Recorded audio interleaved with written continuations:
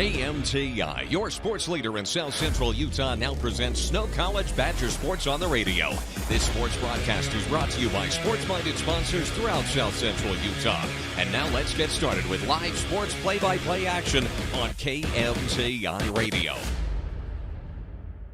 We welcome you to Terry Foote Stadium and Robert Stoddard Field on the beautiful campus of Snow College in beautiful Ephraim, Utah, for a top 10 junior college matchup. It's the number 5 Snow College Badgers taking on the number 8 Tyler Junior College Apaches. Good evening. My name is Tanner Wilkinson. I'll be your lead play-by-play man for this evening. To my left, color commentary will be provided by the one and only Greg Sterner, the veteran of the two of us when it comes to snow broadcast. Greg, always good to be with you. You and I have done a number of high school football and basketball games over the year. Good to be with you at the JUCO level, and I think we got a doozy tonight. Anytime you get a top 10 matchup, it's the home opener for the Snow College Badgers. They're off to a 2-0 start. It's a homecoming of sorts for Tyler head coach Tanner Jacobson, who coached here at Snow College, has a lot of relatives in the Sanpete County area. Sets us up for an awesome Thursday night matchup. Yeah, I'm excited for this one. A lot was made last week of college football, Division I college football, and all those top 10 matchups. Sure it had been like 5-6 years since there was a top 10 matchup in the first week, and there were 3 of them last week. This is similar to that, folks. Ohio State, Texas ain't got nothing on this right here. Snow College and Tyler. I'm excited for this one. In these junior college ranks, the Tyler team and Snow College as well, you get some teams that maybe aren't up to par with what a Snow College or a Tyler is. Not these two teams. No. These are 2 top 10 teams. Fun to see a good matchup. Home opener here in Ephraim. Couldn't be better weather. Well, it's not raining yet. Maybe a little bit will come down, but as far as temperature, excellent. Oh, Mark Lyons, former color man for Greg Wrubell, would always say, rain, shine, regardless. What a beautiful day for a football game. And sure enough, that is the case here in Ephraim tonight. I want to thank our producer extraordinaire, the director of broadcasting at Snow College, Mr. Joe Williams, putting on a phenomenal product for us here tonight. I want to thank Sports Information Director Drayson Ball, who will feed us live stats as we continue to bring you this contest throughout the night. We've got an A-plus camera crew with SnowTV as well. I want to thank Dalton Ray, Nate Kingston, Lily Miller, and Kimball Martin, all providing camera work for us tonight, and we'll be doing so throughout the sports season here with the Badgers. We are broadcasting live on SnowTV on the YouTube channel there, along with Centricom Channel 10. We're on the Mid-Utah Radio Sports Network, KMTI, 650 AM and 95.1 FM, along with 650 AM and MidUtahRadio.com. And we want to thank our correspondents out in Texas for allowing us to send this out to them on 92.1 FM, The Team. We appreciate that. Their guys couldn't quite make the trip out, so we appreciate that they're allowing us to send this out to their good fans out there. Wanted to tease this a little bit, Greg. It's been a rough go for fans of football in the state of Texas the last 2 weeks. If you're a Dallas Cowboys fan, you traded your best player. If you're a Texas Longhorn fan, Arch didn't look great. Now, granted, it's against the defending national champs and maybe the best defense in college football, right? But a lot to like as Tyler Junior College, ranked 8th in the country, and they have built something great. Their coach Tanner Jacobson in his 3rd season, 12-8 overall coming into this. But they played for a conference championship last year, won the regular season title, lost in the conference title game. So he's built something and certainly knows how to coach and comes from this Coach Erikson tree. As you mentioned, and in this Coach Erikson interview that we're going to play here in just a few minutes, he talks about Coach Jacobson and how much they meant to each other. Really, they know each other really well. How well they know. Tanner's a defensive guy, Zach's an offensive guy. Chess match tonight, absolutely. Well, what's fun, I caught up with Tanner. He talked about that flip side of the chess match as well from his perspective. So we'll take our first commercial break right here. Appreciate you tuning into the Snow College pregame show. Experience the magic of live theater. Take in an art show and connect with friends and family in a vibrant community atmosphere. You're tuned in to Snow College football on SnowTV, the Mid-Utah Radio Sports Network, and 92.1 FM, The Team. For over 70 years, Cache Valley Bank has been a part of Utah's financial landscape with 23 branches across the state of Utah. Cache Valley Bank isn't just a bank. We're neighbors, partners, and your financial advisors. Committed to building stronger communities one transaction at a time with secure and reliable solutions, whether it's buying a home, expanding your business, or simply managing your day-to-day finances. Visit any of our locations in Ephraim, Mount Pleasant, Fairview, or Nephi. Cache Valley Bank, member FDIC, and equal housing lender. This school year will be different. This year, I'll do my assignments on time. I will listen to my teacher. I solemnly swear I won't eat any glue. I'll do my homework every night. Every night. Research? No problem. School? I got this. This year will be different. Visit Centricom.com to power your education with the best internet experience. Everyone succeeds with School to the Power of Centricom. CO Building Systems in Ephraim manufactures a complete line of pre-engineered metal buildings of all sizes. Plus, they are your headquarters for custom metal roof and wall panels for your home or business, including all trim and accessories. All of their roof and wall panels are available in several gauges and over 20 different colors. For a free cost estimate or more information, contact CO Building Systems in Ephraim. 800-262-5347. That's 800-262-5347. Online at cobuildings.com. I'm Dr. Brandon Beck, and I'm one of the general surgeons at Central Valley Medical Center. One of the best parts of my job as a general surgeon is to interact with a wide variety of people, and many of those people have experienced chronic conditions or painful things for many years, and there is nothing better than helping them to work through those conditions and to have an improved quality of life. I'm happy to be back in Utah at Central Valley Medical Center serving the people in our community. Visits to the dentist cause great anxiety and fear in some people, further jeopardizing oral and overall health. This is Dr. Douglas. We not only deliver optimal dental care, we make you comfortable while we do it. Douglas Dentistry's patients love listening to music or watching a movie during treatment. Some patients prefer nitrous oxide or laughing gas or conscious sedation. Call Douglas Dentistry today, 283-3800. That's 283-3800. Find us on Facebook or click on douglasdentistry.ephraim.com. We are all part of a team. Whether you are the quiet hero or the newest recruit, the steady anchor or the moral support, your team needs you. At Intermountain Health, San Pete Valley Hospital, we want to be part of your team. Partner with us on your health and continue to be a game changer for your teammates.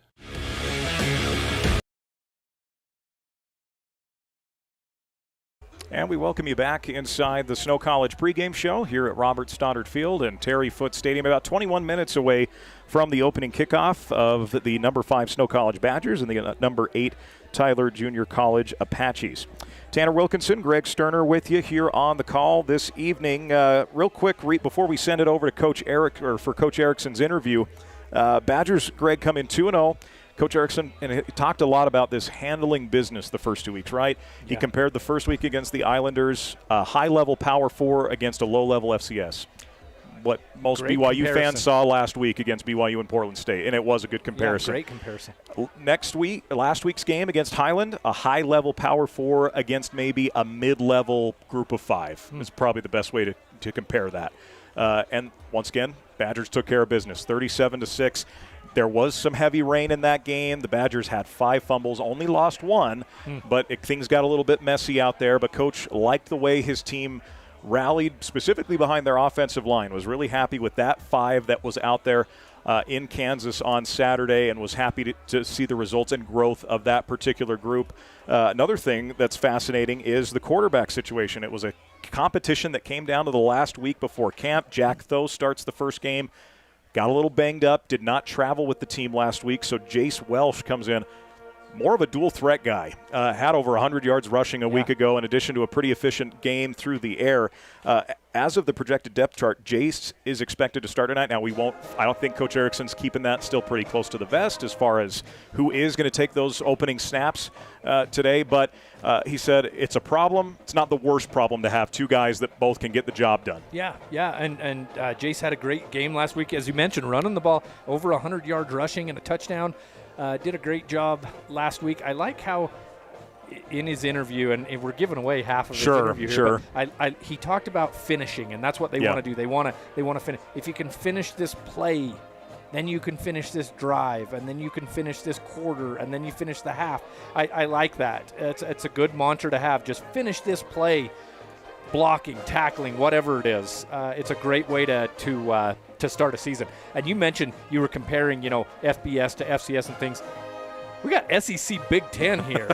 If you want to make those comparisons today, and so this should be a good one. I don't know, NJCAA Game of the Week like they used to do, announce that, but if this isn't it, I don't know what is. Right. Yeah. Tyler does come in 1-0. Both teams giving up under 7 points a game, so you can expect some smash-mouth football here tonight in Ephraim. I caught up with Coach Erikson earlier this week here on the campus of Snow College. Here's what he had to say about today's matchup. Let's talk a little bit about Tyler. It's going to be a top 10 matchup, home opener, former assistant in Tanner Jacobson now running the show over there at Tyler. Your initial thoughts on what you've seen out of them? I mean, they're good, and I don't think they get the respect nationally yet, because I think what people are seeing is maybe a lack of consistency. Now, granted, I mean, I think this is year 3 for Tanner, and he had to go in and he had to rebuild. But you look at what they did last year, putting a string of wins together to win the regular season conference championship down there in the Lone Star Conference, and then to just come up short in their playoffs down there against Navarro. And then this year, right, playing Garden City, they went up there and they handled their business. Their defense is good. I mean, there is no ifs, ands, or buts about it. They are building that program from a defensive standpoint. That is Tanner's specialty, and it makes me a little nervous because we know each other very well, obviously spending time together, and he knows our offensive system, maybe like I have an idea of what he likes defensively. And so it's going to be a fun little chess match, I think, between the two of us that I think both of us are very much looking forward to. But I think they're a very good football team, and I think every week that they go out, they get better. And so, we're expecting them to come in here. And, I've told our team, I'm like, this guy is Sam Pete royalty, right? And he does not, they may have that whole visitor side of the bleachers jam-packed. That would not surprise me one bit. And you couple that to what we'll bring, it's going to be an electric environment, and our guys better show up and they better be ready to play, because I think each week our competition is getting stiffer and stiffer and stiffer, and I highly believe that I think Tyler will be the best team we've played up to this point. And so we're excited for a great matchup, but also know that we got to get ready to take care of business on a short week, right? That leads right into my next question. Short week, you had the holiday, on Monday, with it being Labor Day, on top of you play Saturday, now got to play Thursday. How much does that shake things up for you guys as a staff, and what are you doing to prepare with that? Yeah, it totally kind of blows our normal routine out of the water. Fortunate for us, Highland was gracious enough. They got us the film right after, so we were able to, in the hotel Saturday night, get through most of that. And then Sunday, as we traveled, we were able to get to work pretty much on the airplanes. All of us coaches on the airplane coming home were breaking down all of the stuff from Tyler that we have. And so then you really just kind of have to ramp up your process. And so Sunday, as a staff, we spent all Sunday working on Tyler.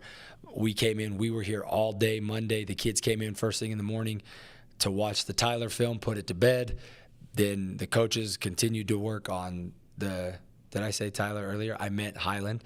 Then the coaches spent all day on the Tyler film, creating a game plan for that.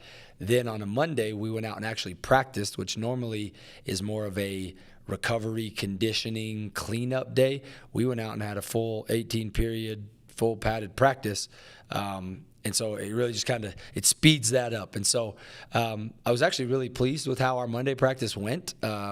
For us being kind of, I wouldn't necessarily say behind the 8 ball, but with less time, I don't know, the urgency may have got us to get the best out of us as coaches. And so when we went out Monday, our guys were really prepared.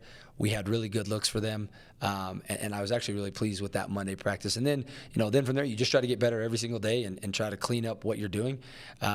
We'll eliminate our play the game practice, which is normally our Saturday or our Friday practice, where we pretty much just, it's a walkthrough. We'll eliminate that because we still feel that we're going to need the additional actual practice time to continue to prepare. And then, we'll get out there Thursday and see what happens. Biggest thing you want to see out of your guys come Thursday night? Oh, a big focus this week has been finish. We've been talking about finishing, right? Whether it's finishing a drive, finishing a play, finishing a block, finishing a tackle. We really need to finish what's going on out there. And so that's been something that we saw this week in practice, that the guys have actually, there's a noticeable difference. And so why was it not there earlier? I don't know. That we'll hash that out at another time, but now the key is to get our guys to finish and to understand that when you finish a play, then we can now finish a drive, and now we can finish a quarter and a half and a game, and it all just builds on top of each other. And so we really got to finish. We really got to focus individually on doing our job, right? Do our 1/11th. We talk about that a lot. Don't worry about all the other stuff. You know what your job is. Now you need to execute it and finish it to the best of your abilities.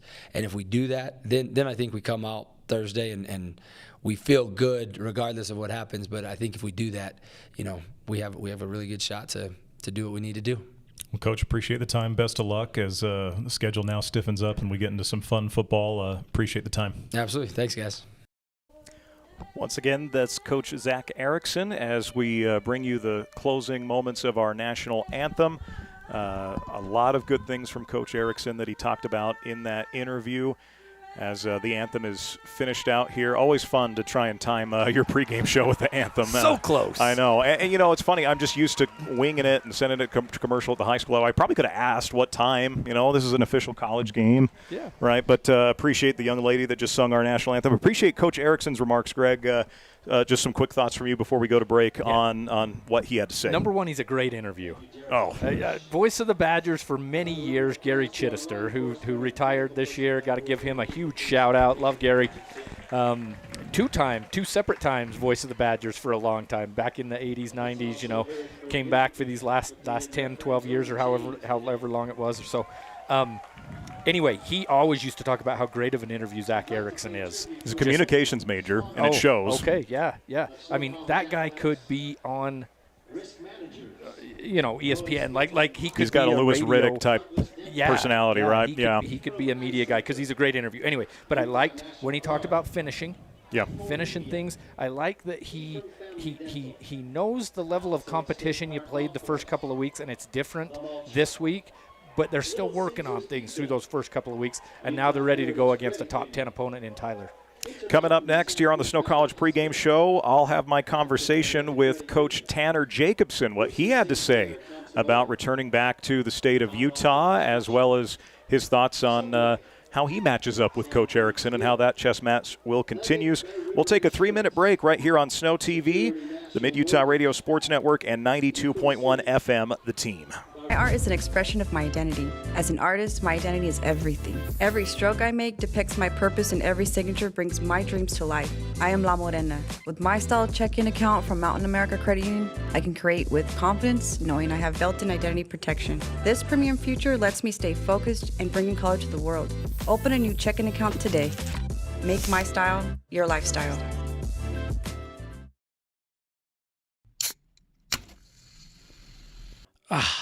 Doesn't that sound relaxing?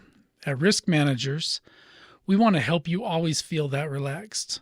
So when you hear this, or this,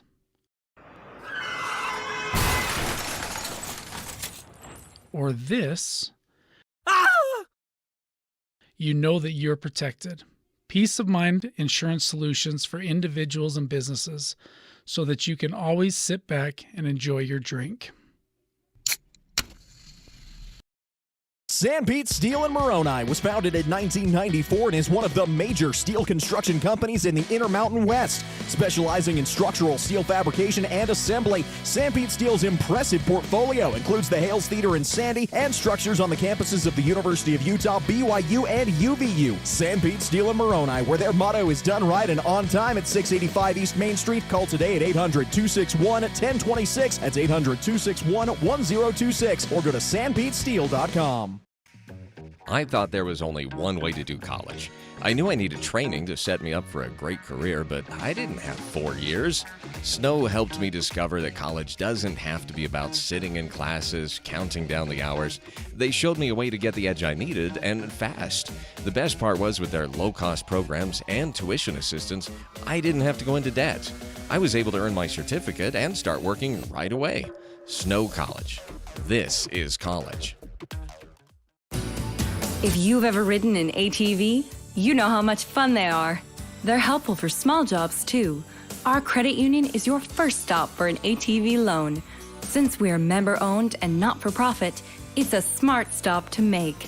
Utah Heritage Credit Union, your local credit union, federally insured by NCUA. Online at utahheritagecu.org.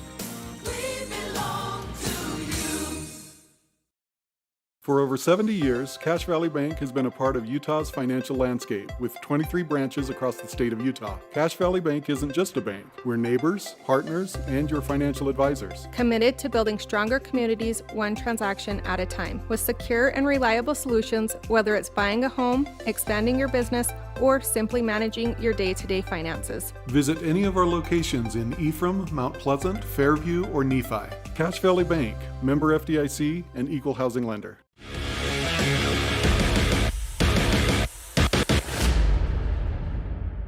Back inside the Snow College pregame show, about 7.5 minutes away from our opening kickoff here at Robert Stoddard Field in Terry Foote Stadium. A perfect temperature night for football. A little bit of threat of rain coming through this way, but I don't think I'm not seeing it. You were in a rough lightning delay at the week 1 of high school football, Greg. I don't think these don't look quite as threatening when it comes to that. So I think we're going to be fine in that way. Might get a little wet at times. But the Badgers, as mentioned, played in that last week down in Kansas. Want to talk, Greg, a little bit more about this matchup overall and how important resume building is at the JUCO level. I mean, it's important in the college football level now, right, at the Division I level. But you've got 12 spots now for the playoff instead of what was 2 with the BCS and then 4 with the original playoff. Still just 4 spots, even though that is also expanded at the JUCO level. You're sitting in that 5 spot. This is a massive opportunity for the Badgers to build a resume and build it early. Not only that, but you've got a little bit of politicking that goes on. There's not hundreds of voters, like the AP poll and whatnot. There's a few voters in the NJCAA poll. And you don't think, if a Mississippi team is number 3, they're not going to maybe help their conference mate to be number 4. Snow outside of a conference, right? That can be a little bit tougher as well. Snow's finished the last couple of years just outside of that top 4. You got to know Zach Erikson wants to, and Zach doesn't blame it on the voting. He never does. You talk to him and he says, "Well, we should have beat Iowa Western when we lost by a few points last year, or something like that." And but yeah, this is huge for both of these teams to build their resume. Looking as well for Tyler, they do play in a conference, the Lone Star Conference. They're hoping that they're able to jump, right? When you're the team that's ranked behind, you're always looking to jump ahead. I caught up with Coach Tanner Jacobson, and we talked about this matchup with the Badgers. Here's what he had to say. Tanner Wilkinson, voice of the Badgers, here with head coach of Tyler Junior College, Tanner Jacobson, former Snow College Badger special teams coordinator. Tanner, appreciate you taking some time before you guys' matchup tonight. A little bit of a homecoming for you. You coached here at Snow College. You got a lot of family ties to the Sanpete County area. How are you feeling coming back home? Yeah, it feels great. It feels very like a clash of worlds, Sometimes football and family can be really together or a little segmented, and life before TJC blending with life, current life as a TJC employee and coach, and so it's been really, really great to come back. Coach Erikson talked a lot about you guys defensively, how that's kind of your bread and butter. That's really your focus. You guys have gotten off to a good defensive start. How do you expect to match up against this Snow offense with where you're at defensively? Yeah, I think it's not different than a lot of other matchups where you're going to have to stop the run. That's going to be something that's going to be key to us tonight, is figuring out a way to stop Snow's rushing attack and force them to be one-dimensional and get behind the chains. And so that was our focus this week in preparation to play tonight. Looking at things offensively for you guys, a lot of people focusing on your defense. Do you feel maybe a little underrated on that side of the ball? Where have you seen the offense progress the first Yeah, I little do. bit? I do think, I think just because we started so slow last year, I think sometimes you have a little bit of anchor bias in terms of, you know, just thinking that we're a little behind. But I thought our offense played really, really well last week. I feel like we can be very balanced. Love our quarterback, love our O-line, love our run game, love our pass game. So I think we're in a situation where we can take what the defense is going to give us, and that's always what you want to do going into a football game. You kind of talked about worlds clashing. Coach Erikson mentioned there's pros and cons coaching against buddies and guys that you've coached with before. Your thoughts on just going against him schematically and kind of what that chess match is going to be like tonight? Yeah, it's definitely unique, right? I think something that's a little underrated is I was originally hired as the running backs coach. And so I was originally hired to coach offense with Zach. And so I felt like I understood the offense very well. And then also on my defensive staff, I have Ono Tafisi, who's having a bit of a homecoming as well. And he also coached on the offensive staff. And so I think that hopefully is a competitive advantage to us to kind of understand how things are coached exactly and what, you know, kind of gave Snow's offense fits in the past. And so hopefully that can be advantageous for us. Biggest thing you guys need to do to get a win tonight? We have to tackle on the perimeter, and we have to not get tackled when we're throwing it. So if we can stop the run and we can make plays defensively on the perimeter with our DBs, I think that's the key to victory tonight. Coach, appreciate your time. Welcome home. Thank you. Once again, that's my conversation with head coach Tanner Jacobson of the Tyler Junior College Apaches out of the great state of Texas and the Lone Star Conference. You can tell this game means a lot to him, Greg. We joked off the air. He's going to go get a Roy's Pizza after the game. You and I were just at Roy's yesterday, so we know how that goes, a staple here in Ephraim and in Sanpete County. But I think that's a big deal for him in a lot of ways, right? This is his third year. He finally feels like the program's turned a corner, have a chance to compete for both a conference championship as well as get into the national conversation. This is their first big test. Yeah. It's a homecoming. He's got family. All those Jacobsons that hail from the North Sanpete area are related. This is a big deal to him, and I thought that was a cool thing to see. Yeah, and he was honest about that. I love it. And he was a BYU player back in the past. And really, they beat Dodge City in their first game, Tyler did, 27-7. And that's a tough game. Dodge City's a good football team as well. So that's a good win for Coach Jacobson to start the season. Talking with both these coaches, I think we're going to see a lot of trench battling going on today, right? You talk about the power that is Tyler's defense. You talked about with Coach Erikson how they feel like they found the right 5 guys on this offensive line and the way the run game goes with that. Seth Rigtrup and Matt Wilson, a two-headed monster at running back, both going to get pretty equal shares of those carries. And then, you know, if you're running a dual threat guy out in Jace Welsh, that's a really difficult thing to stop, and it gives you certainly some options to go that way. Matt Wilson being one of the main guys returning from last year as far as production from last season. Snow lost a lot of production, folks. If you're a Snow fan, you know that. Donnie Smith, 2-year starter, 3,000 yards passing, 39 touchdown passes. Reggie Frischnick, 14 touchdown catches, is gone. Just all over the field. New guys, and it's fun. That's what's one thing that's kind of fun about junior college football is you're just there for a couple of years. Yep. And then you're starting over again. So Snow's looking to do that, and Matt Wilson is one of those guys that they'll count on out of the backfield again this year. I think he had about 675 yards last year rushing, did Matt. Yeah, they were certainly appreciative of him. A guy I'm interested to see tonight, Sakope Wallace, who did not play in week 1. Coach Erikson said he is going to be one of the guys that gets a lot of Division I attention. Interested to see him. And I got to give a shout-out to my guy moving back to center, Miley Fonua. Called him the wrong name. And as you know, as much as I love broadcasting and as serious as I take it, that is a big no-no for old Tanner Scott. How did I find that out? He's in my wife's class. So nice. There you go. So shout-out to Miley. He'll be taking the snaps out tonight. Tyler wins the toss. They've elected to defer. They will kick off. Tyler in the black helmets with the white uniforms, black numbers, and gold trim. Badgers, home blue jerseys with the orange number, white trim, white pants, white helmet. As we get things underway, it's the number 5 Snow College Badgers against the number 8 Tyler Junior College Apaches.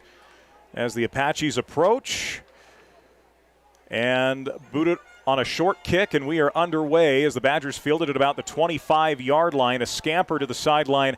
I think that was by design, Greg. Interestingly enough, the Badgers have a very dangerous return man in Jaden Robertson. Ran a punt back for a touchdown in the opening win against the Utah Islanders. He's an SUU transfer. Yeah. They kind of kicked away from him there. Yeah.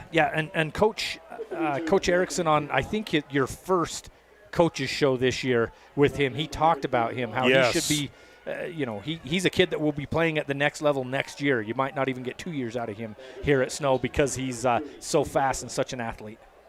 So it'll be first down and 10 for the Badgers. It is Jace Welsh in at quarterback, the 6'3" redshirt freshman. Single back set with a receiver to either side, 2 tight end set for the Badgers here on the opening drive of the ball game. First snap goes to Welsh. It's option read, hands to the back, Ridtrip spins out of the initial contact. There was kind of just a little pile of guys there, and Ridtrip spun out of it, gets a good 4 yards. I talk about this about every year right at the start of the season with these games that I call at this level. If you're a type of fan that watches a lot of high school football, something that may surprise you is the aggression, the hits that come with this level of football and the speed that comes as well. The violence, right? I think you see that every level you go up. The guys are quicker, they're faster. Snap Welch, it's a jet sweep to the left side to Paivas. He hits the outside, only going to get maybe a yard or two. Initially, maybe got touched behind the line of scrimmage. Good job by Paiva, but a better job rallying by the Apaches. Yeah, trying to establish the run are the Badgers. Pretty good on first couple of plays. You got 3rd and about 4 now. Badgers go no huddle. They'll go 2 receivers to either side. Welsh in the gun, single back set. Tyler shows 4 at the line of scrimmage. Welsh goes hard count, gets a new play call in from the sideline. Yeah, showing a blitz there right up the middle is Tyler. Welsh takes the snap, back to pass. Quick hitter to the outside. It's complete for a first down. Excellent pass to the outside. That is Quazon Villa with the reception, and Villa able to move the sticks for a Douglas Dentistry first down. I love it when a quarterback can recognize that there's a blitz coming up the middle. Look for your guy across the middle. Somebody coming across the middle, right where the blitz came from. Drop it off to him, get just enough for a first down, move the sticks. Trips over to the right side now for the Badgers with a single receiver left far side. Welsh with a single back, takes the snap, back to pass on 1st and 10. Welsh steps in the pocket, throws a little bit of a route inside to Paiva. It's going to go for a couple of yards, bring up second down. Good. This Texas team tackles well, Greg. They know what they're doing fundamentally. Jannard Lockhart with a big hit outside from a cornerback position to deliver a blow like that. You bet. 2nd down and 7 after the gain of 3 from Paiva. Welsh. Tyler definitely respecting the passing game of the Badgers. Safety really deep here. Option read here. It's a run up the middle and just nowhere to go. I believe that was Ridtrip, the ball carrier, and it is Seth. No gain on the play will now put the Badgers in a 3rd and somewhat long. Yeah, not much happening that time. Great job by the defensive line of Tyler to bottle that up right at the line of scrimmage. So 3rd down and 7 here for the Snow College offense. And again, with that offensive line, Coach Erikson feels really good about. See if they can hold things up here. Badgers go with 2 receivers near side at a tight end. Single receiver far to the left. Single back for Welsh. Sends the tight end in motion. Play fake, roll to the right. Welsh dumps it to the tight end and an instant tackle on the outside. That is number 1, Tyson Wilson, the sophomore, with the tackle. It is good for a gain of a yard right at midfield. Will bring up 4th and 6. Miles Peters with the catch from his tight end position. Kid out of Brighton High School. Kind of a well-designed play there. I like those when you have the tight end. You get that quarterback rolling out one way, in this case to his right. You have the tight end just kind of peel off of the line there, deliver it to him. It's a pretty good play for 3rd and 5 or so. Excellent defense by Tyler to shut it down. Jay Summers, the sophomore captain, on the punt for the Badgers. Snap is good, and the Aussie Rules punter will send it away deep. Fair catch called for inside the 15, mark it at the 14-yard line where it'll be 1st down and 10 for Tyler. The fair catch called for by number 33, Khalil Ewald, freshman running back out of Dallas. Yeah, good high kick like that. That's about a perfect kick. Get him down inside the 20-yard line, force a fair catch. Nothing going to happen. Now we get to see this vaunted Badger defense, the 4-3 defense of the Badgers, come out here and show some things. Looks like they're just going 3-man front right now. Might move. Is that Court Moon on the outside there? linebacker, maybe move him down kind of a DN type position. Coach Wilson, the first-year defensive coordinator here at Snow, they've been aggressive, blitzing and whatnot. Quick hitter to the outside for Tyler. They get a good block, but the Badgers sniff that out quickly. That's going to end up going for no game. In at quarterback is Trey Guerrera, the redshirt sophomore from Kessler, Texas. As he completed that, was that number 11, Greg, to the outside? I believe so. Amari Henry, 18. Elijah Besa, the sophomore receiver, also from Dallas. No gain on the play. Badgers got up there quickly. TJ Hudson from his safety position, kid out of Vegas, came up and made the hit there for the Badgers. Second down and 10. Option pass to the outside and an open field tackle coming up to make the play for the Badgers. TJ Hudson. Second one in a row for TJ. That's a big target into number 3, Lonnie Johnson, the 6'4" tight end out of Fort Worth. As well, folks, first there was a clock issue there, but that'll be clean. This is actually going to get cleaned up, unlike our situation 2 weeks ago up in Harriman. They were having struggles, weren't they? That was a little rough, yeah. I like they're moving that TJ Hudson, the safety, across to the wide side of the field. He's made both of those plays good open field tackles for the Badgers. Third down and 8 after a gain of 2, as Gurra sends it, a man in motion, takes the snap. Back to pass, is going to step up, pocket collapses, becomes a runner to the outside, stumbles for a moment in the turf. Badgers get him down at about the 21-yard line, going to be about 3-4 yards short of the first down. That was Taylor Malo that came up and made that big hit from his middle linebacker position. And it looked like they had a lot of room. Taylor, you saw him just run over the intended blocker for the Apaches to get to the quarterback and bring up 4th and a few and a punting situation. So 2 drives, 2 punts. Back to punt for the Apaches is number 20, Brian Ramirez, the sophomore from Ferris, Texas. We'll send this deep. Man comes in motion on the punt. Flag is going to fly on this. I think we're going to get an illegal shift would be my guess. This is a beautiful high kick. Robertson calls for the fair catch back at the 30-yard line. And now I'm not sure on this. Rules vary, from level to level, Greg. Are we going to see, is this, you can accept the 5 yards after the run, or is this something you just take the play and go with it? We will watch the officials. We've got one official that's from around here that we know. He sent me a text before this game saying, don't be too hard on the officials here this game. I don't know, do we put his name out there? I think we're good for now. When he makes a really good call, we'll be sure to shout him out, right? Yeah. There you go. No. So you had a false start. You had 5 men in the backfield there is what that call was. So they're going to make them re-kick if you're the Badgers, and that's smart. That was a great kick. When you got a guy like Robertson that has the return ability that he does, why are you not giving the chance for him to get the ball in his hands again? So punt coming again here from Ramirez. Again, the too many in the backfield. For our correspondents listening back in Texas, if you were not wanting to watch the Dallas Cowboys this season, if you're boycotting that for some odd reason, they're leading the Eagles right now 14-7 on opening night in the second quarter.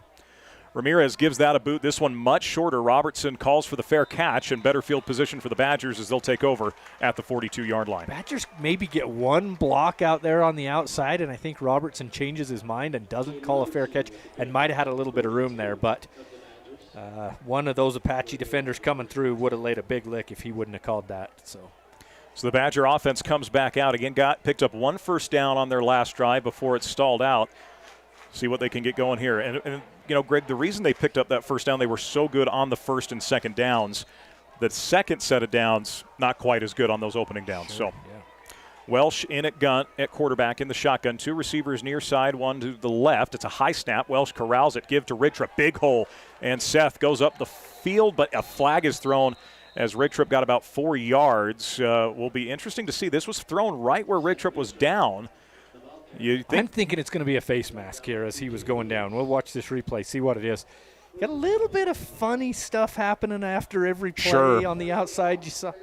You do have a face mask. That's going to be huge. 15 yards for the Badgers. Get into Apache territory for the first time tonight. But we'll see if tempers are able to cool just a little bit before any flags are thrown for personal fouls after the play, throwing a punch or, slapping a helmet or something. Well, got a notification in that Dallas-Philly game that's going on right now. Javon Carter it's not Javon Carter. That's the West Virginia basketball player. Jalen Carter, the D tackle for the Eagles, spitting in Dak Prescott's face. What's that about? Welsh takes the snap on first down. Pocket collapses. Welsh delivers a dart over the middle. It's complete inside the 25 to the 21-yard line. That's number 13, Cale McCoy, the sophomore receiver. And the Badgers pick up another Douglas Dentistry first down. Oh, well, he's doing a good job, Jace is sitting in the pocket. He feels the pressure coming, gets rid of it right before the pressure gets to him across the middle. Doing a good job there. Cale McCoy with a great catch. Took a big hit, held onto the ball. Once again, that first down brought to you by Douglas Dentistry with in-house financing. Give them a call at 435-258-9001. Single back set here for Welsh. Brings a receiver slightly in motion. Takes the snap. Jace runs out of time, and he's going to go down. A massive sack at an opportune time for Tyler. That's number 15, TJ Williams, the sophomore from Houston. Yeah, he came like a bullet, didn't he? Nobody even touched him. There was nothing Jace could have done that time. Just had to eat the ball that time and live to play another down. They're showing 4 on the box across the way. There Fourth we go. down, but that's not right. Yeah, second down now. So about 2nd and 21 officially for the Badgers to go. They'll go empty set here for the first time tonight. You got trips to the left, 2 receivers near side on an empty backfield for Jace Welsh. And they've been pinning their ears back here with blitzes, so we'll see if Snow's able to pick it up. Blitz comes again. Quick hitter from Welsh. He completes it, but a tackle to be made there. That is complete to number 11, Freddie Dubois, the redshirt freshman. Gets a chunk of yards back. Not going to be a ton, and set up a 3rd and long for the Badgers. Again, Welsh, the quarterback, quickly gets that ball out where the blitz was coming from. Not a ton of yards there, but enough. I mean, if he doesn't, he eats it there and takes another sack. Badgers will go 2 receivers to either side with a stack formation on both sides. Single back set here for Jace Welsh. With 7:29 to go in this opening quarter. Can the Badgers get on the board here, make something happen on 3rd and long? Welsh takes the snap back to pass. Throws to the far side. It's complete. Nearly able to break the tackle. I believe that's number 3. Is that Cale McCoy again out on the outside? It is yes. McCoy.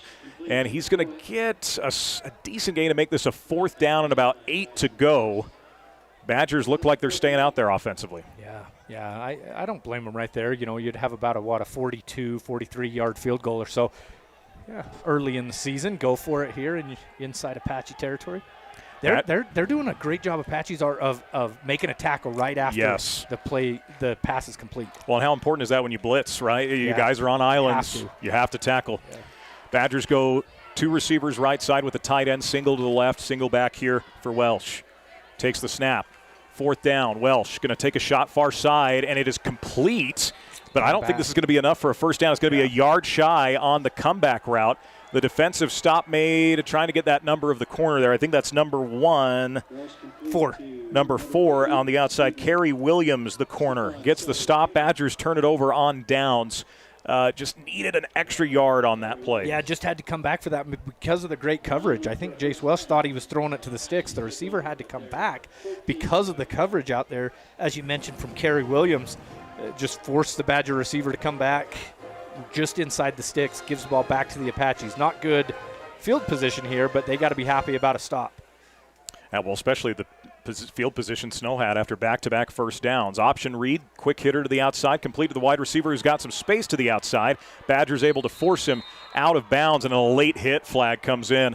Receiver was going out of bounds. That's Jens Hilburn, the freshman from Cheney, Washington, who got was being drug out of bounds, and then a last-second hit here. See on the replay. Tyler has seen something there, because that's the 3rd time they've thrown that little bubble screen out to the outside to the receiver.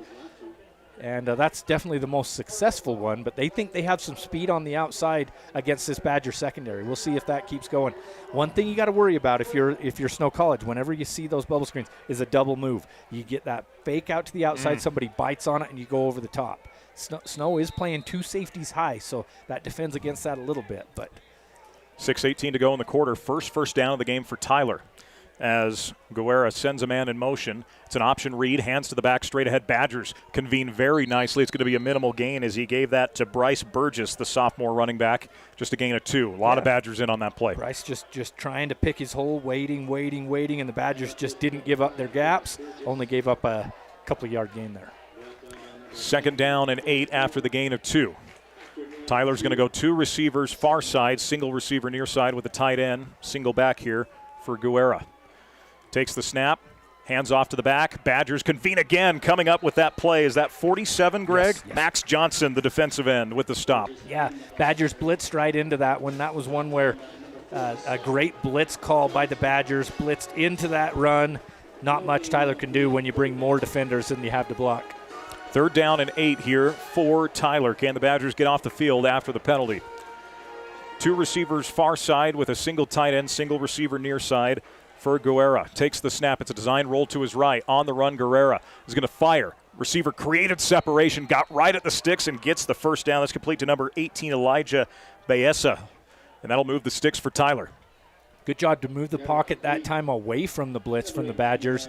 Get Guerra out going towards his strong hand, his right hand, and then just hit it right at the sideline. First down for Tyler into Snow territory at the 44. 4:55 to go, opening period.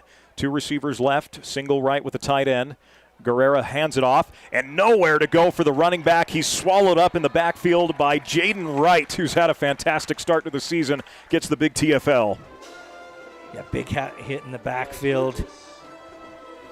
Yeah, Jaden coming up from a linebacker position, filling that outside position, just reading it perfectly. Burgess just had nowhere to go with it, and now we'll see if this setback costs Tyler the drive. This is kind of what happened to Snow on their previous drive, got behind the chains.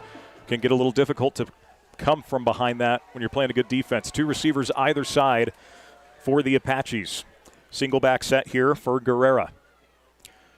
Guerra sends a man in motion, takes the snap. Option read, it's a give to the back, follows that lead blocker. The Badgers convene well. Still going to be a short, positive yards here, a gain of 3. We'll bring up 3rd and 11, and a lot of talk going out there as the officials break that up in a hurry. Every single play it's happening. We're going to sooner or later somebody's going to get a flag. And this is both sides. This is 2 guys chirping, sure, right? Sure, I mean, sure. 3rd down and 11 here for the Apaches. They'll go trips to the left, single receiver far side, single back at the hip of Guerra. Kind of a 4-shell deep for the Badgers right now with 4 safeties or 4 defensive backs really deep, and now the Badgers jump off sides. Gives those 5 yards back.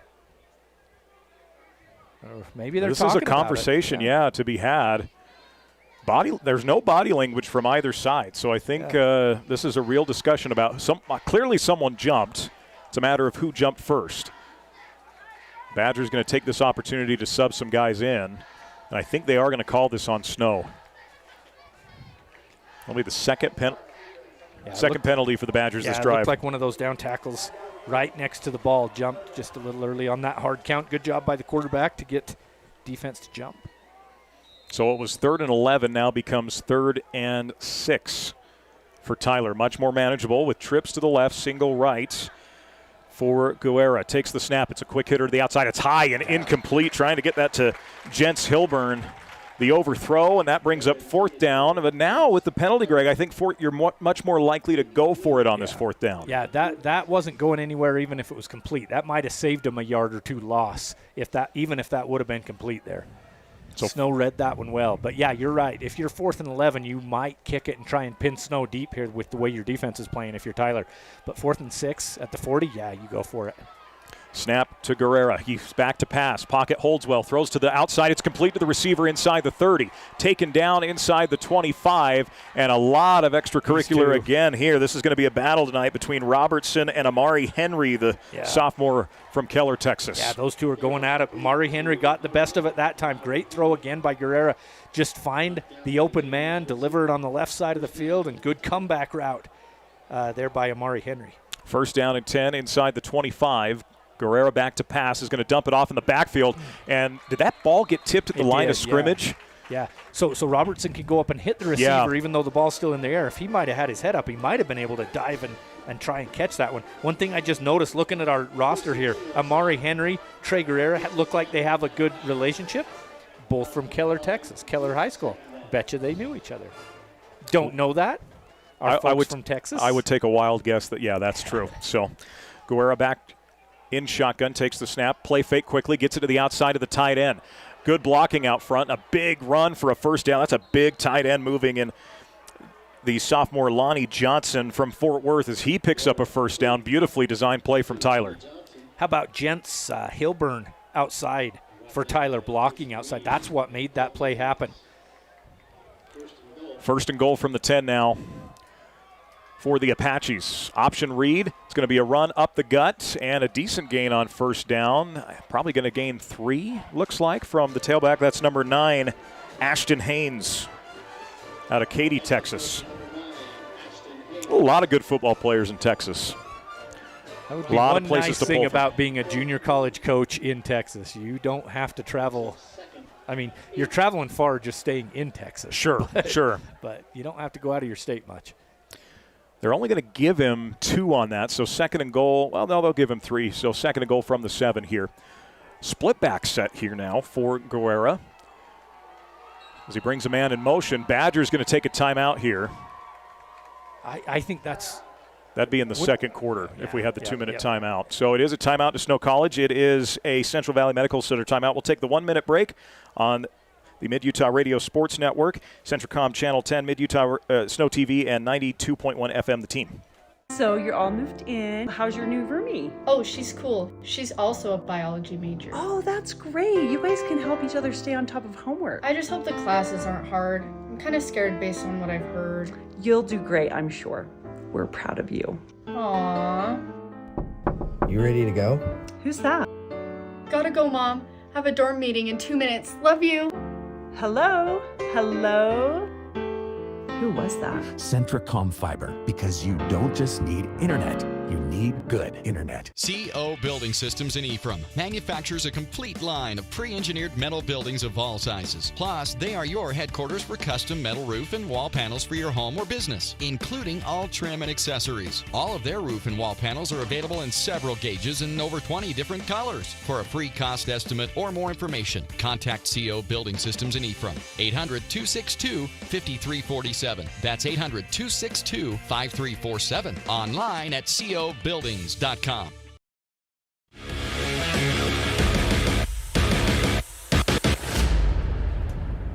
Well, we appreciate the delay there with the flag being thrown.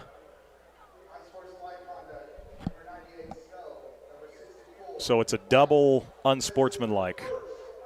So the penalties will offset. Both of them receive the unsportsmanlike. You can only get 2, and then you're tossed. So we wondered when that was going to happen. Well, there you go. Coming out of a timeout nonetheless.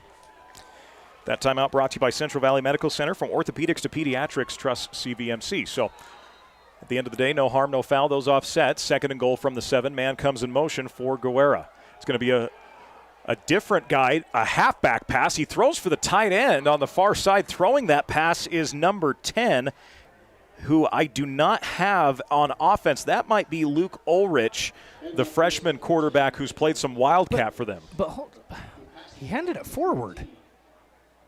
And then he came back and passed So did he cross the line of scrimmage? As long as you don't cross the line, I believe you're good to go. But the catch was made. We got third and goal at the 1. Tricky little play there. Yeah, very fascinating. Apaches go in motion. They go with this Wildcat formation again, and into the end zone for 6 is Luke Ulrich, the freshman, running that Wildcat. As the signal's touchdown, officials are blowing a lot of whistles here. I don't think anything's going to change, though. Looks like someone just lost a helmet and had to come out. So the Apaches strike first with 1:14 to go. Take a 6-0 lead is into the end zone. Luke Ulrich, freshman quarterback from Colleyville, Texas, who a little bit of trickery out there with that Wildcat formation. On to attempt the PAT is number 39. We do not have a 39 for Tyler. But the kick is through. So with 1:14 remaining here in the opening period, it's number 8, Tyler Junior College 7, number 5, Snow College 0. We'll take a 30-second break on Snow TV, CentralComm Channel 10, the Mid-Utah Radio Sports Network, and 92.1 FM, The Team. As a urologist, my job includes treating kidney stones, diagnosing, treating prostate cancer, and other disorders of the urinary system. Here at CVMC, specialists and primary care physicians all work very closely together. As a family physician, being able to have continuity of care and direct relationships with our specialists is something we're very fortunate to have here. I'm Dr. David Sewell, board-certified urologist. I'm proud to provide state-of-the-art care here at Central Valley Medical Center.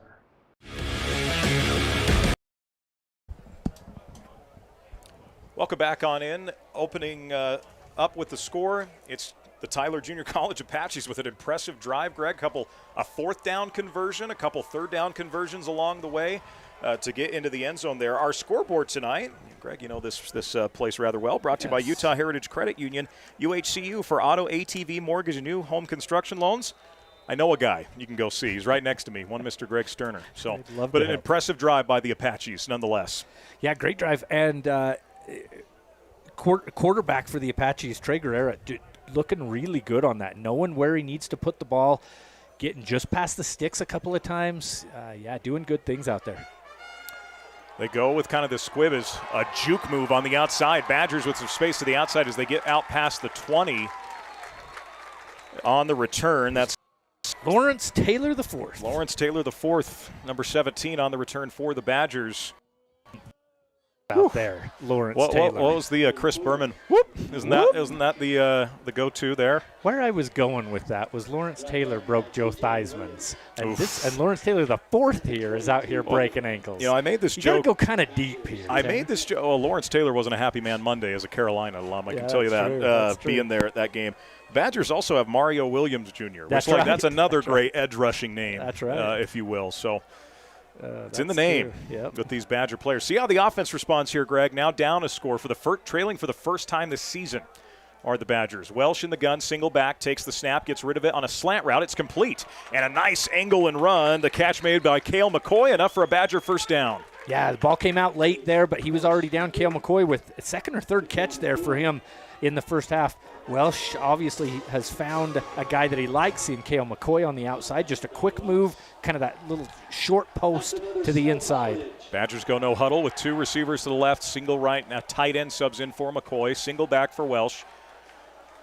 Tyler showing corner blitz there for a moment. Badgers get a new play in. Yeah, and no safety over the top. I doubt that's going to be a corner blitz. Welsh showing takes it the again. snap. There it comes. The corner blitz comes. Ridgetrup spins off a man, falls forward. A good run on first down for Seth Ridgetrup as he gains 5 on 1st and 10. That corner had a clear shot at Seth Ridgetrup, and Seth just ran right through that one. Seth's got a nice little spin move to his game. Yeah. Seen that a couple times out of him. So they actually give him 6, second down and 4. What might be the final play of the quarter is we're down to 5 seconds here. Will Welsh snap it before? With 2 and with 1, Badgers will not snap it in time, and that will end the opening period. So after 1 quarter of play on our Utah Heritage Credit Union scoreboard, it's number 8, Tyler Junior College 7, number 5, Snow College 0. We'll take a minute break right here on SnowTV, Centricom Channel 10, the Mid-Utah Radio Sports Network, and 92.1 FM, The Team. Visits to the dentist cause great anxiety and fear in some people, further jeopardizing oral and overall health. This is Dr. Douglas. We not only deliver optimal dental care, we make you comfortable while we do it. Douglas Dentistry's patients love listening to music or watching a movie during treatment. Some patients prefer nitrous oxide or laughing gas or conscious sedation. Call Douglas Dentistry today, 283-3800. That's 283-3800. Find us on Facebook or click on douglasdentistry.ephraim.com. We are all part of a team. Whether you are the quiet hero or the newest recruit, the steady anchor or the moral support, your team needs you. At Intermountain Health, Sanpete Valley Hospital, we want to be part of your team. Partner with us on your health and continue to be a game changer for your teammates.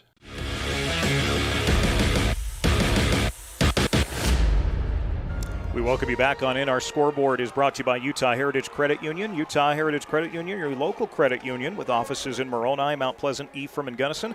Proud to support Badger Athletics. 1 quarter play, Greg. Quick thoughts on that opening period. Yeah, I think defenses won that one, didn't they? Oh, zero question. Second down and 4 for Welsh here as the Badgers look to get moving. Welsh takes the snap. Pressure comes in. It's going to launch deep far side. Sink one-on-one coverage and a lot of contact downfield. Official throws the flag, as that was number 80, Stephon Sellers Jr. Clear as day, hold on to his shoulder pad by the defensive back, and the Badgers will get the first down. Yeah, Stephon might have been able to run away from the defender that time if he didn't get a hold of him. So probably not a bad play there by Tyler to give up just 15 yards instead of 6 points.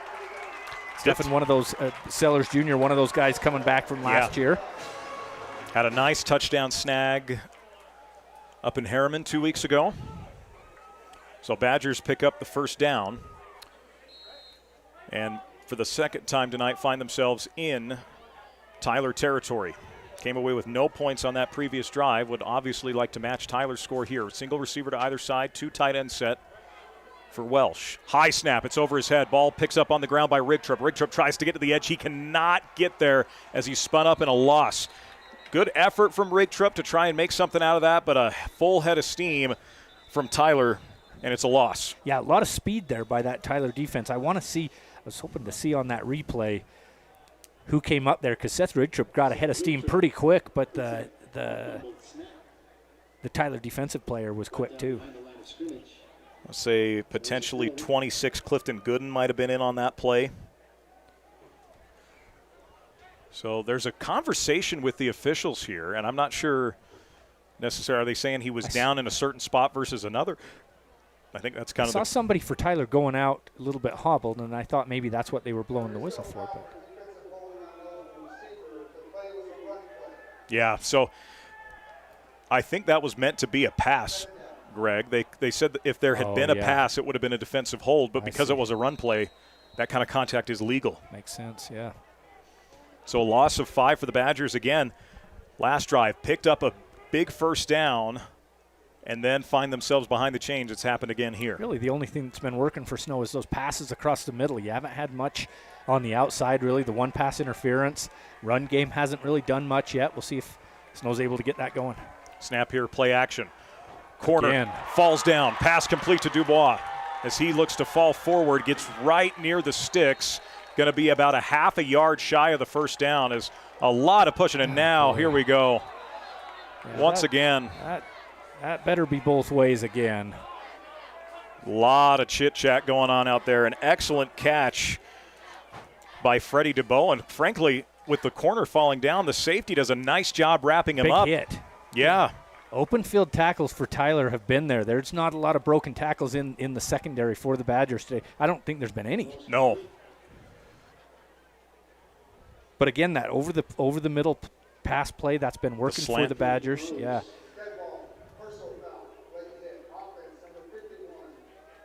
They're only going to call that on the Badgers. Yeah. So that's a big loss for Snow College. Does the down count on that?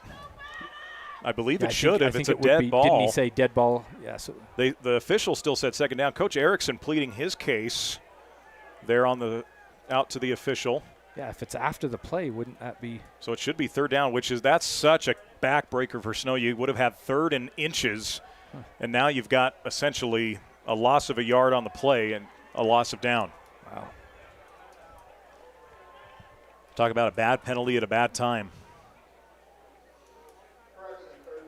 So it is third down that the officials make that correction there.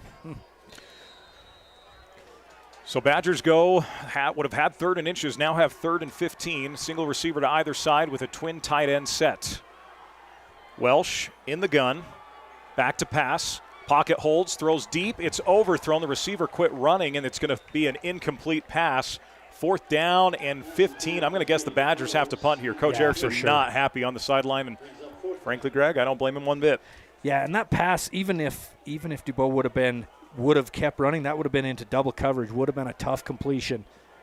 Probably a little bit overthrown as it was. But, yeah, another punt for the Badgers. Gives the Apaches another chance.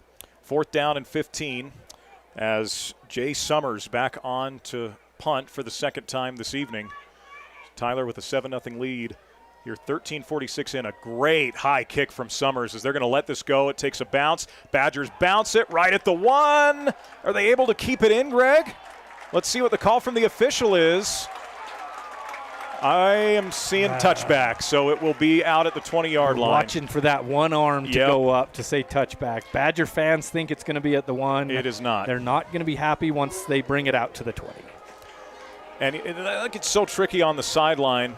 Coach Erikson really unhappy. He thought that was good. And the Badgers special team, and that's always so tricky because if any part of you goes over touches into that goal line while you're touching the ball, it's automatic touchback. And that official was right there. There were three of them right there. Right on top of that. So, Yeah. 1st and 10 for the Apaches. 13:34 to go here in quarter number 2.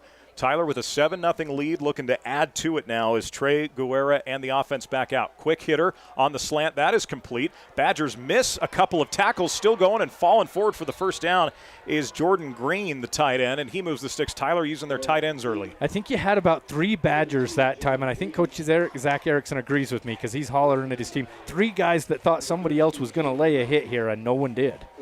No huddle here for the Apaches as Guerra with stacked receivers to either side, takes the snap, throws far side, it's complete, and running down the sideline for a good gain and scampering out of bounds is Elijah Baessa.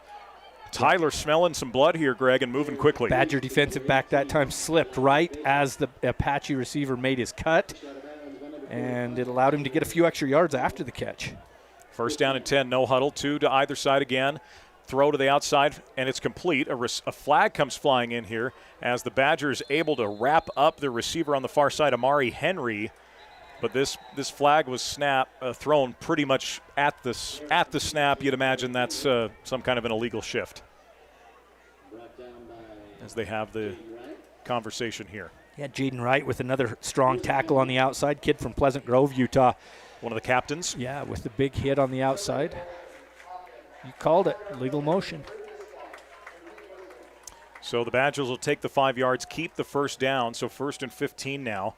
Penalties so far, Greg, really have mostly hurt Snow College when you look at it across the board. He had that 115-yard unsportsmanlike against Tyler that put Snow into Apache territory on that one drive where they got down inside about the 30-yard line. But other than that, it has not hurt Tyler. 1st and 15, Badgers show blitz. It's a run play up the left side and getting back to the original line and then some. An excellent run from Bryce Burgess as another flag comes flying in here. My goodness.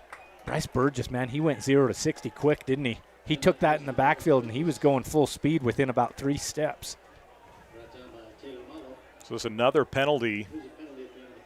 Coach Erikson, and he's an animated guy. He's the type of he's a communications major. We're animated people at times, pleading his case on the sideline here. We'll see what the call is.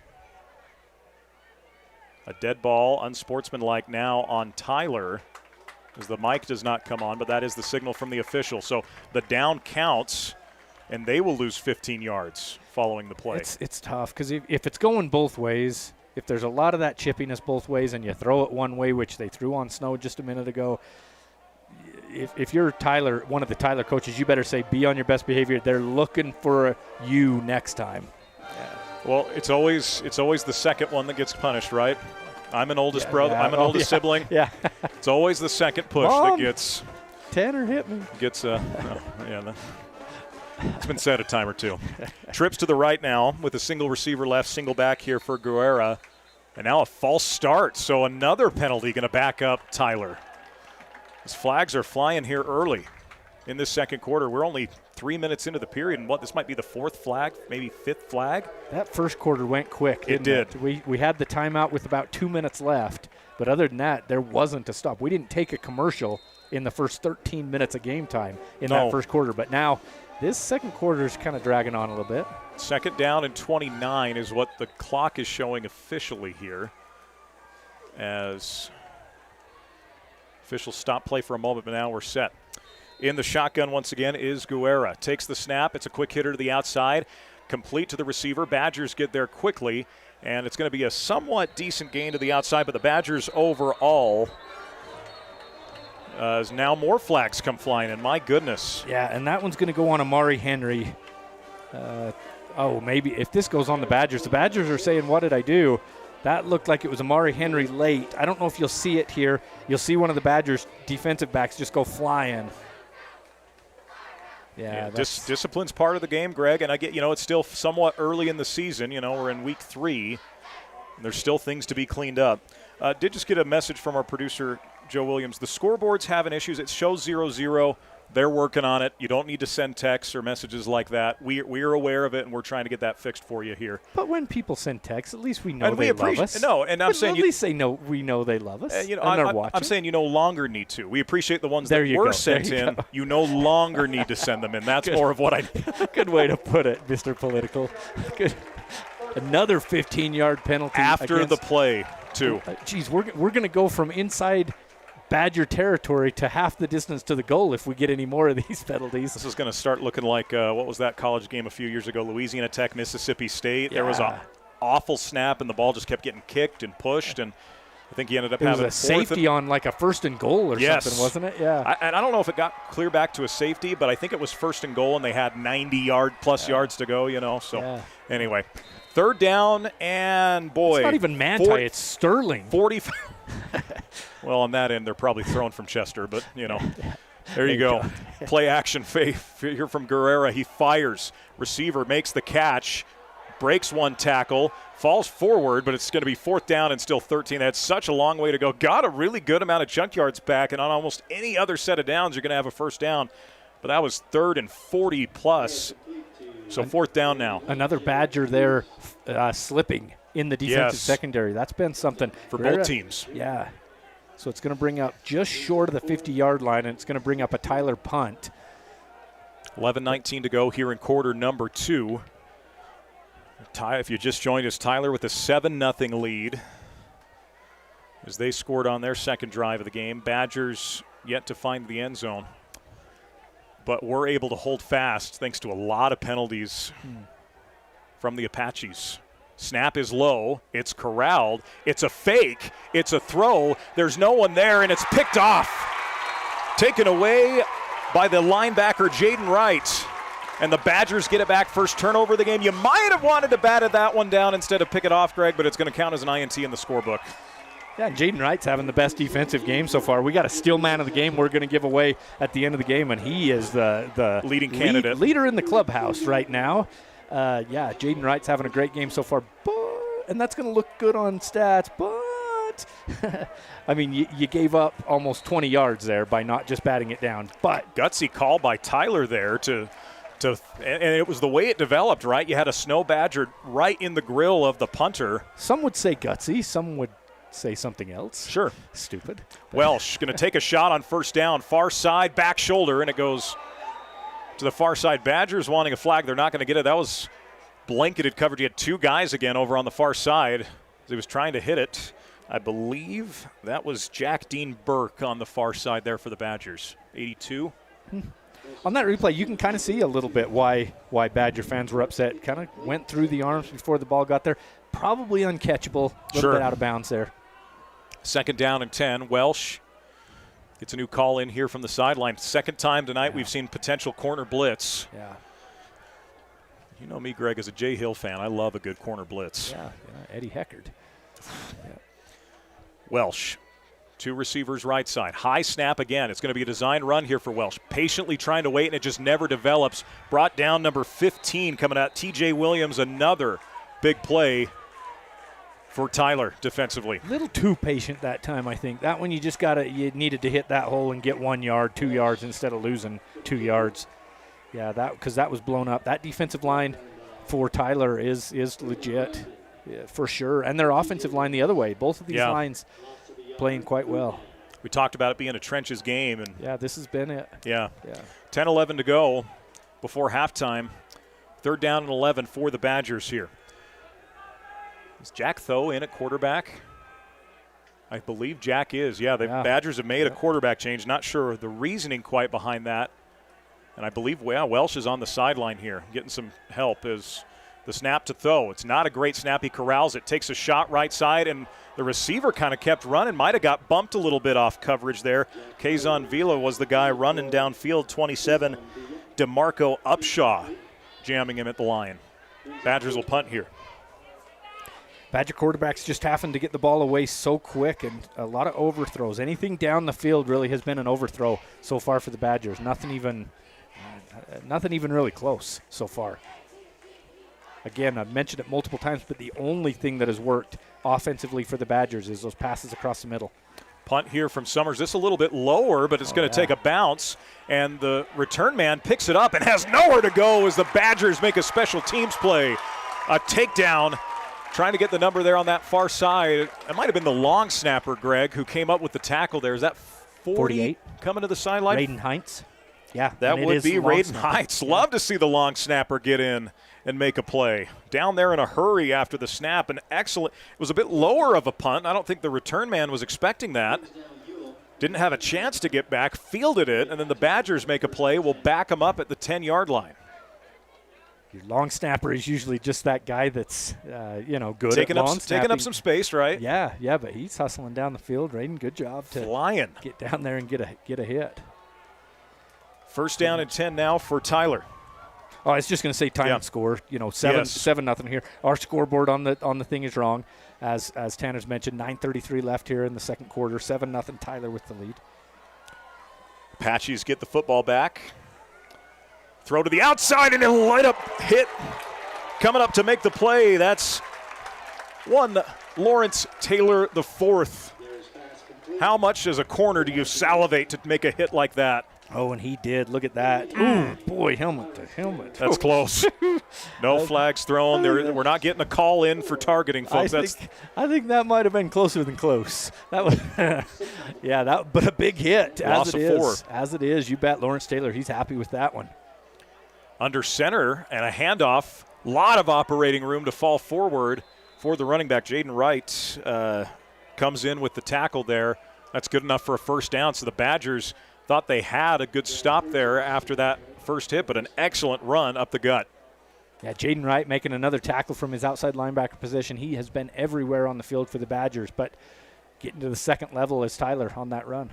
Guerra takes the snap. Going to be a handoff left side. Some space there, and tripped up and forced out of bounds is the running back. Once again, that is Bryce Burgess, who's gotten the bulk of carries tonight. Forced out of bounds by Tenny We've talked about the defense for the Apaches, and they're not missing tackles in the open field. Can't really say the same for the Badgers here. They've missed quite a few tackles, or even if they make the tackle, they let the offensive player, go another yard or so, fall forward. Second down and 8 now. A handoff again, Burgess following. Probably being a little too patient there, Greg, as he made it. Maybe had some room to the outside. Badgers only give up a yard. Yeah, helmet came off there for Tyler. He'll have to come out for a play at least. So he's got a sub out, as mentioned. So 3rd down and 7 here for Tyler. This is a big 3rd down for the Snow defense. You're trailing in the game. Your offense, when you talk from a field position chance, maybe a chance to flip the field a little bit here for your offense. 3rd down and 7. Guerra in the gun. Single receiver near side, trips, or 2 receivers far. Guerra gets rid of it. It's high, complete, and ruled inbounds. Lawrence Taylor made the catch. Big hit by Lawrence. Elijah Baeza with the catch. It's not going to be enough for a first down, only a gain of 2. So 4th down short of the sticks, and the Apaches will have to send this away again. That was a tough catch, but good hit by Lawrence Taylor to keep the receiver in front of the sticks, break on the ball right when the ball leaves the quarterback's hand, make a tackle, bring up 4th and 3. Lawrence Taylor huge on that drive for the Badgers. Yeah, 2 big tackles. And now see if the Badgers special teams pinned on the last. Can they make another play here? I imagine this won't be a fake punt, and a near block. Couple Badgers in. That is as high of a punt as I've seen, as it takes a bounce at the 45-40. Fielded by Robertson. Was that Robertson who came up and fielded it? Number 11, Dubois, with a gutsy call to come up and field it. Take it back out past the 45. Badgers will have 1st and 10 from their own 46-47. Yeah, Dubois comes up and saves the Badgers quite a few yards there by fielding that one. He's a kid out of Texas playing for Snow College here. He's out of New Braunfels, Smithson Valley High School. Redshirt freshman. They like his speed a lot. I know Coach Erikson has talked about that off the air. And when you got 2 guys that can return between him and Robertson. So Badgers will go 2 receivers far side, a single tight end to either side, or 1 tight end near side, split backfield here. Jack Tho is back in at quarterback. High snap again. Badgers got to figure that out. It's a handoff to Rigtrip as he falls forward. No gain on the play. The snaps have just not – you've had one go over the head, but the quarterbacks have had to do a lot of adjusting, Greg. Second time, Tho had to catch one with one hand. And have we seen Matt Wilson? Matt Wilson was in on that one. I don't know. Has he ran the ball, though? I don't know that he has. Yeah. 2nd and 10, no gain for the Badgers. Split backs again here for Tho with 2 receivers. Another high snap. It's picked up by Rigtrip. Rigtrip tries to shed tackles, and it's just not going to happen. Another snap over the head, and that just cannot continue to happen for the Snow College offense, as I believe the center's going to ask for a substitution here. And I don't think the coaches are saying. Yeah, Coach McFalls says no. Offensive line coach, offensive coordinator now, Trevor McFalls, he fourth said year. No, get back in there. Yeah.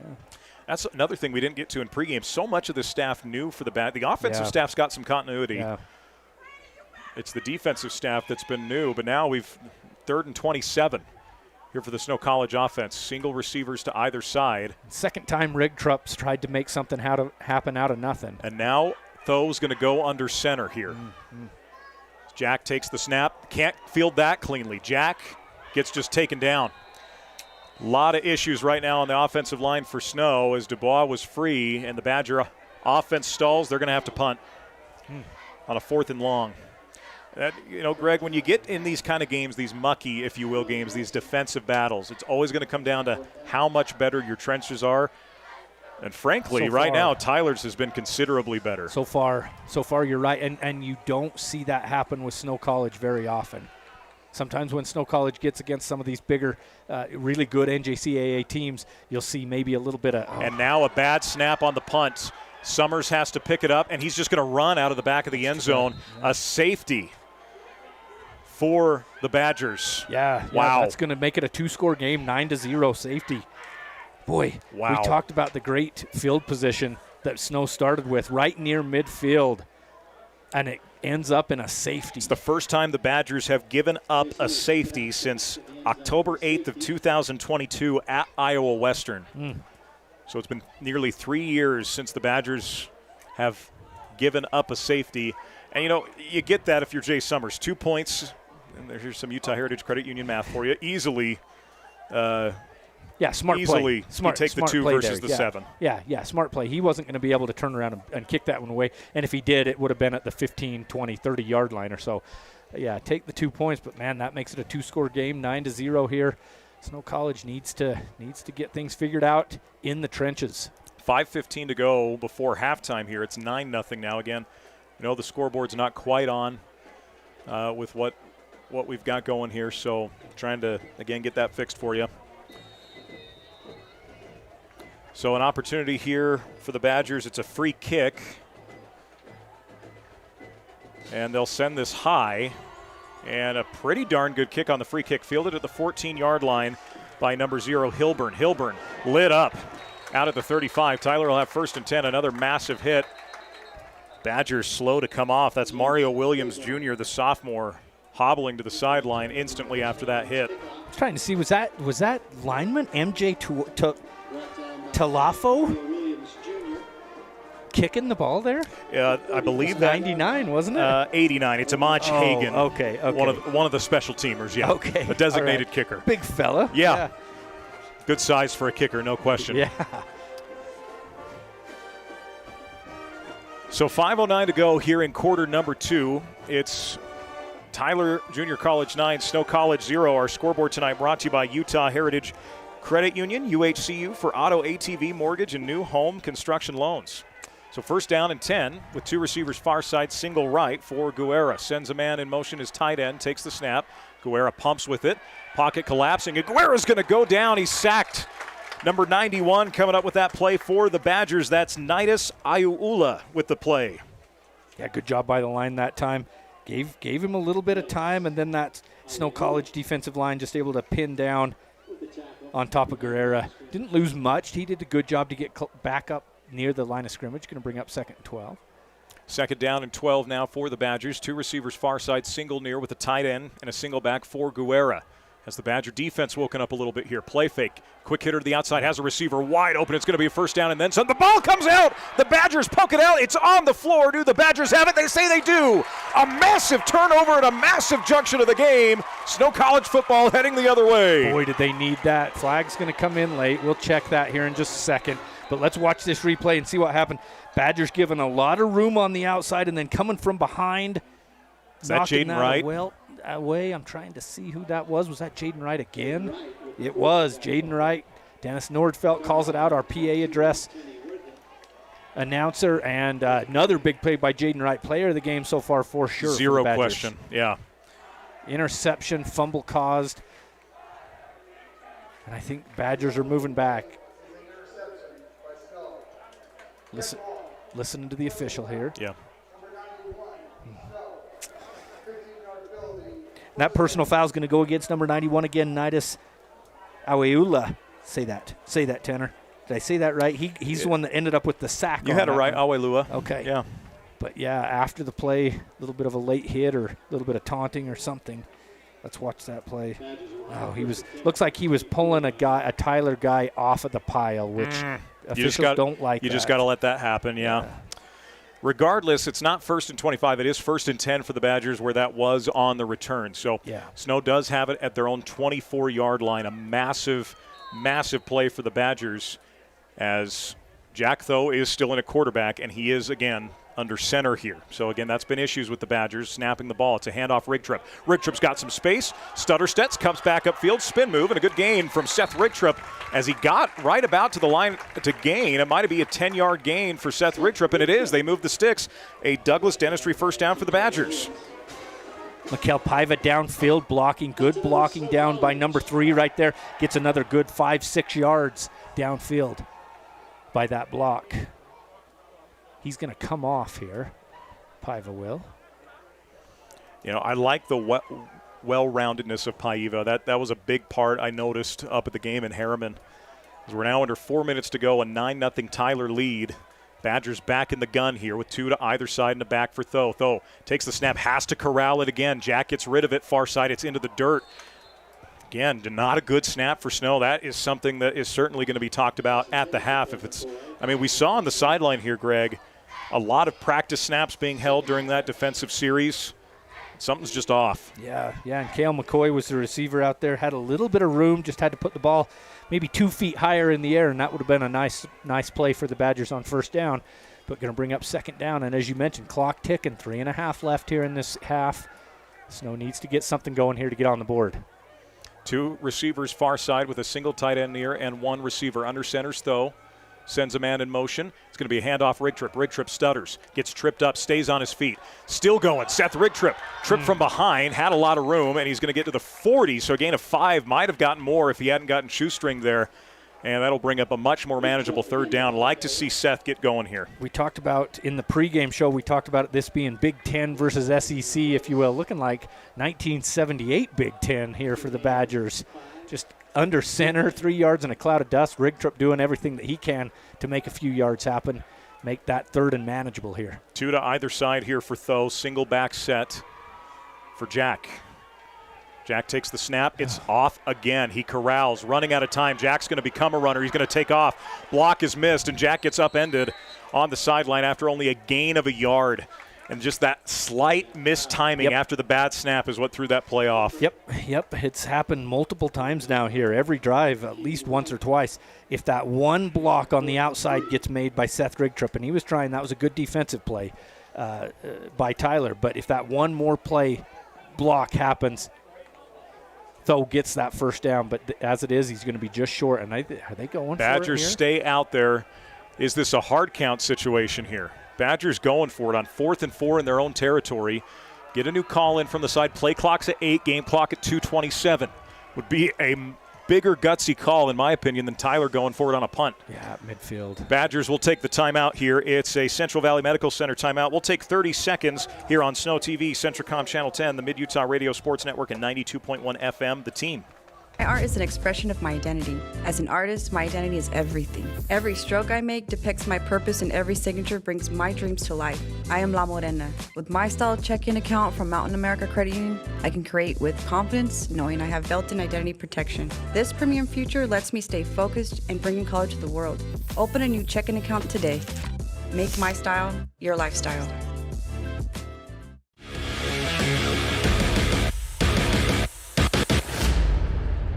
Back on in. That timeout brought to you by our friends at Central Valley Medical Center. If you're having chronic knee pain from a worn-out knee, check out the new Rosa Knee robotic technology at CVMC. Call 623-3200. made sense if you're Snow there, right? Maybe go with a hard count, see if you can draw an aggressive defense offside, but the punt team once again back out there for the Badgers. Yeah, that's the smart play, too. Your defense isn't playing bad. Giving up one touchdown here. It's 9-0 here with that safety on the last drive by the Badgers. But, no, you pin them back. There's no way right before the half you let them go up possibly 16, 17-0. Again, the snap was not good on the last punt. It was over the head of Jay Summers, so snapping issues have been the biggest plague for Snow College in this quarter. A much better snap, and Summers lets this go, and it is a beautiful high kick. Fair catch called for at the 10-yard line. Make it maybe the 11 for Tyler. Well, they'll have 1st and 10. So about 2:12 to go. We will have the 2-minute timeout coming up here in just a few minutes, or a few seconds, and should make for an interesting last 2 minutes here, Greg. If you're Tyler, maybe smelling some blood going into the locker room, and they get the ball to start the second half. That's right. Yeah, if you're Tyler, if you can get some sort of a drive going, and they've had some things going in the passing game here. Let's see if they're able to break one down the field. I think maybe you try something on 1st, 2nd down before that 2-minute warning, and then if not, maybe you just try and let some of the clock run and punt it away if you can't get a bunch of yards. 1st down and 10 for the quarterback, Trey Guerra. It's a run play to the outside. Badgers sniff it out relatively well. It's only going to be a gain of a yard by the running back, Ashton Haynes. Tayson Reed from his linebacker position. That kid out of Spanish Fort comes up and makes the hit right about the line of scrimmage. And did Snow call a timeout right before? Or are they just saying 2-minute timeout? It's the 2-minute timeout, okay. So we'll take it as well. We'll take 30 seconds right here on SnowTV, Centricom Channel 10, the Mid-Utah Radio Sports Network, and 92.1 FM, The Team.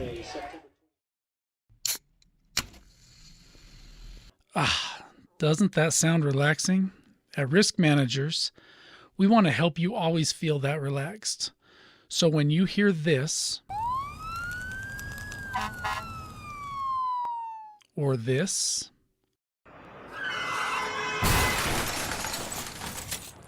or this, you know that you're protected. Peace of mind insurance solutions for individuals and businesses, so that you can always sit back and enjoy your drink.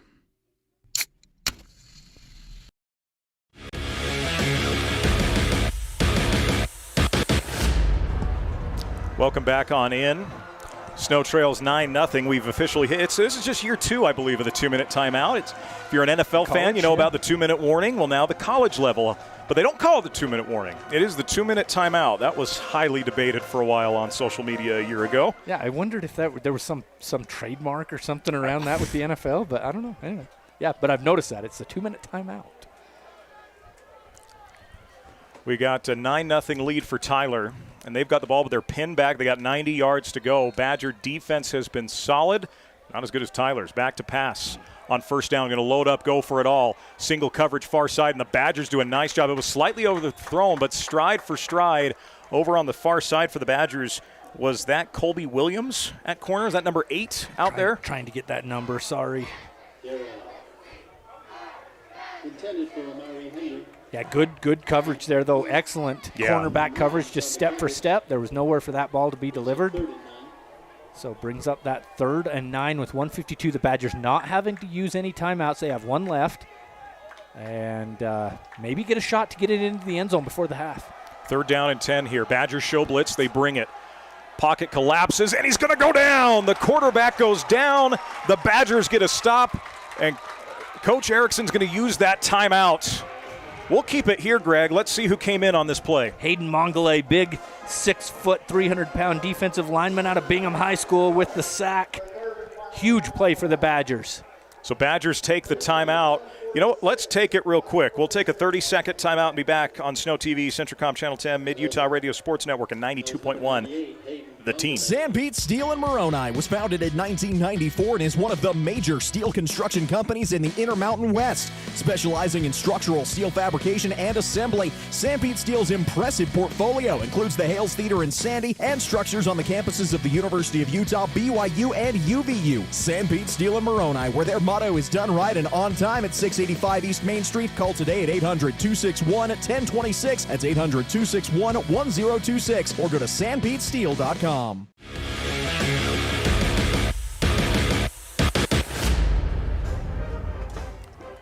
Well, Greg, the Badger defense stiffening up at the right time. Massive sack on third down. Very much pinned back are the Apaches. Now in a punt situation. You still got 1:46 on the plenty of time halftime clock, or the second quarter clock. Yep. Really big to potentially turn the tides heading into halftime for the Badgers. Yeah, plenty of time here. Not a lot of chances for punt returns yet for the Badgers on any of the punts that Tyler's given. Let's see if they get maybe a little bit of room. I think that's Robertson back there, isn't it? I'm thinking that's Jaden Robertson back there again. The snap is good. This punt is high. It's a little short. This is going to be number 1 returning it for the Badgers. Is that not kick-catch interference? Is the Badgers who's his own guy fall on it? Who's his own guy out there. there. Boy, now we got more going on.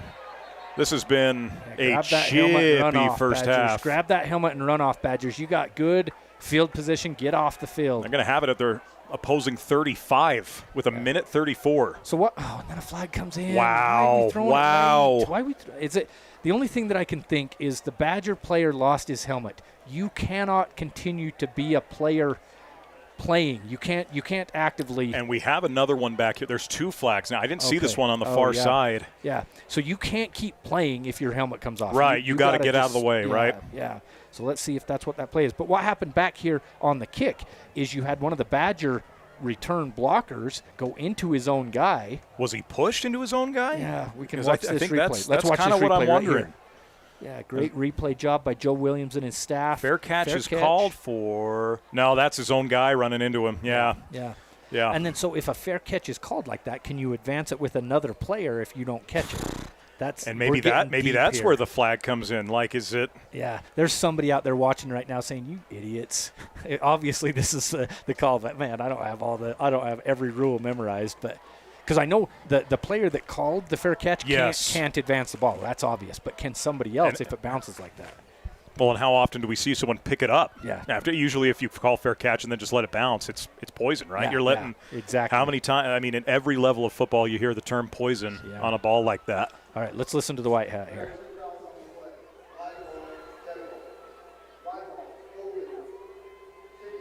Oh, wow.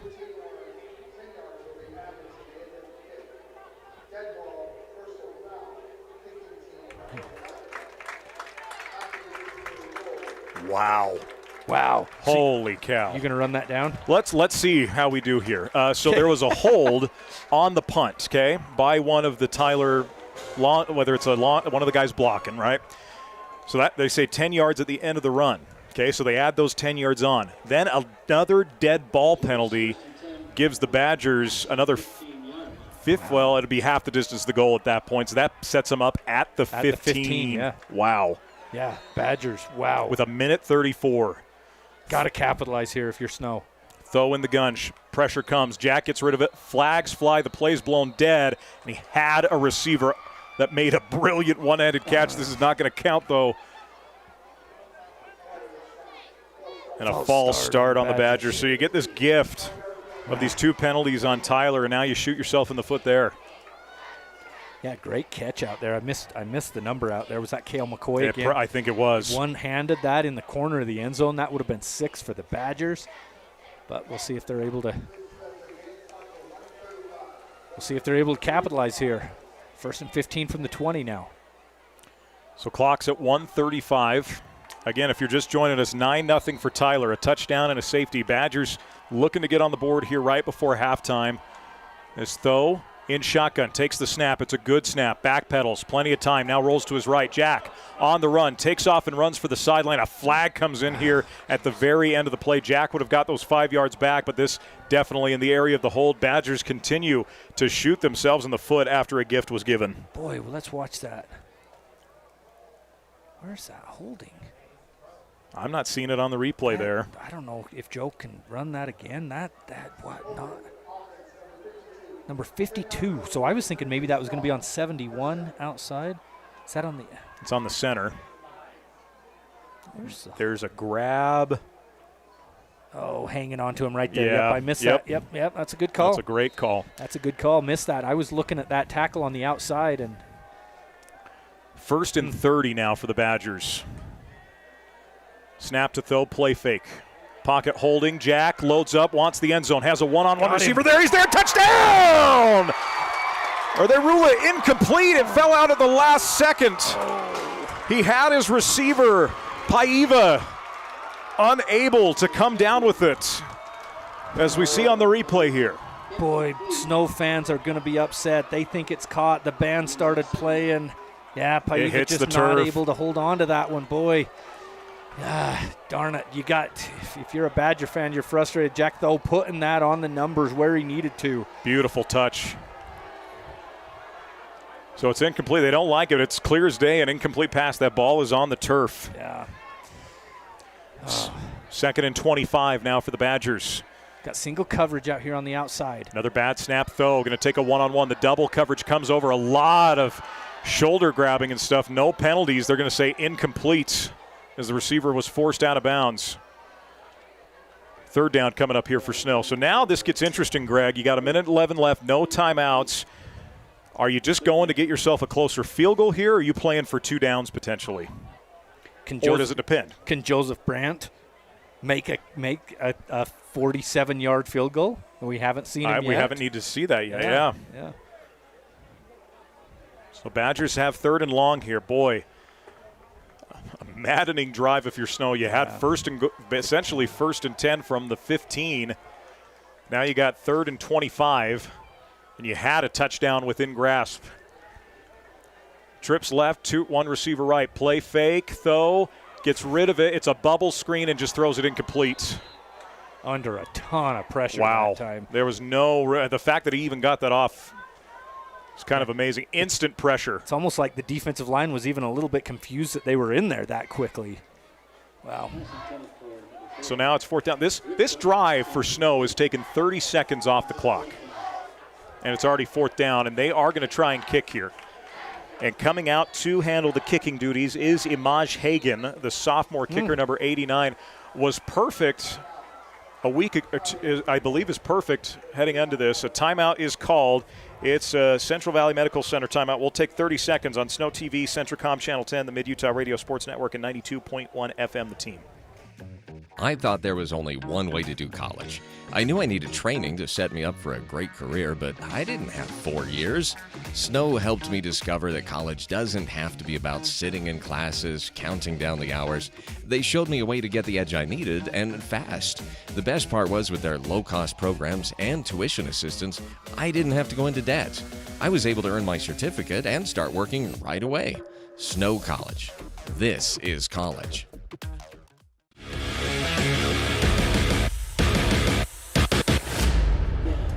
Welcome back on in. 9-0 our score. It's 4th down and 25. Badgers are showing that they're going to kick a field goal here, Greg.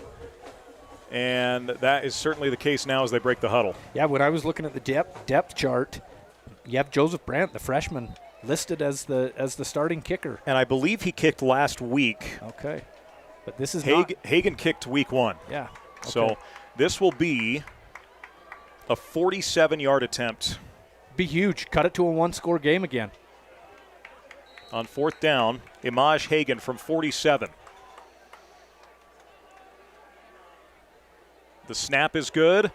Kick is blocked, and it's live. Yeah. It is live and on the field. Tyler picks it up at the 40. Cut back at the 30. Following blockers inside the 20.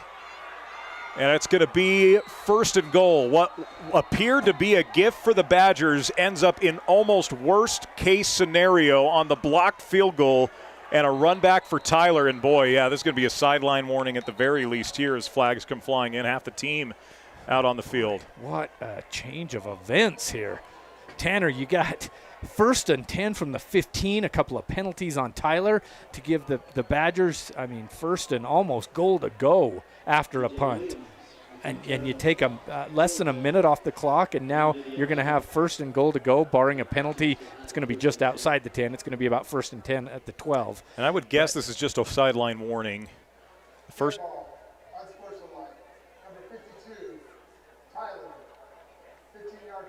So they go full unsportsmanlike. That's just his first. Okay, I couldn't. We have to, I mean, we're keeping track of this with the amount of unsportsmanlikes on both sides. Yeah. Very undisciplined first half. So that's going to push as kind of a blessing for the Badgers. Pushes the ball back to the 26-yard line where Tyler's going to have 1st and 10, 2 timeouts and 50 seconds left to try and make this a 3-score game. Well, I guess it would be the longer 2-score if you kick the extra point, make it 16-0. But a slugfest of a first half, so 50 seconds to go. Literally a lot of slugfests out there. In many ways, to say the least. Trips right here for Guerra, takes the snap. Badgers get in there in a hurry. Guerra spins out of the sack, rolls to his left, fires for the end zone, far side, and it is incomplete. Receiver was out of bounds as the official ruling made the catch, tried to get that toe tap in. A beautiful spin move there from Guerra. Taysom Reed had a beat on the quarterback that time. We missed it on the replay there, but Taysom Reed was coming right for the quarterback there, had a good chance at a sack, but there is going to be a holding against Tyler, moving back another 10 yards. Both of these teams just giving gifts and saying, take it back. I don't want your gift. It's been a while since I've seen a half of football quite like this, where you think, who's going to take advantage of the mistake? Yeah. And neither team seems to want to. I mean, Tyler's really just got the 2 points. The 7 points was a good, solid drive from Tyler, right? That's right. Aside from that, neither team taking advantage here. Badgers show blitz as a screen to the outside low, and the Badgers want a backwards pass. I believe that was forward, and it is incomplete. So 2nd down, 39 seconds on the clock here. Yeah, that was just barely forward. You see it, great camera work there to show that was about maybe half a yard forward. It needed to be about 2 yards forward to hit his receiver where he wanted to, but Tyler likes that play. They like that little bubble screen outside, kind of an extension of the running game. No more sweeps and tosses in college football. Now you're going to throw it out to your receivers. 2nd down and 20, 39 on the game clock here. Badgers bring heavy pressure again. It's a bubble screen complete to Burgess. Burgess comes forward, spins forward. Badgers do a decent job not letting him get too much back, as Tyler's going to take a timeout here with 32.3 on the clock. Let's keep it here, Greg. This is such a monumental point of what's been such a dogfight of a ball game. Tyler, I believe they have 2 left or just 1. Are they out now? It's showing 1 on the board. I don't know if they've taken that off yet. Yeah, I thought they have 1 left. Yeah. I thought they started this drive with 2. This is their first one. This is their first. Yeah, so good job by the defensive lineman there, Brett King, to turn around for the Badgers, freshman out of Maple Mountain High School, chasing down the play from behind, because otherwise that might have been enough, more yardage for sure. Maybe not a first down, but a lot more yardage. So this brings up what will be 3rd down and about 14 to go for Tyler with 32.3 on the clock. A bizarre ending to this first half. And that's crazy last 2 minutes. Boy, a long last 2 minutes. I mean, we're pushing 8:15 now, Mountain Time. By the way, appreciate those tuning in from Texas tonight. So it's just Jace Welsh down here for the Badgers with a sling and ice on his arm. I think that's him. This looks about 6'3". In basketball, you can tell. Football, these guys are wearing helmets. You're not always getting the best look. As the snap, slant route high, and then caught by the wrong receiver, and he's going to stroll in for 6. Wow. It was intended for number 2, ended up in the hands of number 18, Elijah Basea. He wasn't expecting it, makes the snag, and walks into the end zone. It was high. Wow. Defensive back for the Badgers just kind of fell asleep, thought that was going to be incomplete over the head of the intended receiver. Apaches come down with it, take it into the end zone. What a weird set of circumstances. Elijah Basea, big touchdown there. Make the score 15-0, PAT pending here. This will make it a long 2-score game for Tyler. Snaps good, hold good, kick on its way, and it is also good. So with 24.8 seconds remaining, it is number 8, Tyler Junior College 16, number 5, Snow College 0. On SnowTV, Centricom Channel 10, the Mid-Utah Radio Sports Network, and 92.1 FM. The team, a 30-second break next. My name is Jared Livingston. I grew up in Sanpete County, Utah. I remember going down to the feed company back in the little offices there, got my first loan through Utah Heritage Credit Union. And ever since then, fell in love with the personal atmosphere that you get with a local credit union. Been there ever since I was a little kid to today, whether we're dealing with an auto loan or just cashing a check. they're right there every time we need them.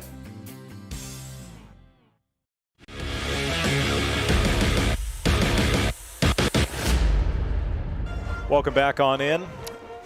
Wild final 2 minutes of the half. You think Snow's finally got an opportunity to do something. Penalties, a blocked field goal, a drop touchdown. And then you think Snow's got Tyler held up. We think it is during the play that they've got him held up. And a pass that was too high for the intended receiver ends up right in the breadbasket of another who strolls in. Tyler's now got a 16-0 lead. And the way this game's playing, Greg, feels a lot larger than a 16-point deficit. Really good concentration there by Elijah Basea. He could have just let that go. I mean, to keep his eye on that, pull it in, and stroll into the end zone. Dubois here on the return at the 15-yard line. Takes it up, strolls 20, 25, has some blockers, cuts back to the 35 and out to the 36-yard line where the Badgers have first and 10, 19 seconds, no timeouts. I'd imagine the way this has gone, the troubles you've had with snaps, let's get to the locker room and have a full regroup here. We'll see what Coach Erikson elects to do. Yeah, we'll see. I know Coach Erikson is as aggressive as they come in situations like this, but you don't got a Reggie Frischnick on the outside. You don't have a Shandon King on the outside like you had last year. Let's see what they decide to do. So they're going to show a look of a potential pass play with two to either side for Jack Tho. Rig trip at his hip. Tho sends a man in motion, takes the snap. Back to pass, throws far side, it's high, complete, and staying in bounds. Do they rule him out? I think they are going to rule him out of bounds, and they do, just past midfield to the 49 with 13 seconds to play. So good catch and run for the Badgers. Stephen Sellers Jr. again with another big catch here. He's had a couple of good catches in the first half. Really talented receiver, had a nice touchdown week one. 13 seconds remaining on the clock. 16-0, Tyler leads. Snow would love to try and get another crack at maybe a field goal or a Hail Mary situation here before halftime.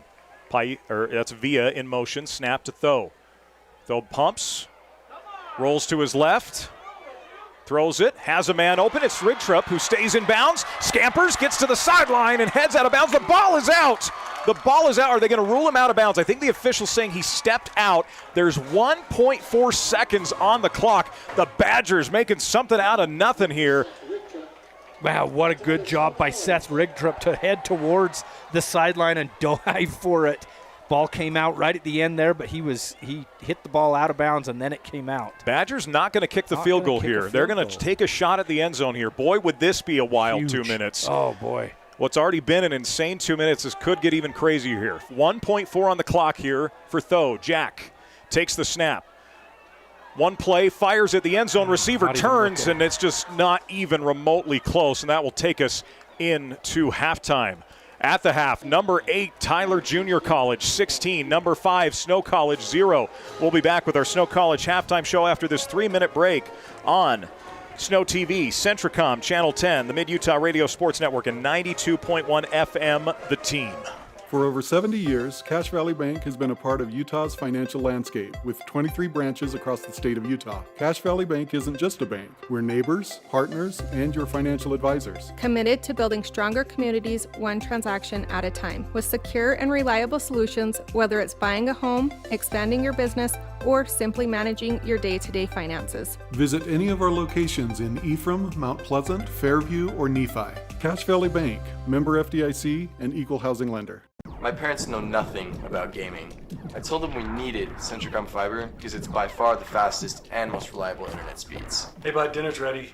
Time to turn off the game box. Alright, this round's almost over.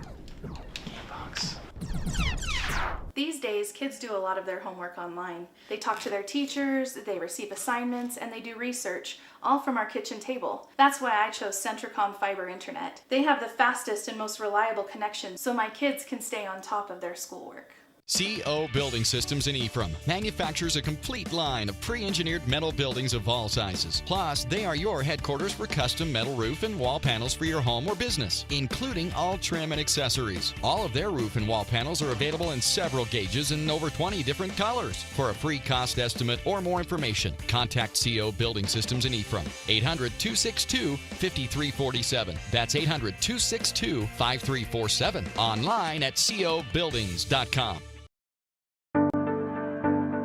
I'm Dr. Brandon Beck, and I'm one of the general surgeons at Central Valley Medical Center. One of the best parts of my job as a general surgeon is to interact with a wide variety of people.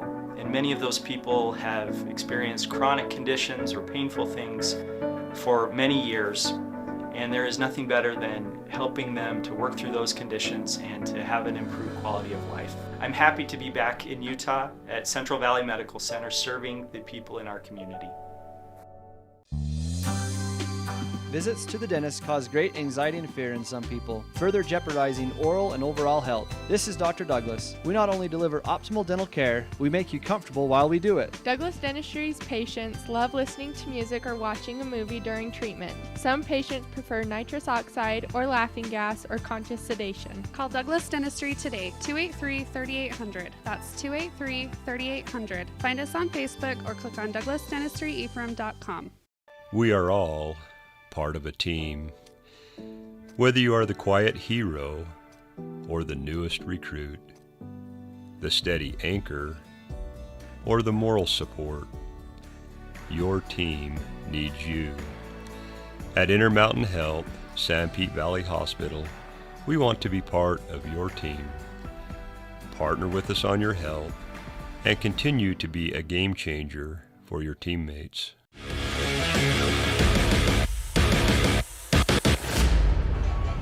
Welcome back in. It's our halftime show brought to you by Snow College. Experience the magic of live theater, take in an art show, and connect with friends and family in a vibrant community atmosphere. Snow College, your community college.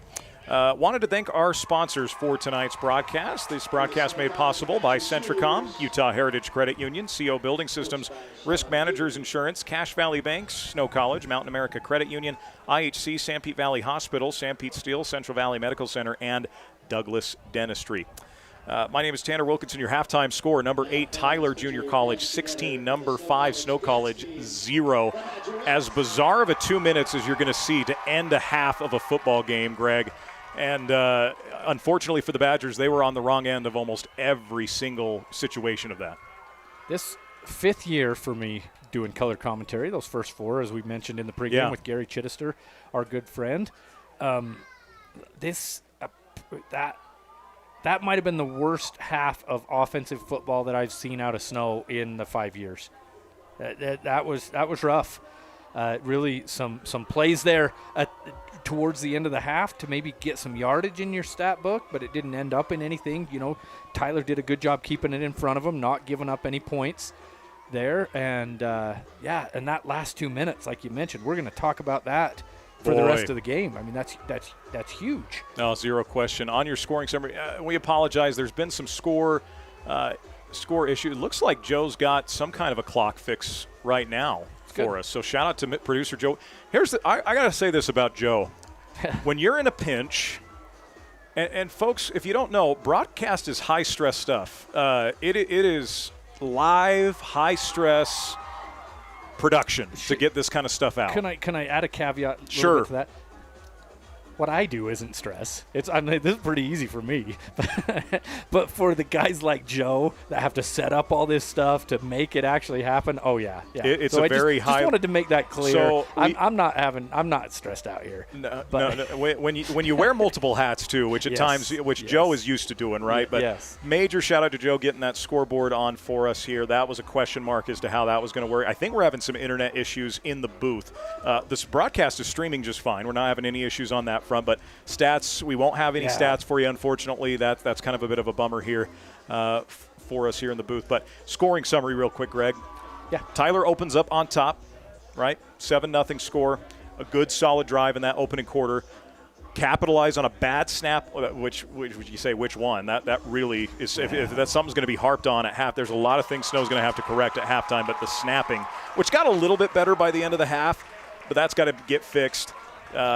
Snap goes over the head of the punter, results in a safety. Okay. Snow looks like they've got pretty good position now as we get to the 2 minutes. Before you go to that next one, just really quick, that safety. That drive started at right about the 50. It was like the 49, 48-yard line, and you end up with a safety. Keep going. That's not just a safety. That's a 50 yards back safety. And, the punter had to pick up and run and just made the decision to run out of bounds and the back of the end zone. So then we get to these 2 minutes. Snow puts up a great defensive front. There's a punt. There's back-to-back penalties against Tyler. Snow's got first and 10 at their opposing 15, knocking on the door with 1:33 left. Snow gets a couple of penalties. A touchdown pass is dropped in the end zone. Yeah. The field goal is blocked and run back inside the 10. But then there's a penalty on Tyler. That ends up backing them up. And then there's another penalty on Tyler that ends up backing them up. They're facing about, third down and 14? 14 from the 30.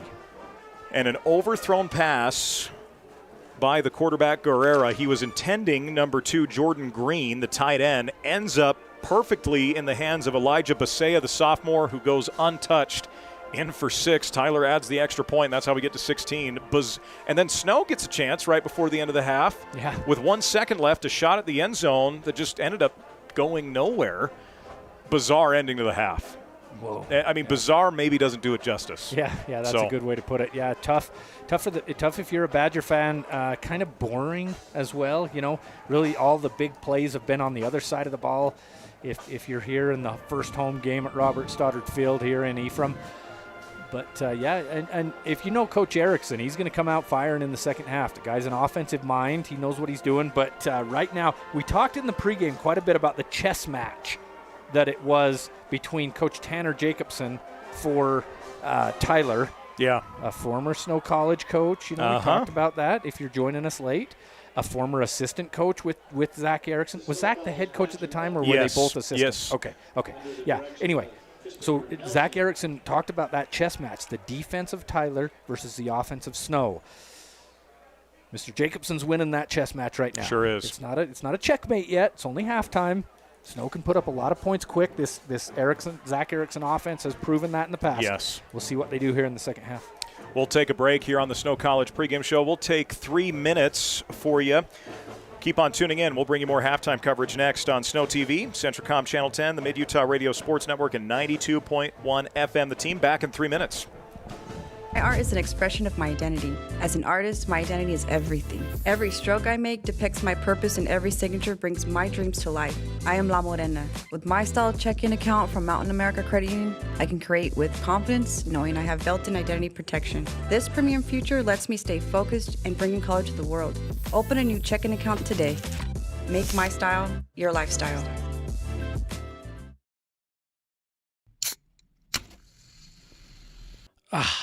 Doesn't that sound relaxing? At Risk Managers, we want to help you always feel that relaxed. So when you hear this, or this,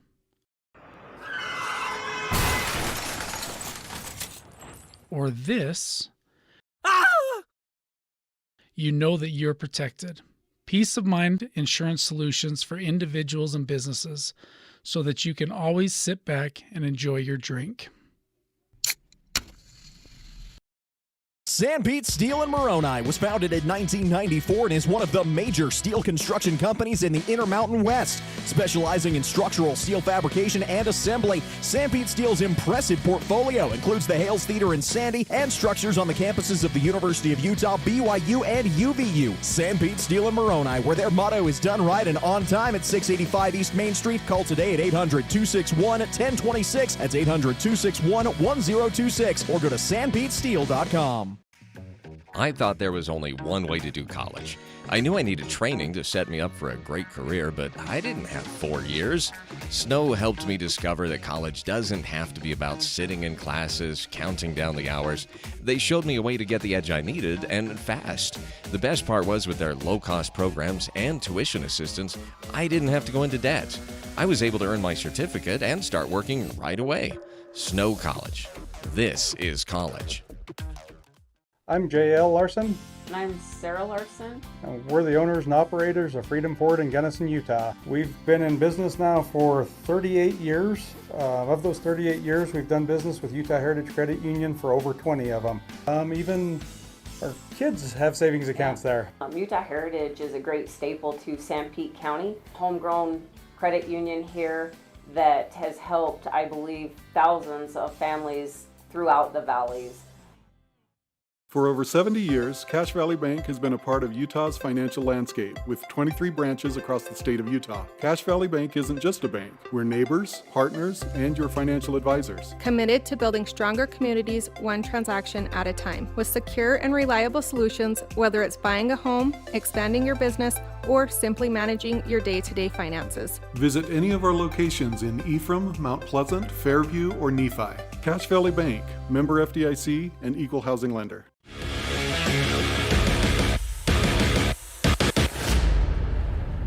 And we welcome you back on in Snow College halftime show.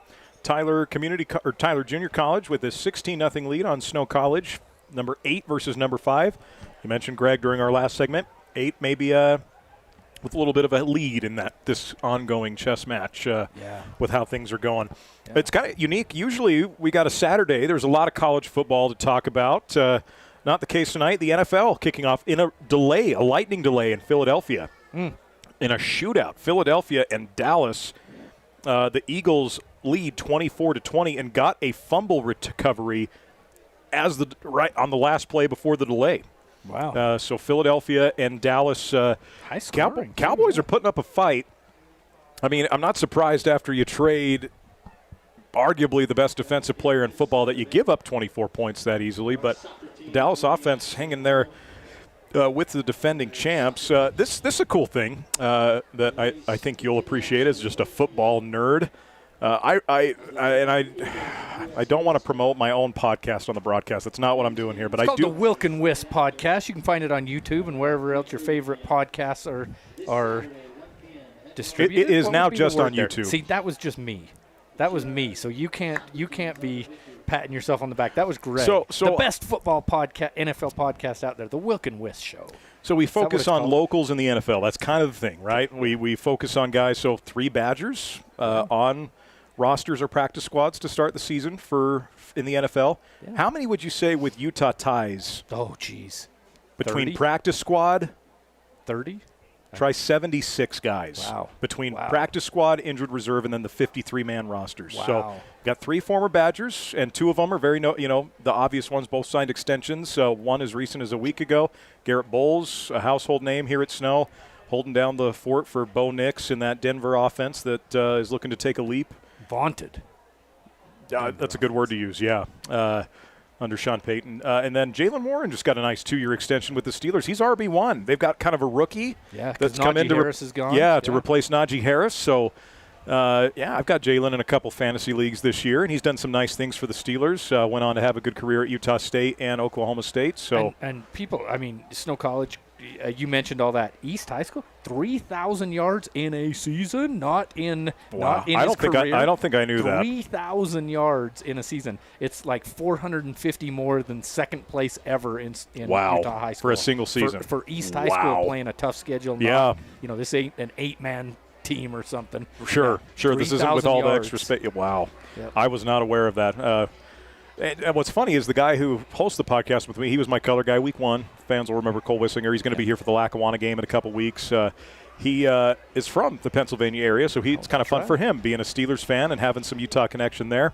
But 70. I think it just speaks volumes to the level of talent both in this state, both at the high school level, right? This is guys, but then also attracting talent here, right? Whether it's coming here to Snow College, whether it's coming to BYU and Utah now in the Power 4 situation, whether it is guys like Taron Johnson at Weber State or Miles Killebrew from SUU, guys from all corners and places are coming to Utah in one way or another to play football and then going out and sharing their talents with the NFL. How about in the last 5 years, 2 first-round NFL draft pick quarterbacks from Utah High School? Corner Canyon. Both from Corner Canyon. Yeah. Now Roy High School will take Jackson Dart a little bit of his credit for him. We gave Roy High credit on the show today because we went down the rosters. We went through everyone. The Giants, I think, have a chance to get the number 1 overall pick. But if Jackson Dart shows out, you might not need to spend that on an Arch Manning who's thrown into the dirt and that kind of a thing. So interested to see that. And it's not Texas football. We got our Texas fans listening. High school football in Texas is a religious experience. You look at some of these stadiums and you look at the way that things are done there, right? I'm an Arizona Cardinals fan, so looking back, Kyler Murray always goes back to his high school there in Allen, Texas. And that I see pictures of him training at that facility in the offseason. I think, wow, that is it. Nicer They than say any everything. college in Utah other than the Division I. Oh, without question. Like not even Division I, the FBS schools. Yeah. And even then, you could argue maybe Maverick Stadium's pushing it with a couple other places. And Maverick Stadium's great. It's a nice place, but great setting. They take their football serious in Texas, and that's made recruiting, obviously, very easy for Coach Jacobson. He's got a good squad here once again, up 16-0. That's the only score I got for you. There's no college football's not trying to compete with the NFL tonight at the FBS level, but we certainly appreciate you tuning in here and competing with us as it is a top 10 matchup. We're going to take another 3-minute break. When we come back, keys to the second half. You're tuned in to Top 10 College Football on SnowTV, Centricom Channel 10, the Mid-Utah Radio Sports Network, and 92.1 FM, The Team. This school year will be different.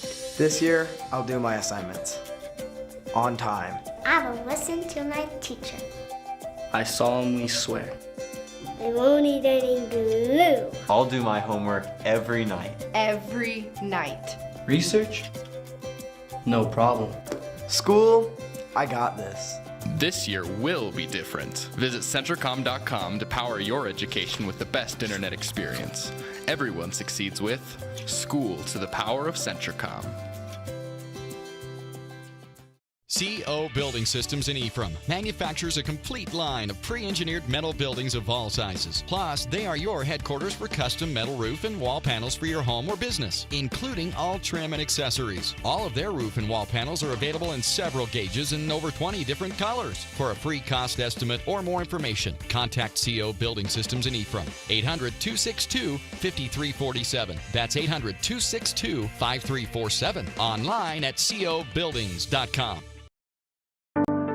As a urologist, my job includes treating kidney stones, diagnosing, treating prostate cancer, and other disorders of the urinary system. Here at CVMC, specialists and primary care physicians all work very closely together. As a family physician, being able to have continuity of care and direct relationships with our specialists is something we're very fortunate to have here. I'm Dr. David Sewell, board-certified urologist. I'm proud to provide state-of-the-art care here at Central Valley Medical Center.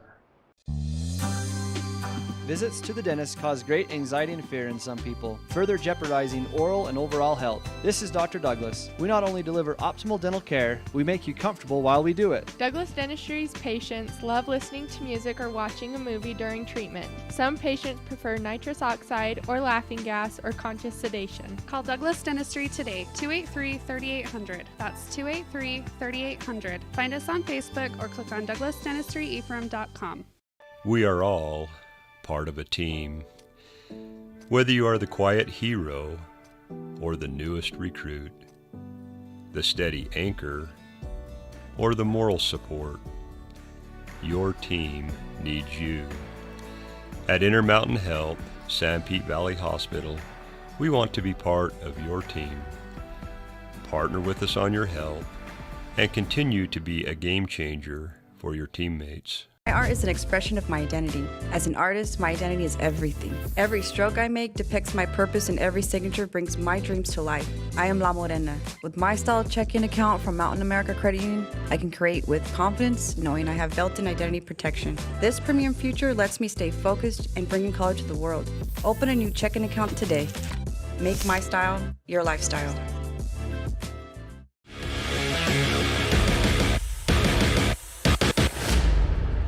Second half just about to get underway. Our scoreboard tonight is brought to you by Utah Heritage Credit Union. Having chronic knee pain we read the timeout sponsor. Everyone's getting love tonight. Utah Heritage Credit Union with the guy in charge right to the left of me. UHCU for auto, ATV, mortgage, and new home construction loans. It's, again, 16-0 Tyler. Badgers are kicking to start the second half, Greg. Got to get a defensive stop and start things on that end. Yeah, you talk about keys to the second half. If you're the Badgers, early. Got to get something happening here. Get your offense rolling. Defense, get a stop here. Get the ball back to your offense and get it going. Stats have now been updated, so a shout-out to getting that figured out. Badgers at -1 rushing yards, just 69 passing yards, just 10 rushing yards, and 63 passing yards for Tyler. So, I mean, offense, it's been special team situations, short fields, that kind of a thing. Wow. And certainly interesting to see how that goes. Trying to see what the penalties say here. I don't think this is fully up to date. They're saying 4 for 30 and 2 for 20. That's clearly not accurate, which is fine. But so those stats must have been a little bit earlier in the game there. Oh, and that's saying that's what they officially were after one quarter. Okay. Yeah. Badgers to kick off. Once again, kicking for the Badgers, Imaj Hagan as he approaches. Sends this one high, and Tyler with a return opportunity here at about the 15-yard line. Cutting it back to the 20-yard line, sees a hole, falls forward at the 20-yard line. Badgers, or to the 25-yard line, Badgers do a good job in coverage there. Jaden Wright called his name a lot in the first half with the special teams tackle. Jeez.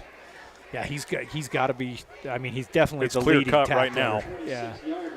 Clear cut for the Sam Pete Steele man of the game. Stay with us through the whole broadcast. Sam Pete Steele done right and on time. I think they get a hoodie for that. They do.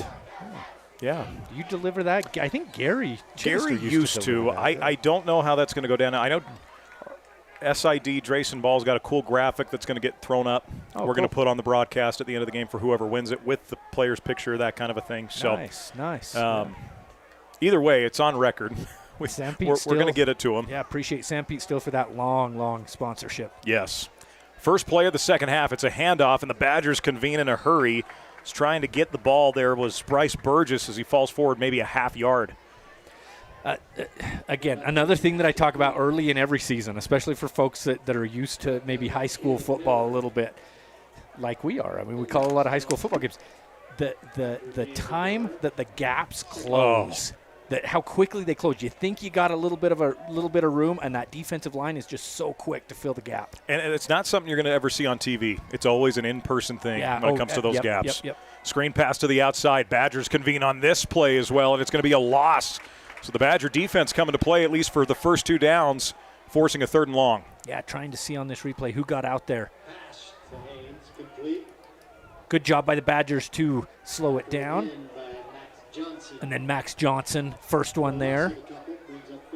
Kind of that edge rusher position does a nice job. I think Taylor Malo maybe got out there as well, number 45. Yeah. 3rd and 11 here. Would be big for the Badgers to get off the field to start this second half. As Guerra takes the snap, loads up, launches. It's one-on-one coverage far side, and it was well out of bounds, uncatchable. The Badgers going to force a 3-and-out on the first defensive possession of the second half. Talked about it. Coming back here, you ask for keys, get a stop, get your offense the ball, let them start humming. The running game didn't do too bad that first maybe drive and a half for the Badgers. Definitely the first drive, they had a couple of successful plays. Yeah. After that, it was completely shut down. Let's see if they're able to establish a little bit of a running game. Seth Regtrup did a pretty good job there, but going to need a lot more of that here in the second half. See if maybe Matt Wilson gets in and gets some carries. A high punt is Robertson. This is Dubois back to field it at the 31. Dubois turns the corner. Stutter steps, now has the other way and just falls. No, stays on his feet and gets lit up. Oh, boy, we got fists flying. Oh, full-on fists. My goodness. And this is going to result in some ejections regardless here. Wow. Yeah, boy. And I don't know if we're even going to see it here on the replay. The replay is going to be too zoomed in on the ball. Yeah, back behind the ball there, you had fists flying for both teams. For the Badgers, unfortunately, I think that's Mario Williams Jr., one of the... Seeing 64. Okay. I was coach has already dismissed him.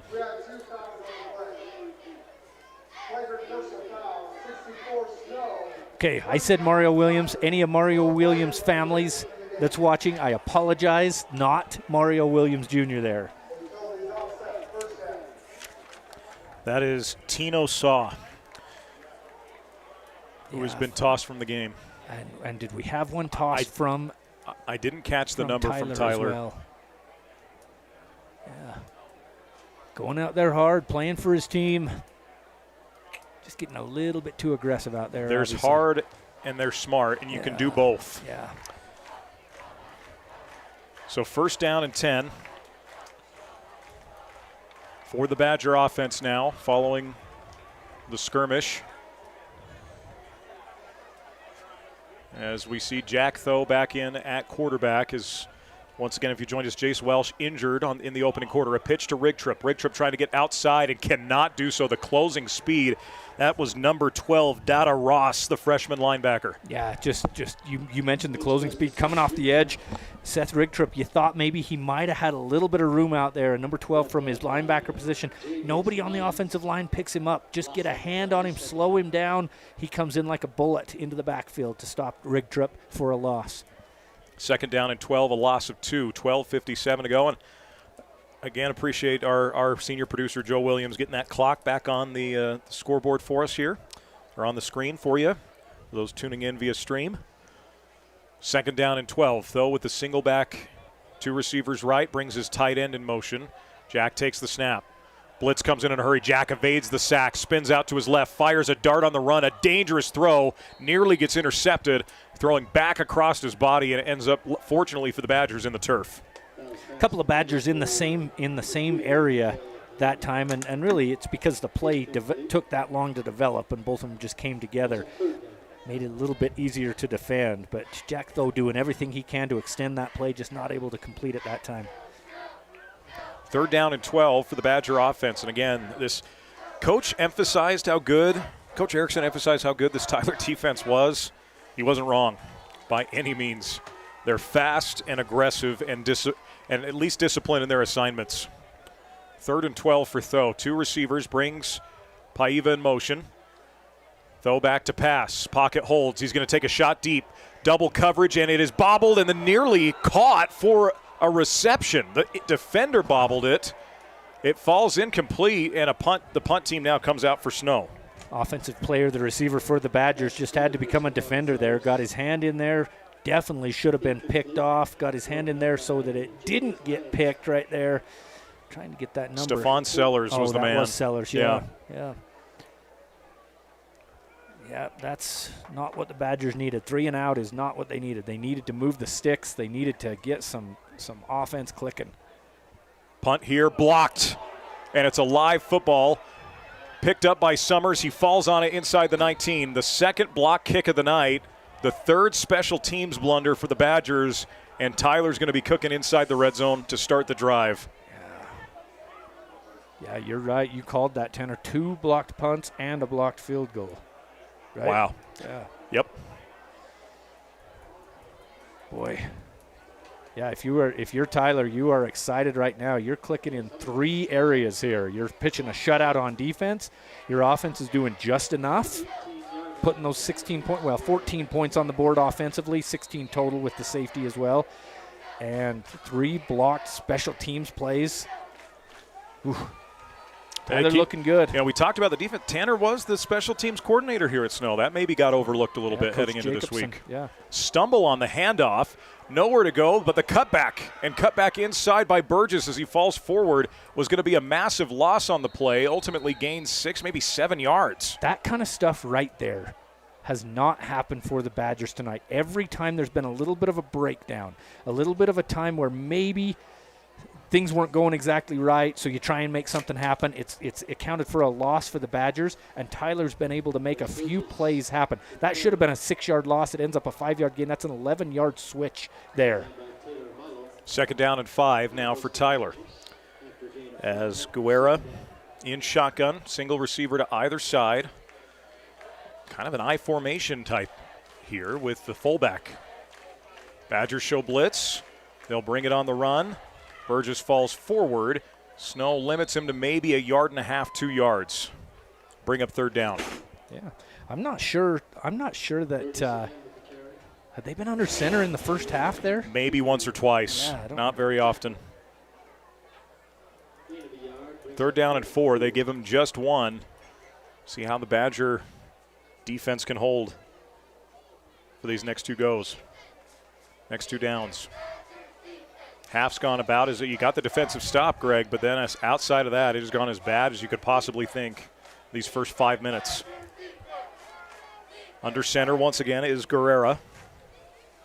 Guerrera takes the snap, play fake. It's a roll under pressure, fires for the end zone, and there is no one there. It's incomplete. So Badgers get the stop on third down. Will be interesting to see the decision making here for Tyler. Do you take the 3 points? Oh, if you've got a kicker, you absolutely need to take the 3 points right here. Get up 3 definitive scores. Right now you're up a long 2 scores, 16-0. But, yeah, if you've got a kicker, you should kick it. But doesn't look like that's what they're going to do. Offense stays out there for the Apaches. 10:37 to go in the third. Because you're only looking at a 29-yard field goal here if you try it. Try and go for the kill. Huge for the Badgers here if you can get a stop. Guerrera takes the snap, play fake, throws a dart. It's juggled and caught inside the 5 for a first down. What a snag by the sophomore tight end, Lonnie Johnson. What a dart. Just quick.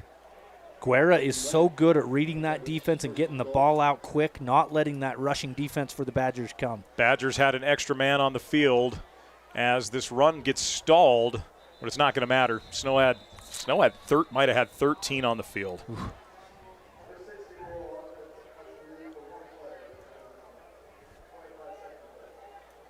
So then when that happened, they are making a substitution for Tyler.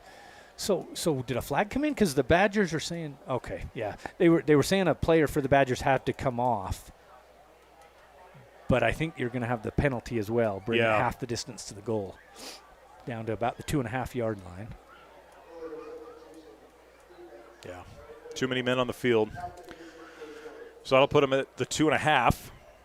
Still first down for the Apaches. A gutsy call to go for it on fourth down there.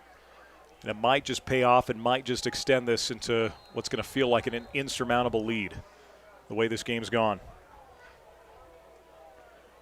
Guerrera sends a man in motion under center. Takes the snap, loses the football. It's on the ground. Who has it? Does Guerrera have it? Or do the Badgers have it? The Badgers say they have it, and they do. Come down with it. Is that Tayson Reed that came down with that one? Sure is. Tayson Reed, the linebacker, ends up with that ball. Bad snap. We've seen a lot of those for the Badgers today. This one hurts the Tyler Apaches and gives the ball back to Snow. Huge for the Badgers. Every time in this game when we think a team's about to capitalize or something is about to go one way, the game of football surprises you. We've got an injured player out on the field for Tyler. We'll take a 30-second timeout. You're tuned in to junior college football on SnowTV, Centricom Channel 10, Mid-Utah Radio Sports Network, and 92.1 FM, The Team.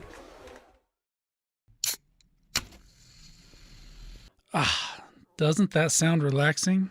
At Risk Managers, we want to help you always feel that relaxed. So when you hear this, or this,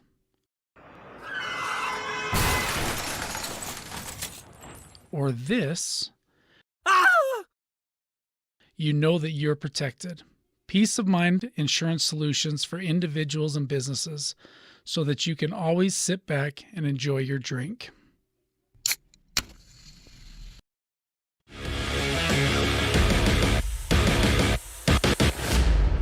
Glad to see the young man get up for the Apaches. So what a turn of events for the Badgers. You're looking at first and goal from the 2.5. Bad snap. Snow able to take advantage of it. Can they take further advantage of it now here, Greg? Need to. Need to if you're the Badgers. High snap. Though corrals it. Hands to Rigtrup on a draw play. Seth's going to push the pile forward. He's going to get maybe 3 yards out of it. Bring up second down.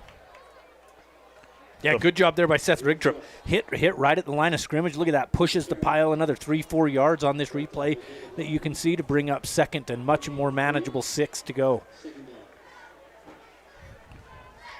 Badgers have got to get something going here, as it has just been tough sledding, obviously, when you got a goose egg with 9 minutes to go in the third. Split back set here for Tho. It's a good snap. Tho, handoff Rigtrup. Rigtrup hits that hole hard, pushes forward again, gets another couple of yards. This might be the most manageable third down Snow's had in a hot minute. I'm trying to see who ran that. That was not Seth. That was the other back here. Is that the fullback, Tapusoa? Yeah. Yep, you called it. Lamana Tapusoa. Yeah.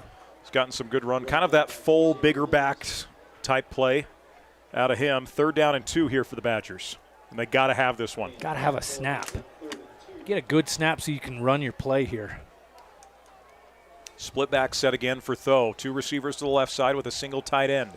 Jack goes hard, count, nearly gets Tyler nearly jumps there. Now gets the new play in from the sideline.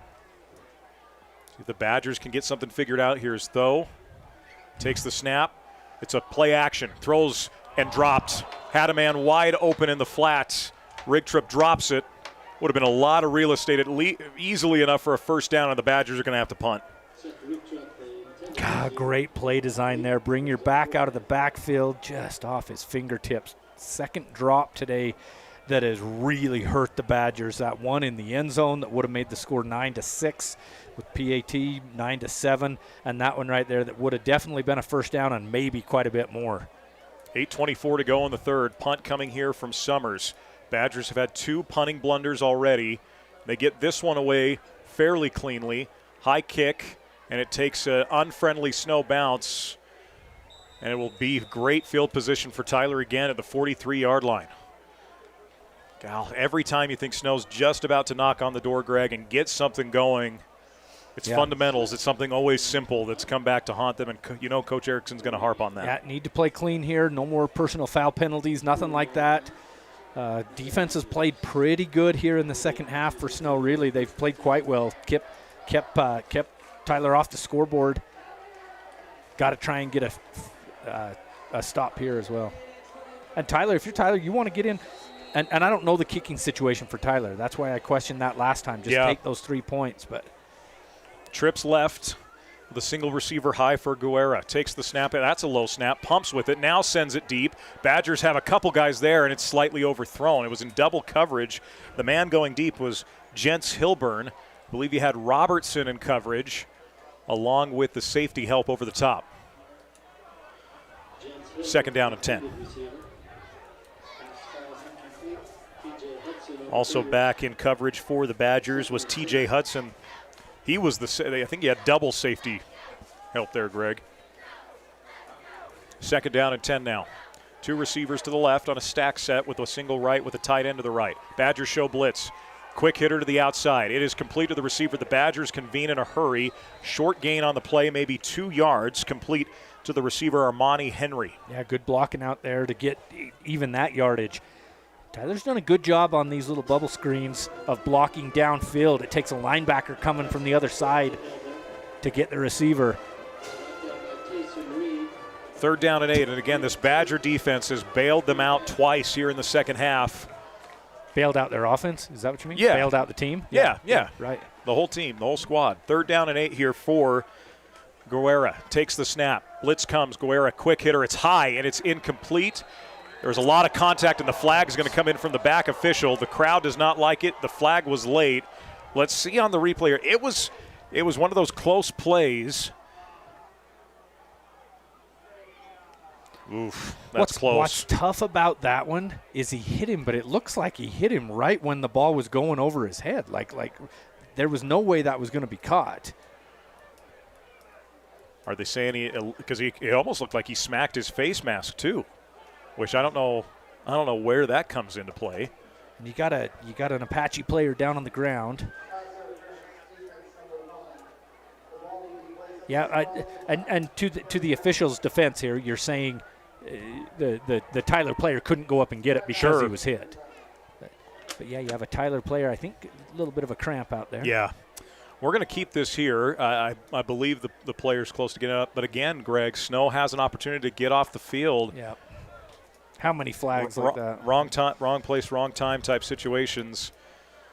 Guarantee, regardless of how the rest of this game goes, Coach is going to be talking to me a lot about discipline come our interview next week. Well, Coach Erikson's going to be talking a lot right now to the White Hat. He's calling him over. He's upset on that one. Of course, Coach Erikson played both receiver and defensive back in his college days, kind of went back and forth, and so maybe he sees both sides to that at times. Of course, he wants it to go the way of his team. Well, head coach doesn't, but that's going to be a first down for the Apaches here. 7:24 to go in the third quarter. So many of the penalties as well have come on third down to give those first downs. Yes. when you're hoping to make that stop and get the ball back. We've talked about We've talked about Guerra quite a few times here tonight, the quarterback for Tyler. Trey's done a good job delivering the ball where he needs to, especially on third down. He's not going to have a ton of yards when we see those final stats, but he's done a good job of moving the sticks when he needed to. Very efficient with it. Sends his tight end in motion. Guerrera takes it on 1st and 10. Steps up in the pocket, fires a dart high, and that incomplete over the head of the intended receiver. Incomplete, 2nd down. One of the few times he's kind of had a high ball tonight. It's a great job stepping up in the pocket with the pressure there from the Badgers. Sometimes college younger guys get a little bit of happy feet. They see that pocket breaking down, and they want to go outside of it, which is the worst thing you can do. Stay in the pocket, trust your offensive line, and Trey's done that tonight for the Apaches. Guerra in the gun on 2nd and 10. Badgers show blitz. They'll bring it. Play fake. Quick hitter. Complete over the middle. Stacked up at about the 30-yard line. Pile pushing forward. Now we got a Badger down in the backfield, in the offensive backfield. Lonnie Johnson, the big tight end, again with another catch. That's the second catch he's had here in the second half. Both similar routes, just those quick little slants. Guerra puts it right on him. They're going to call an official injury timeout. We'll take it as well. It's a Central Valley Medical Center timeout. We'll be back in 30 seconds on SnowTV, Centricom Channel 10, Mid-Utah Radio Sports Network, and 92.1 FM, The Team. Sanpete Steel in Moroni was founded in 1994 and is one of the major steel construction companies in the Intermountain West. Specializing in structural steel fabrication and assembly, Sanpete Steel's impressive portfolio includes the Hales Theater in Sandy and structures on the campuses of the University of Utah, BYU, and UVU. Sanpete Steel in Moroni, where their motto is done right and on time at 685 East Main Street. Call today at 800-261-1026. That's 800-261-1026. Or go to sanpetesteel.com.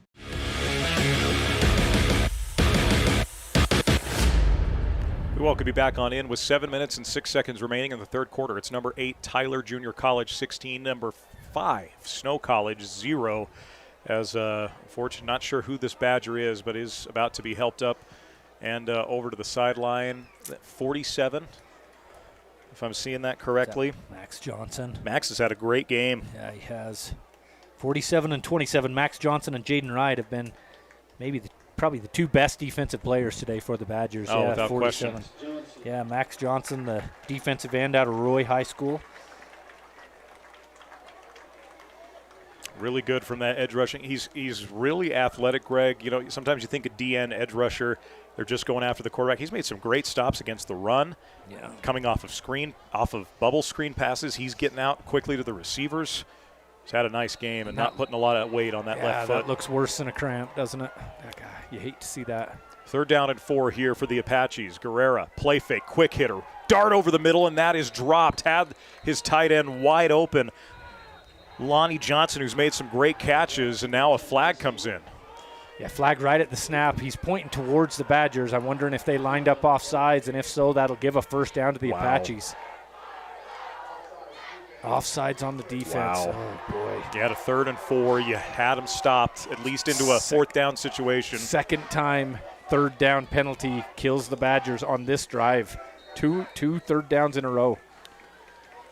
So first pass interference. Sorry, Tanner, no, you're pass correct. Interference, and then on 3rd and 4, you jump offsides or line up offsides, one or the other. Officially under 7 to go here in the 3rd period. Tyler with that long 2-score 16-0 lead driving. Guerra takes the snap. It's a handoff. Flag comes flying in here. This is likely going to be in the area of a hold as Burgess falls forward, the tailback, for a gain of 3. Guess who made the tackle?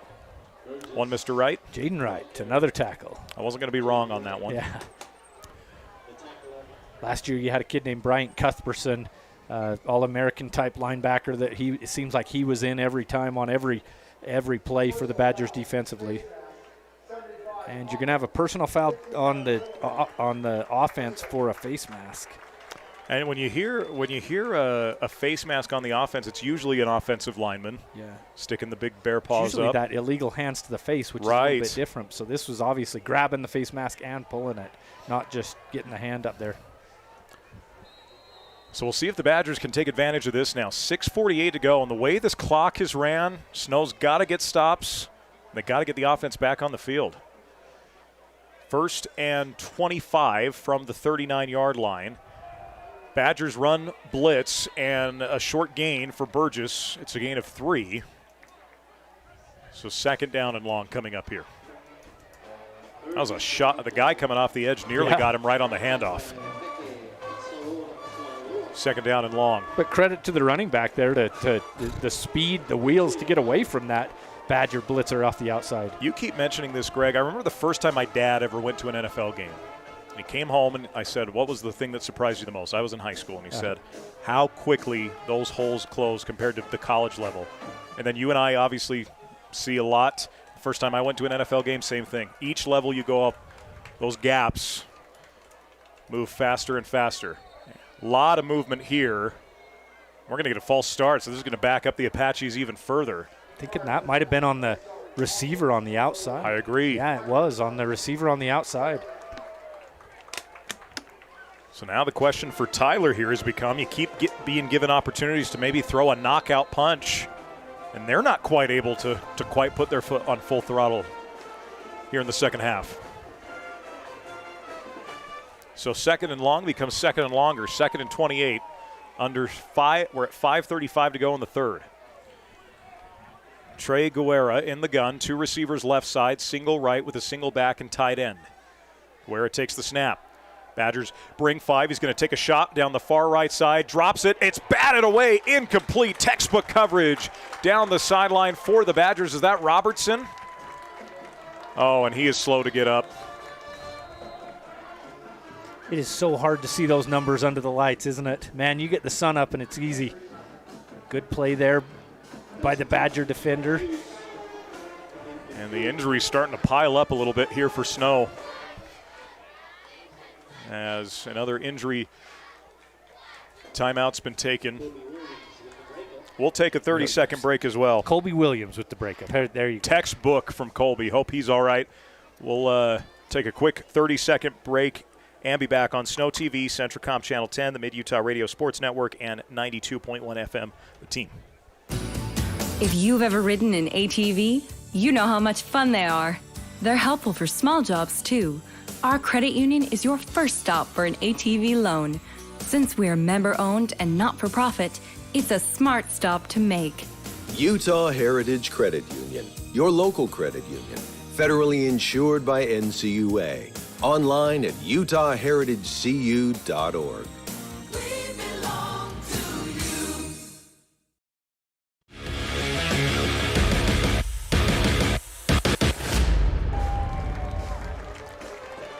Well, good to see there Colby Williams, who just made a textbook pass PBU, if you will, able to get off under his own power and head to the sideline. Will get evaluated, but thinking overall he's hoping to get back into the game. And this might be, the way he's laying down, I think this one might, this is going to be a cramp situation. So 3rd down and extremely long here for the Badgers. Nearly jump, and they do. So you have a 3rd and 28. Badgers jump. The officials are going to discuss this. Maybe one seeing something from the other side here. We'll see what the call is. Yeah, they just barely jumped, but they must be saying that they got into that neutral zone there. This is now a 3-way conversation with these officials. Didn't jump much, did they? No.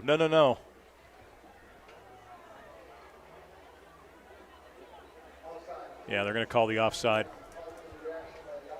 And that makes sense. They caused a reaction from an offensive lineman. So that's why they blow it dead. If you get back, it makes sense. They would have been back on side and no one had moved. No harm, no foul. Yeah. So 3rd and 28 now becomes 3rd and 23. Badgers got to get off the field here. 2 receivers to either side for Guerra. Single back set for Trey. Takes the snap. Badgers bring 4. Trey loads up, launches, a little underthrown, and the Badgers have the interception. Coming up with the INT out of the defensive backfield. And the Badgers, right when they need it most, another turnover. Is that 21, Greg? Again, these numbers so hard to see. I think that is Martin Alessandro. That would be his 2nd pick of the year. Had one in game 1. Yeah, Martin Alessandro, his brother, Bostros Alessandro, played here at Snow, went to play for Purdue for a couple of years. This year he's at Old Dominion. Good family Good family heritage here for the Alessandro brothers. That's good color commentary right there. Pulling it out of the bag, Greg Sterner. But talk about climbing the ladder and send that into Randy Moss on ESPN. Talking about getting Moss, Martin Alessandro.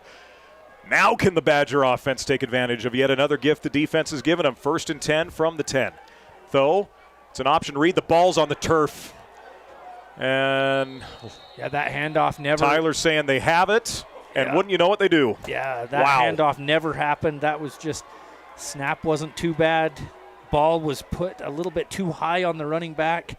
Clear up by his shoulder pads, not able to control it, and Tyler ends up with it. Going to have 1st and goal from inside the 10. Ball officially placed at the 9. So right when you think you've got that momentum shift for Snow, and this has just been the story of the night. Every time you think a page has been turned and an opportunity has been given, the Badgers shoot themselves in the foot. And the good news for Snow, Tyler has not been able to necessarily punish them for some of these mistakes, a few, but not all of them. And this would be this would almost certainly be a nail in the coffin the way this game's gone if Tyler scores here. Man comes in motion. Guerra passes to the outside. It's complete to his receiver. Stumbles inside the 10. He's dragged out at about the 6-yard line. That's Jens Hilburn with the reception. Mark him out at the 6-yard line. 2nd and goal. Good breaking on the ball there by the linebacker for the Badgers. I think that was Mario Williams Jr. coming over there from his linebacker position to track down the receiver. 2nd down and goal from the 6. Guerra takes the snap, play fake, gets rid of it in a hurry. Badgers look to convene, and it's a touchdown on the play. Diving into the end zone, is that number 2 for the Apaches? It certainly is. That is Jordan Green, the tight end. That makes it 22-0. And Tyler's going to come out and take the 1 point instead of go for 2. Talked about those downfield blockers. He wasn't even downfield that time, but a receiver blocking. Yeah. Down the field, did just enough. Didn't do enough to get a block in the back. Right at the first, I was thinking, is that going to be a block in the back? Did just enough to get in the way of the Badger defender and open up the hole for Jordan Green to get into the end zone. 4:24 remaining here in the third. Tyler now up 22-0. The PAT coming here from Daniel Mathis. Low snap, kicks on its way, and it is through. So with 4 minutes and 24 seconds remaining in the third quarter, it's the number 8 Tyler Junior College Apaches 23, the number 5 Snow College Badgers 0. We'll take a 30-second break on SnowTV, Centricom Channel 10, the Mid-Utah Radio Sports Network, and 92.1 FM, The Team. My parents know nothing about gaming. I told them we needed Centricom Fiber because it's by far the fastest and most reliable internet speeds. Hey bud, dinner's ready. Time to turn off the game box. All right, this round's almost over. These days, kids do a lot of their homework online. They talk to their teachers, they receive assignments, and they do research, all from our kitchen table. That's why I chose Centricom Fiber Internet. They have the fastest and most reliable connection, so my kids can stay on top of their schoolwork.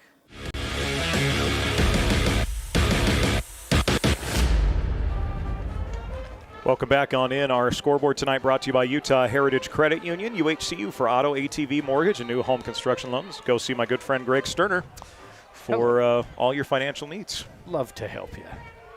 He's good at helping you, That's too. right. The Badgers could use some help right now, Greg. Still scoreless, and Tyler might.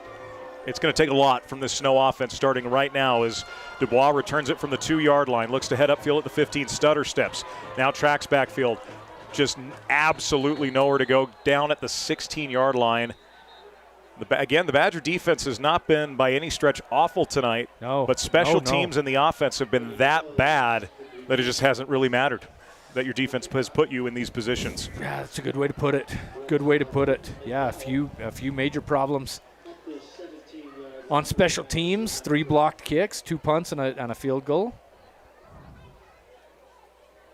And as you said, the offense just not able to get anything going. The best drive for the Badgers really was that one right before the half where it was just prevent defense. They had a couple of big plays, probably put 60 or so yards in the stat book, but it didn't account for anything.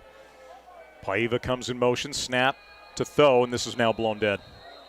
Lot of penalties tonight. False start on the Badgers. Boy, this is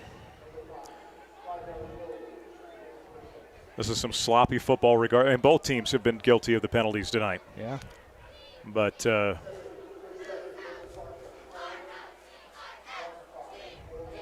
the false start backs the Badgers up. 1st and 10 now becomes 1st and 15. Man, Greg, the way this has gone, you had a couple of chunk plays at the end of the half. I don't know that Snow's, it was just barely over 100 yards maybe of total offense. Maybe. I mean, that might be being generous, the way this Tyler defense. Had the one drive that got down into Tyler territory and ended on a 4th down just short of the sticks, if you remember that one. Other than that, boy, not much doing. 2 to either side for Tho. Bad snap again. Jack recovers it, throws a dart over the middle. Paiva goes, hits him right in the chest. It's incomplete. In coverage, number 7, Arianta Bullock was there. And again, Jack Tho under a lot of pressure that time. That blitz came right up the middle. Nobody touched the blitzer. Jack had to get it away as quick as he could. Put it where he needed to. Into double coverage. Could have been a catch. Would have been a big catch. Clear down near the 40-yard line, but not able to haul it in. 2nd down and 15. 4:09 to go in the 3rd. Badgers down 3 scores here, 23-0. Have not been able to get anything going offensively, obviously, by the show of the scoreboard here. Blitz coming. Though it's a handoff, and Rigtrup makes a couple guys miss. Seth turns the corner, has some space. Seth Rigtrup. Stutter step, cuts forward, and gets the 1st down before being forced out of bounds. Seth Rigtrup. Hopefully that will plug maybe some of this Badger offense. Yeah, one of the best plays of the night for the Badgers. And you know what? Snow ran right into that blitz. That safety blitz came right up that kind of that C gap right next to the tackle, came through untouched, just couldn't finish off the tackle. And we've talked multiple times about how well Tyler's done tonight. Yeah. Without missing tackles, and that time they did. 2 receivers near side, single right, play action. Though protection, loads up, launches it. Has a couple receivers in the area coming back, and it's tipped and intercepted into the hands of the defender, Willie Nelson. Willie makes a couple guys miss. 50, 45, tripped up now at the 40-yard line. A bunch of flags are going to come flying in at the end of this, but a tip drill ends up in further disaster for the Badgers. Wow, a lot of flags coming in. Willie Nelson always on my mind right there with a pick. Boy. He was on the road again. And Badgers not able to bring him out of bounds. You had one of the receivers there pulling on him, trying to bring him out of bounds. Good job by Willie to fight off of that one and bring it into Badger territory. Now there's about, how many flags do each of those officials have? I think they each have 2 in their pockets, and I think they threw every one of those on the field here. We'll see what the calls are. There's at least 3, and it's being cleaned up right now. One of the flags moved over to a different specific spot.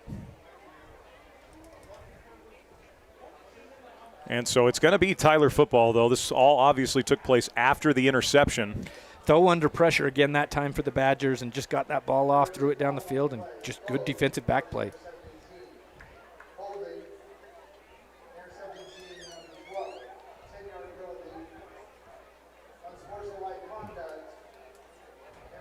Wow. So you had a hold on the interception return by Tyler. And then you had and watch this replay again. Yeah, he wasn't under pressure I thought he was under more pressure than that. Just throwing that ball up there. Ball bounces off the hands of his intended receiver, Jack Dean Burke. And interception there by Willie Nelson. Nice return by him, but like you say, there was a holding and then a unsportsmanlike. We're going to have to ask Drayson Ball the record for unsportsmanlike conducts in a game. See if he has that stat. 1st down and 10. Fires, complete, catch and run, and forced out of bounds. The completion to Jens Hilburn as he moves the sticks 1st down. Tyler has kind of smelled blood, and now I think trying to put their foot on the gas here, Greg, as Trey Guerrera just delivered a dart on a excellent little pivot route that time. Just come out about 5 yards, plant that left foot, pivot the other way, and Guerrera just put it right on the numbers where he needed to. 2 receivers far side with a tight end, single receiver near side for Guerrera, single back at his hip. Guerra takes the snap, gets rid of it quickly. It's a bubble screen to the outside. Badgers read it well, and it's only going to be for a gain of maybe a yard with forward progress. A whole plethora of Badgers over on that far side able to make the stop. Run back to the huddle, guys.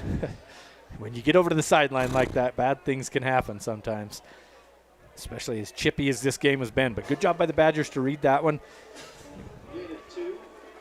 Was that Mario Williams coming out there again, the linebacker? Called his number quite a bit here in the second half. Second down and 8. 2:35 to go in the third. Again, been all Tyler. Option. And a massive hit up the middle. Burgess ran into a wall. Taken down by Tayson Reed, the freshman, laying the wood. Called Tayson's name quite a few times. Yeah, coming from that left outside linebacker position and just scraping down the line. Right as he gets to the line of scrimmage, lays the lumber on him. So 3rd down and 7. And what's another huge third down. And at this point, Snow's got to basically, they're going to have to basically score on almost every. The way this has gone, Greg, stop, score, stop, score, stop, score. And there's going to have to be some 2-point magic involved likely as well. 3rd down and 7 here for Guerra. Takes the snap. Badgers bring 5. Guerra throws. It's complete to his receiver. Trying to push forward. He's going to be short. About 2 yards short is Jens Hilburn. Jens has got a nice motor to him. After he makes the catch, Badgers did a good job wrapping him up there. He does a great job to stop on a dime, kind of like that pivot play that I called a couple of plays ago, and going quick here. 4th down and short. Guerra, again, trying to get the Badgers to jump offside. Minute 18 to go here in the third quarter. Snow's got a 23-0 lead. Guerra takes the snap. It's a quick hitter to the outside. It's complete. Falling forward, a first down and then some. Cut back, 30, 25, 20, tripped up. Taken down inside the 15 to the 10. A catch and run, Jens Hilburn again. And that is a backbreaker for the Badgers. Jens has had a great drive, hasn't he? 3 big catches on this drive. That one the biggest of them all. Just that little screen right outside. If the Badgers are able to tackle him right when he catches it, you turn the ball back over to the Snow College offense. He breaks a couple of tackles, pretty good blocking downfield as well, and then they run after the catch. 1st down and 10 first and goal from the 10 here for the Apaches.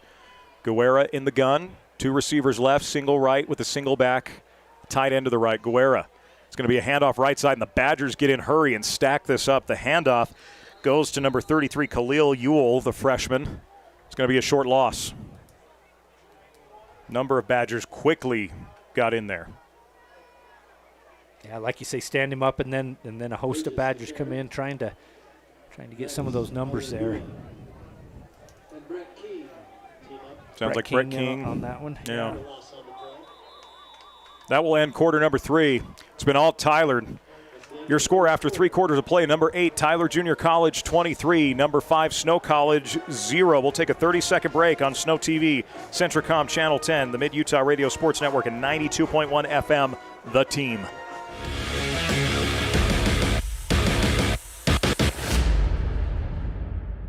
CO Building Systems in Ephraim manufactures a complete line of pre-engineered metal buildings of all sizes. Plus, they are your headquarters for custom metal roof and wall panels for your home or business, including all trim and accessories. All of their roof and wall panels are available in several gauges and over 20 different colors. For a free cost estimate or more information, contact CO Building Systems in Ephraim. 800-262-5347. That's 800-262-5347. Online at cobuildings.com.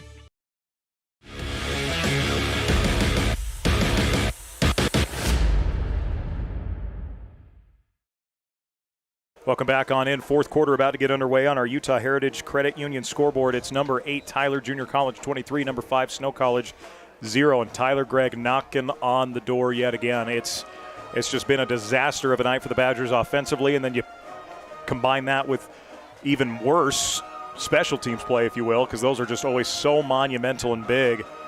Just not a lot of room to overcome. Cliche in the football world, talking as broadcasters about 3 different phases, aspects, right? Phases of the game. Yeah, exactly. And Tyler's winning them all tonight. So far. There's a quarter left. There is. 15-minute quarter. It's college football. These quarters have been taking a long time. Things happen. There's time here. 2 tight ends move over to the left side. Snap, option read, blown up again. Ewell just gets absolutely rocked. The initial hit I didn't catch, but Tayson Reed cleaned it up awfully nice. Yeah, like you said, that initial hit from the defensive lineman. Defensive tackle comes in there. Is that Hayden Mongolay? Was it 98? Yeah, I think that was Hayden Mongolay coming through, right? 6 foot, 300-pound sophomore. Third down and goal, backed up to the 17-yard line. It's 23-0. How many times has the Badgers stopped Tyler when they've been down like this? We had the fumble on the snap, and I think there's been one more at least. At least where they've been in deep territory here for sure. Yeah. Man comes in motion here for Guerra. Back to pass on 3rd and goal. Throws to the outside. It's low, caught, but not going to be caught at the 10-yard line. Once again, that's Jens Hilburn. Yeah. Jens putting up a drive, let alone a game, and the kicking team now comes out. And that was a pretty good catch there. He had to dive for that one. Even if it would have been on the numbers, it probably wouldn't have been enough for the first down, but it does get some of those yards back to try and make it a little bit easier for your kicker. And frankly, maybe the kicker likes that left hash mark. Maybe they drew that up just for that, because you're going to go up 4 scores if you knock this through. On to attempt the field goal, Daniel Mathis, who's been perfect on PATs so far. Kicks on its way, and it is through for 3. So with 13 minutes and 29 seconds remaining in the fourth quarter, it is number 8, Tyler, Junior College, 26.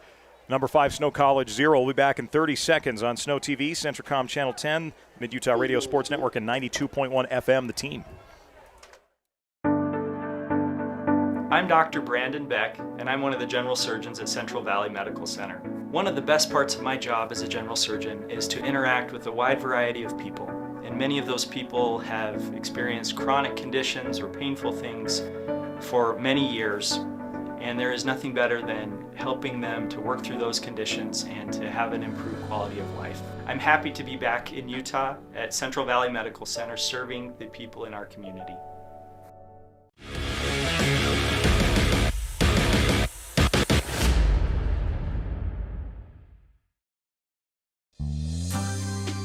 Visits.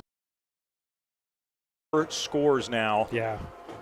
Going to take a lot for the Snow College Badgers. It's going to take absolute perfection. You offensively, special teams, and defensively for the Badgers to get back into this. And on the kickoff, Snow fielded at the 15. My goodness, the speed that this Tyler team has on the outside coming in on the special teams. Dada Ross, that's a linebacker on your special teams, flying down the sideline and stopping a very athletic kick returner. Nigel Jr. there for the Badgers trying to return that one.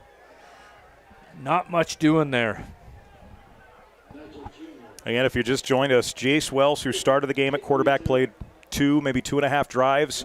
It's been Jack, though. There have been snapping issues, the special teams blunders. Welch was hurt. Yes, that correct. Yeah, Welch was hurt. Thank you. It's an option read here. Rig trip, stutter steps, pushes forward. Going to be a minimal gain, maybe a yard on 1st and 10.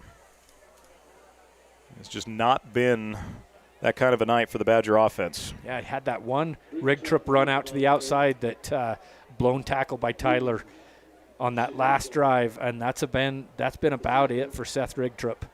Just not a lot of room to run for him tonight. 2nd down and 8 after a gain of 2. Though back to pass, pocket holds well. Though Danson throws a dart. It's bobbled and then caught before getting out of bounds.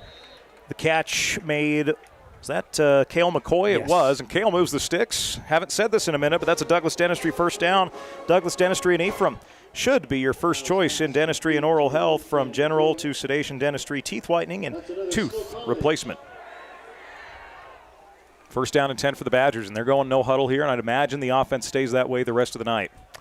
Though takes the snap. It's a give Ridtrip on the draw. Snuffed out. Massive play inside. Trying to get that number for Tyler. 23 came up with an instant hit. Jameel Davis, the freshman edge rusher. No gain on the play. 2nd down and 10. So we'll have 2 receivers far side, 2 receivers near side. With a single back here for Those. He gets the call in. Badgers again. Like you said, Greg, it's got to be near perfection, and it's got to be quick from this offense.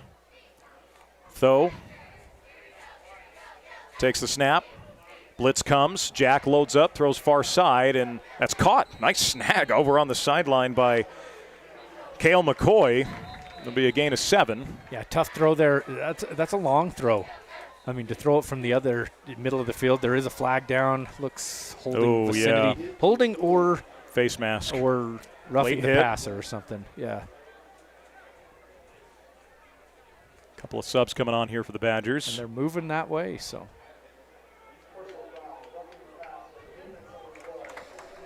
Yeah, roughing the passer will be the call against Tyler, so it's going to move the ball down past midfield into Tyler territory. What does D-Bob Bailey say down there in the student section? It's first down. First down brought to you once again by Douglas Dentistry. So first time in a hot minute the Badgers have had multiple first downs in a drive. Maybe the first time in this, definitely the first time in the second half that they've had multiple, maybe for the first. The handoff now, Tapusoa gets a good block. Tapusoa's got some room. Gets the first down out of the 35. Pyle pushes, and forward progress will mark him there.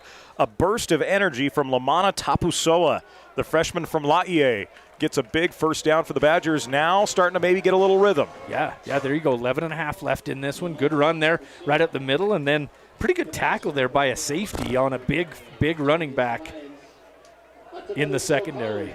First down and 10. Badgers go split back with the tight end far side, single receiver far, one near.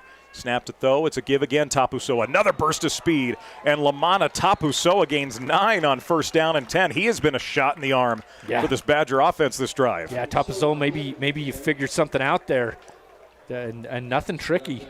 They're just going right up the middle. That's an A-gap run. And a timeout called by Tyler. They're going to take it. They sense something. Don't want Snow to get any momentum. It's a Central Valley Medical Center timeout. We'll be back in 30 seconds on SnowTV, Centricom Channel 10, Mid-Utah Radio, Sports Network, and 92.1 FM, The Team. We are all part of a team. Whether you are the quiet hero or the newest recruit, the steady anchor or the moral support, your team needs you. At Intermountain Health, San Pete Valley Hospital, we want to be part of your team. Partner with us on your health and continue to be a game changer for your teammates.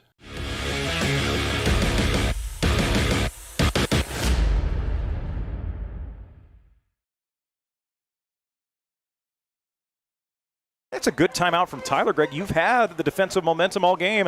Don't want to let up now. Yeah, and those A-gap runs there to Tapusoa.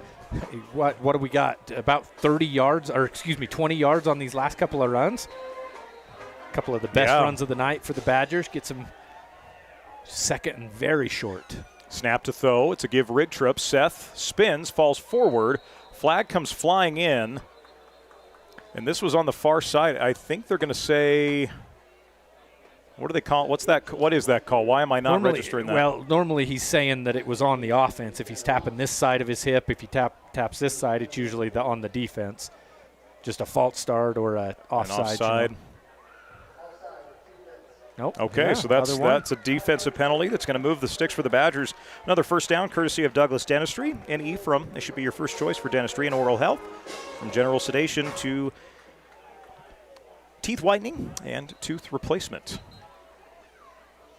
First down and 10 for the Badgers now at the 20-yard line. Would have had the first down on that run to Rigtrup just barely, but this gets them a few more yards with the penalty. Single back set here for Tho. Jack takes the snap. Pocket holds, throws a dart, and it's dropped, bobbled. The guy who's been so reliable tonight, and Cale McCoy, hit him right in the chest and just popped right back out.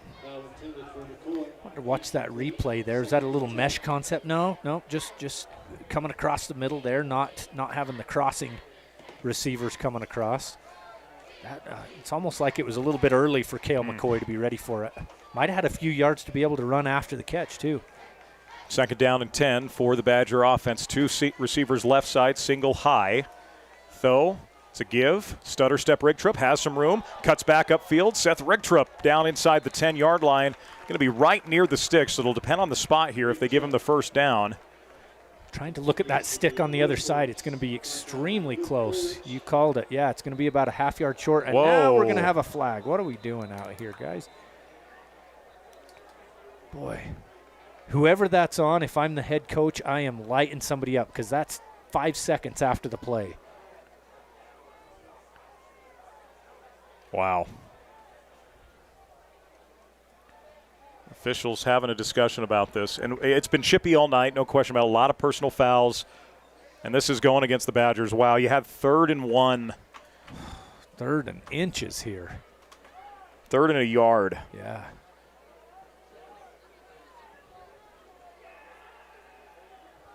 Somebody say something. There wasn't even a Tyler guy by a Badger. Did one of the Badgers say something to that official? That's what was so interesting, is it came out so quick. No, it's going against the defense. Wow. Yeah, you saw the Badgers walking backwards. So that's gonna be on Willie Nelson, and Willie will have to be on our mind is all, because he's going to be kicked out of the game here. Had that big interception on the last drive. So now the Badgers operating 1st and goal at the 5. 10:18 to go here in quarter number 4. We named both the Willie Nelson songs I know. I named the one I know. I know, and I know that because I know it because of Shrek. I don't even know it because of Willie Nelson. And I'm on KMTI every morning. That's right. We got a bunch of flags flying in here again. I mean, this has just been the story. This has been one of the storylines of the night. So now the Badgers get a false start.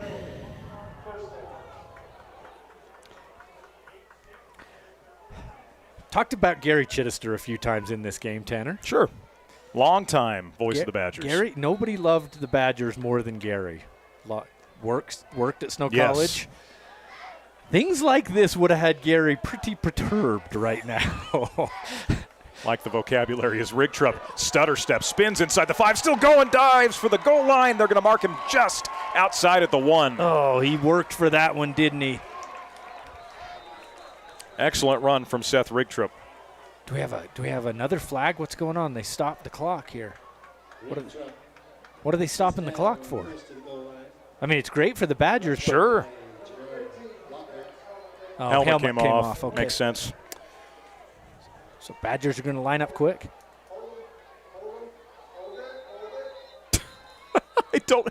Well, the white hat, to his credit, they set the ball too soon, and the white hat saying, "No, I have not set that ball to be able to be snapped." I just don't know that I've heard "hold it over the mic." He's right. He's 100% in the right. Yeah. I just don't know that I've heard it over the PA, loudspeaker. Right? Yeah. So the ball was not ready to be snapped. Now the clock's wound, and now we're ready to go. 2nd and goal from the 1. Though in shotgun, takes the snap, hands Rigtrup. Stutters, pushes, not going to get there, denied at the 1-yard line. Forward progress doesn't cause any loss of yards on the play, but the Badgers don't get in, and that clock continues to run. And 9:34 left in the ball game.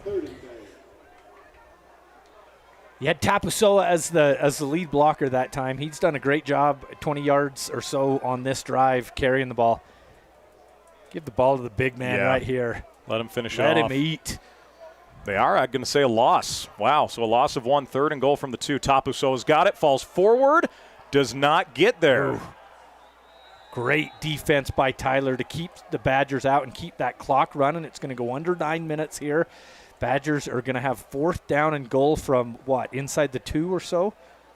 I believe so. And the answer is easy. You go for it. Well, and they've went under center in this game. So it's not like there's some of these teams where they do not go under center ever. There's a time. So when you're even at the 1-yard line, if you don't go under center, okay, I get that. Snows went under center quite a bit tonight. Get under center, man. That's my opinion. I'd go under center here. QB sneak it if you can't push a yard. I don't know. Clock is still going. Play clock's at 7. Badgers got to go here. 4th and goal from the yard and a half. Coach Erikson's got to spend a timeout.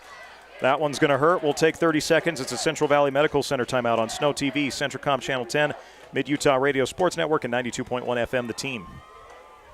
My art is an expression of my identity. As an artist, my identity is everything. Every stroke I make depicts my purpose, and every signature brings my dreams to life. I am La Morena. With my style check-in account from Mountain America Credit Union, I can create with confidence, knowing I have built-in identity protection. This premium future lets me stay focused and bring color to the world. Open a new check-in account today. Make my style your lifestyle.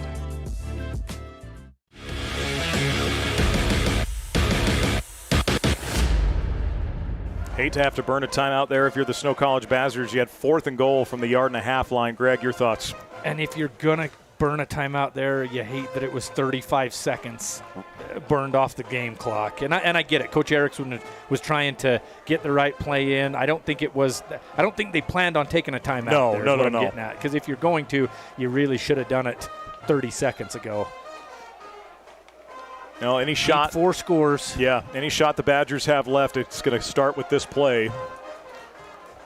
4th and goal from the 2.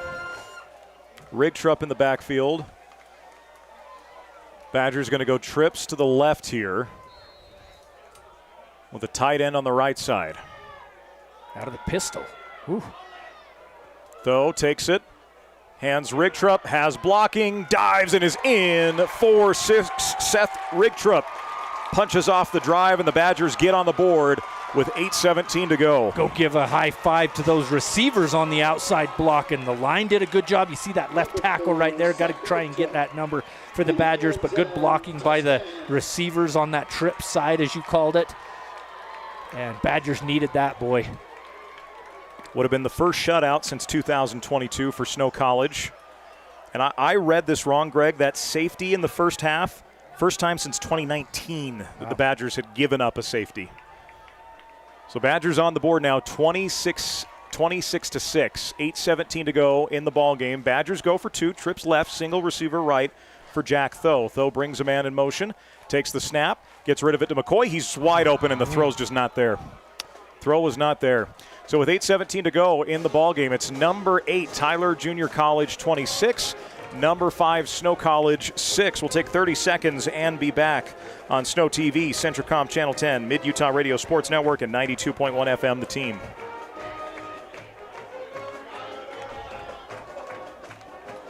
Looks like we're still here.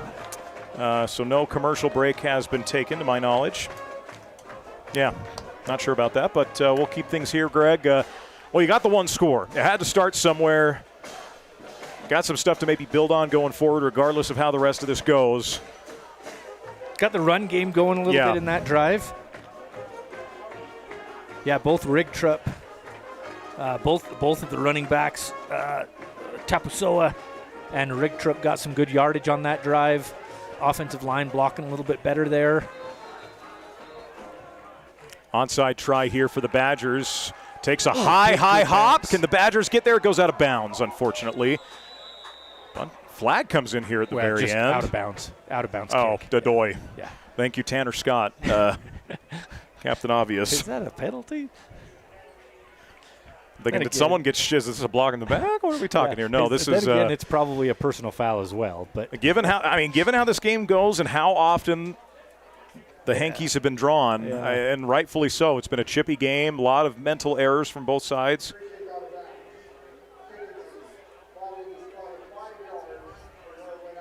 So that is the rule, 5 yards down from where the ball was kicked out of bounds. So great field position, obviously, for Titan. You run that risk when you run the onside kick. There's a reason it's such a low probability that it works.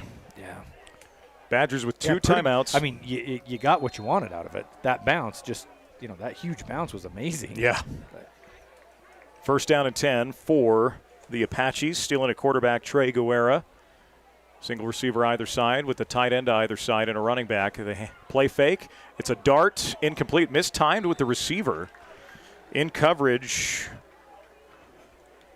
was Lawrence Taylor, the 4th. Yeah, and Tenny Worthen coming across from his linebacker position read that really well. Came over there just about, had his hand on that one. Might have had a little bit of green grass in front of him if he would have picked that one off. Just a half a step behind it. And the way they're just, I was thinking, the way we've seen body language tonight, I wondered if there was a flag. No, just a huddle here from Tyler. 8:12 to go. Same formation, one receiver to either side with a tight end to either side. Badgers show blitz. It's a handoff to the tailback. Badgers gobble that up quickly as it's the sophomore Ashton Haynes gets a yard. Snow will get a stop. Clock will wind at 8:02 remaining in the ball game. Looks like Haynes just ran into the back of a Badger that time that slowed him down, and then the Mongolian on that one for the for the Badgers to bring down the running back and bring up 3rd and 9. Again, another one. I mean, obviously the Badgers have got to get a stop every time. You keep running 2 more minutes off the clock with another first down. Can't happen here to try and make this comeback. 3rd down and 9. Single receiver to either side. Tight end again to either side here. Guerra takes the snap, play fake, throws a dart. It's complete. Boy, a tight window, the way that corner was blanketing. But a good catch over on the outside. I want to say, is that 6? Jamari Evans? Sure Another is. one of those timing routes out there. Good job by the Badgers to read that one well. I think that was Colby Williams. Yeah, good to see him back in. Yeah, kid out of Illinois coming out to Utah to play for the Badgers. So 4th down, and if you're smart here, if you're Tyler, you run this down as far as you can. I say go for it. Let's just get first downs and end the game. Oh, yeah. There's no reason to punt this back. On the other hand, and I agree with you. If I was the coach, 4th and 4. If it was 4th and 9, I would punt it. Without question, yes. 4th and 3 here, I'd probably go for it, especially with the way my timing passing game has worked today, both to the sidelines and those little over-the-middle passes. Coach Jacobson, I think they're just going to take the delay of game because I didn't see any urgency to call a timeout. Yeah, they didn't call a timeout. They just let every single second go off the clock. So the delay of game will send the punt unit back out. So now it's 4th and 8, 4th and 9. Yeah, now you're going to punt, obviously. Without question. Yeah. I think that was by design. So yeah. It gives your punter maybe a little more space to try and pin, too. I am surprised that doesn't happen maybe a little more in the game of football. So 4th down and 8, 6:15 as the clock winds. Play clock down to 10 seconds. Play clock hasn't really been an issue for any of the teams today other than that one timeout Snow just took. High punt. Badgers will call fair catch at about the 13-yard line as the man on the return, I believe that was TJ Hudson who was back to receive the punt. Yeah, and he might have had a little bit of room there. Might have had a little bit of room if he wouldn't have called the fair catch to run and get some yards. 6:02 to go here in the final period of play. Once again, if you're just joining us, it was all Tyler. 26-0 at one point here in the 4th. Badgers just got on the board on their last drive, now hoping for some Jim McMahon magic, if you will, with 6 minutes remaining. That's the type of thing we're going to have to see here. If Snow wants to try and pull this out, they got to go 86 yards here, starting at their own 14. Though with the split back set, takes the snap. It's going to be a give. Rigtrip hits that outside. Stutter steps. First down and then some. Seth Rigtrip, a great block downfield by his receiver. Gives Stephon Sellers Jr. some credit for that block, but Rigtrip getting shifty. Yeah, Sellers with a decleater down the field. That was a good 20 yards away from the play, too. Did a nice job. So Badgers get a first down, and they got out of bounds. Or did he get out of bounds? Clock's still going, so they... College. That's right. That's another rule change. Yeah, that's another rule change that I'm remembering. We call a lot of high school games. We do. Split back set here for Tho. Jack takes the snap. Play fake, slant route to Sellers. Broken up. Sellers wants a flag. Is not going to get it. Yeah, perfect timing then because it was close. That was Tyson Wilson in coverage, breaking that play up. Yeah, right there as the ball arrived. 8 minutes remaining. 5:31 to go. Should say 8 minutes remaining in Philly-Dallas. I just saw that update. And they had that long lightning delay, so we're probably, close. It's going to be close, ending about the same time. The give here, Matt Wilson. Wilson turns left side, falls forward, and that's a clear as day face mask right near the sideline. The defender's arguing that, and no offense to the kid, but let's see on this replay why he here. would even argue it. Are we seeing something wrong? I mean, that whole face mask turns right in front of the official. Yeah. So the penalty stops the clock, gives the Badgers an automatic first down. First downs tonight, although few and far between, have been made possible by Douglas Dentistry. Stick around for our post-game show. We'll give away our Sam Pete Steel Steel Man of the Game. Sam Pete Steel done right and on time. I think we got a pretty good idea of who's going to win that at this point. Although who knows the way this could end. Tho gives Rigtrip. Seth up the middle, clogged, and maybe gets a half a yard. Another one of those guys on the middle, Neville Imba for Tyler. just doing a great job. That defensive line has just done such a good job filling their gaps that they're supposed to. There's been a couple of big runs by the Badgers, but not much. Not much at all tonight. 2nd down and 9. Badgers go with a single tight end to the left, single receiver far side, single near with a split back set for Tho. 4:44 to go. Play action for Jack. Back to throw. Tho loads up, launches it. Double coverage far side and going up. We're going to get a pass interference call here. 3 different or at least 2 different flags came flying in here as he tried to find the receiver down the far side, and that'll be a 1st down again for Snow. I think that was Jack Dean Burke down there, wasn't it? I believe so. Yeah, the 6'2" wide receiver out of Skyridge High School. Did a good job at selling it, too. Selling that his left arm was being held down as he put his right arm up to go and get that one. Good job. Moves the ball 15 yards down the field. So 1st and 10 for the Badgers. Once again brought to you by our friends at Douglas Dentistry. Inside the 30 now for Snow College at the 28-yard line. 4:36 to go. And again with these penalties, Greg, it's stopping the clock for the Badgers. It is doing them a little bit of a solid. Tho takes the snap. Run to Rigtrup. Seth gets to the outside. Stutter steps, cuts back upfield, and falls forward to the 20-yard line. A good run from Rigtrup as he gets to about the 21 officially. Run game here in the second half definitely doing better, especially just these last 2 drives, better than it had the rest of the game. 2nd down and 3, gain of 7. Badgers go no huddle. Tyler a little late getting some subs off, but they got to wait where Snow subbed. And now Tho takes the snap, give Rigtrup. Seth gets to bounce outside again, cuts forward. 1st down, Seth Rigtrup with a nice fall forward for the 1st down. As again, the clock continues to run. They won't stop the clock for 1st downs. It's under 2 minutes. That is the new rule in college football as of a season ago. 3:46 to go. So Kobe Wallace out there on the right side of that line blocking, doing a good job for the Badgers on that play. Empty set here for Tho. 3 to the left, 2 right. Jack takes the snap. Blitz comes. Jack rolling. He's got to just get rid of it at this point. Loads up points. Just fires for the end zone. There's a man there, and it's just shy. Near magic. Somehow Jack Tho got that away with a defender literally bearing down on him, and it falls incomplete. Boy, you're sitting here thinking, man, just get rid of it. Get rid of it. They're coming down on you. And Jack Tho knew what he was doing. He had a guy out there, just needed about another yard on that one for the intended receiver to run under it. 26-6 for Tyler. 3:25 to go. It's 2nd down and 10. The Badgers trying for some late game heroics here. Tapusoa's got it. Bites forward. 10-5 is gone. Into the end zone for the Badgers. Number 20, Lamana Tapusoa. The product from Laie finds the end zone, and the Badgers sneaking back into this. Crazy things happen in college football. Man, Still a long way to go. I'll tell you what, Tapusoa doesn't get a touch until this 4th quarter, and here he goes, man. 30, 40 yards on 4 runs. Boy, good job by Lamana, keeping his head in the game, wanting to go play, answers the bell when it's called. Not listed on the depth chart, by the way. They only list 2 running backs on the official depth chart. He did get some good run up at Harriman in the 4th quarter, but now the Badgers go for 2 here. Why are you going for 2? Tho, Tapusoa, bottled up and is not going to get it. Why are you going for 2? Tanner, why? I'm trying to think of this here. If you need to take a break, take it. But I'll keep it here. Let's do the math. What? Well, yeah, you're down 14 right now. You kick an extra point, you're down 13. You get 2 touchdowns, you win. If you kick extra points the rest of the way, why would you go for 2 to make it 12?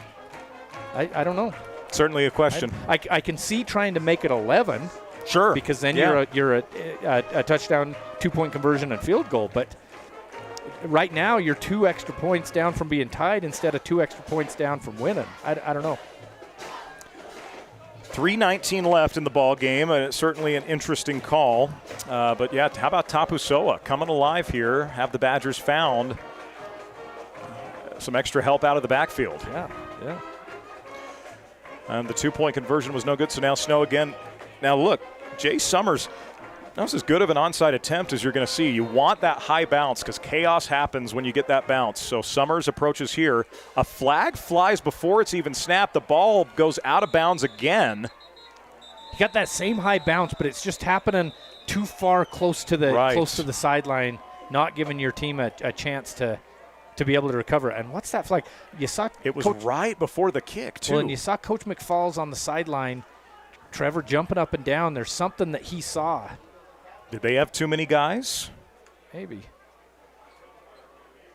So you got a couple of flags down. One of the officials lost his hat, meaning either somebody went out of bounds and can't touch it first, or another flag. That can be a second flag for. There's a real conversation being had about this. Been lots of real conversations. Oh, I tell you, and these officials have done a great job in what's been a very chippy, physical game. Oh, yeah. They've done a great job keeping this thing under control. There's been there were times punches were thrown, and to be honest, the fact that we've only had two guys maybe tossed in this game, given the physicality of it. Team. Yes. Yeah. 2 fouls. Both dead ball. Oh. Duplicate numbers.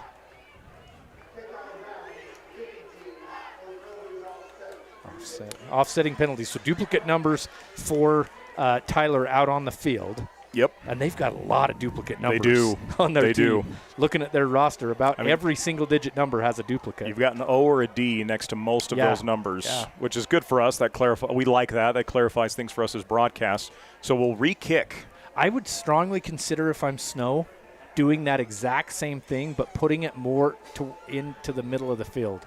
You're not giving your team a chance to go and recover it, because every one of them are right at the sideline. Looking at ball's got to go for if anybody doesn't know, ball's got to go 10 yards before it's touched. So it's got to get down to the 45-yard line. So funny story about head coach Tanner Jacobson. Was good catch. Believe it or not, I had interviewed him before when he was a player up at BYU. And a good solid dude, by the way. Hit that. We saw that in the pregame. His junior year at BYU, the Cougars got called for that on a kickoff against Fresno State. I was down in Fresno, California. There were several that were maddened by that night, the double jersey number. Okay. So, yeah, and this is interesting because now you've got Tyler's backed up a little bit here with the way their hands team's going. And now we're getting a whistle.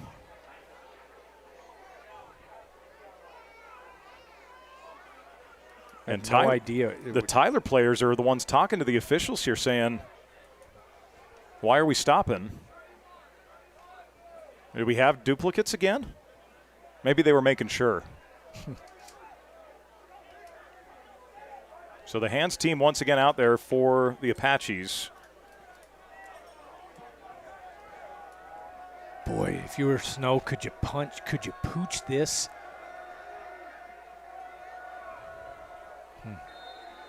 Summers to approach. And will just go right down the gut. It's high. It's recovered by the tight end. That's number 87, Parker Erikson, the freshman from Keller. Just snagged that, went down. Did a great job. I mean, that was a tough kick to try and recover, and he was on the move. That wasn't one of those where you're down at your knees and just covering that up as an onside kick. Great job by him to cover that up and give his team the ball. With 2 timeouts for the Badgers, worst case scenario, if you're Tyler, you're punting back to Snow with 2.5 left. Worst case scenario here. If I'm Tyler, I run the ball 3 times. If I don't get a first down, I'm punting down to the 10, 15-yard line. And you look at it, 2-minute timeout is a part of this as well. That's an extra timeout in the pocket of the Badgers. So here we go. First down and 10 for Trey Guerra with a split back set. It's going to be a run and a fall forward, a short gain on the play that time by Bryce Burgess as he gets 2, maybe 3 yards. Snow's not going to use the timeout just yet. Again, the Badger linebackers coming up, not giving up much. They've had a pretty darn good night, those linebackers. Whoever's been rotating in there has played well. Second down and 7 after the gain of 3. Tyler content to really run this down. Play clock's at 16. And they're not even going to the huddle. Now they do with 10 seconds on the play clock. Break the huddle with 2 receivers near side, a tight end far with a split back. Play clock at 3, 2, and 1. The snap, the give to Burgess, swallowed up for a loss. And now Coach Erikson's going to use that first timeout with 2:21 remaining. So if you're the Badgers, you force 3rd and long. You like that, obviously. Do you get a little greedy here if you're Tyler and throw the football? I mean, I this don't. This is Greg Sterner's opinion. If I'm up 1 score, I consider it. If I'm up 1 score right now. I'm up 2 scores with 2:20 left. Snow only has 1 timeout left. I run the ball. Don't care if they call timeout with 2:10 left, 2:15, whatever it's going to be. I punt that back. They have the 2-minute timeout, and that's it. Absolutely, I'm running the ball. I'm making them use that last timeout. Yeah. 2:21 remaining in this one. The Badgers have made this just about, minus recovering onside kicks, Snow's made this a lot more interesting than it was looking, without question. Showed a lot more fire in the fourth quarter than they did the first 3. You're looking for a score update with the Cowboys and Eagles. I'll have that for you in a moment. 3 minutes left. It's still 24-20. That was the score after the lightning delay in the third quarter. So after fireworks in the first half, that game's completely slowed down. 3rd down and 9. 1 receiver to either side with 2 tight ends set here. Pistol formation for Trey Guerra. Brings those 2 tight ends now over to the left side. Badgers show blitz. Guerra hands it off Burgess. Burgess. Penetration is good from the Badgers, and are they able to force him out of bounds? They did. Wow. Worst thing you could have done. Like literally take a knee. Yeah, absolute worst thing you could have done. The only question you would have is if his forward momentum. Why'd you call timeout, Coach Erikson? Well, here's the thing. If you're out of bounds, they're going to wind that. Is it over 2 minutes? I thought it was over 3 minutes. I thought it was under 2. Okay. So Snow did need to use that timeout. Okay, that's right. And you still have the 2 minute, which, 2 minute timeout is going to be to the benefit of your offense now, because then you're going to need some special teams magic. But the Badgers do get the stop on 4th down. So you were saying, if we're keeping it here at this break, you were saying. Let's do it. So I should know this, but you're saying under 2 minutes, the clock's not going to stop on a first down in college football anymore? It does. It's under 2 minutes. Oh, okay. It's after the 2 minute timeout in each half is what I'm saying. I thought you said it doesn't. No. No, you're going to get. You're going to get that stoppage after the 2 minutes. Got it. Okay. So, but on first downs, the way it's always been, yes, it stops. On a first down in college, stops long enough to set the. This sounds like I'm an idiot. No, not in college anymore. As of last year, they did away with that unless it's under 2 minutes. Okay. Unless it is under 2 minutes in the first and second half. Okay. They will stop the clock for that. Trying to speed up the game a little bit. Yes. Well. Get it a little bit closer to the NFL rules, if you will. Yeah. So the Apaches to punt.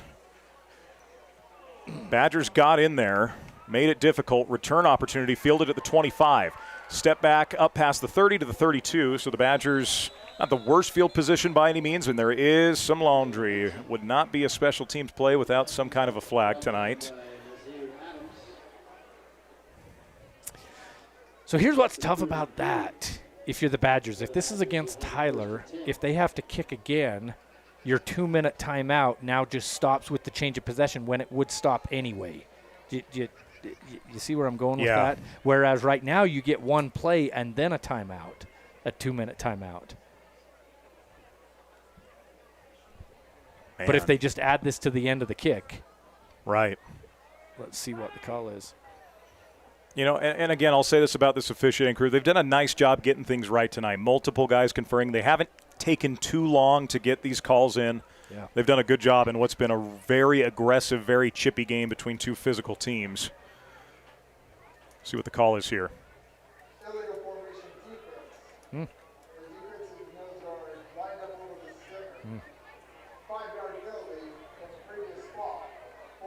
So you obviously take that. Yeah, if you're Tyler, you take the 5 yards because, now you're likely going to burn this 2 minute timeout on this punt. Yeah. Or was there an option to take that? Yeah. That's what I'm wondering now after I talked. Yep. Yeah, so a 5 yard penalty. So it was on the Badgers. They lined up right over the snapper. You can't do that on special teams. You can't smack the long snapper. And this a much better punt. The Badgers going to let this go. It takes a bounce at the 10, inside of the 9. Wow, that's stopped on a dime. How often do you see a punt just hang after the first bounce And that will be the 2-minute timeout. We are going to take it as well. The timeout is brought to you by Central Valley Medical Center. We'll be back in 30 seconds on SnowTV, Centricom Channel 10, the Mid-Utah Radio Sports Network, and 92.1 FM, The Team.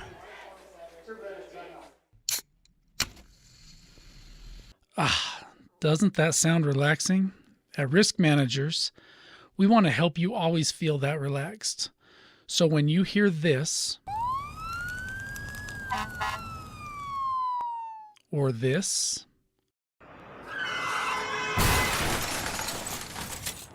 or this,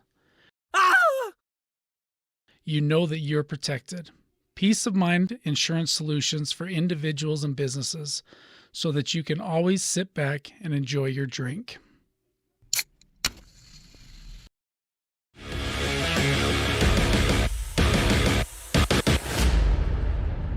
We welcome you back on in. That's the 2-minute timeout. Number 8, Tyler Junior College, 26. Number 5, Snow College, 12. Badgers do get the ball back. They got 89 yards to go in 1:52, an onside kick, and then another touchdown, and that's to force overtime.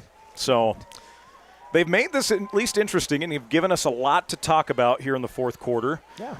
Have not gone down without a fight. Definitely made it a more fun game here in the fourth quarter than it was the first three, but still, if you're Coach Erikson, you wanted to see some of that fire there in the first three quarters, not just this fourth. We appreciate those of you that are tuning in from Texas, our correspondents with 92.1 FM, The Team. Appreciate you joining in with us tonight. Y'all got a good team. I guess I can say y'all if I'm talking to our correspondents in Texas. It was a really good Tyler team, really good defense. So Coach Jacobson's done a nice job turning this program around now in his third season. He's got 2 receivers. Be interesting to watch his career progression. Yep. Real fun guy to talk to in pregame. Done great things there in Tyler. 2 receivers to either side now for Tho. 2-minute offense has been this all quarter for the Badgers as they go again. Jack loads up, running out of time, scampers out to his right, and is just going to throw this one away. So 2nd down at 10. That was excellent blanket coverage downfield from the secondary. Yeah, nothing doing that time.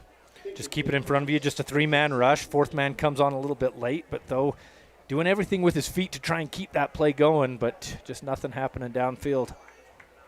2nd down and 10. 2 receivers to either side for Jack. Rig Trupp at his hip. Jack takes the snap. Receiver went way too quick, yeah. So false start's going to back up the Badgers. 2nd and 10 becomes 2nd and 15. Clock is at 1:44.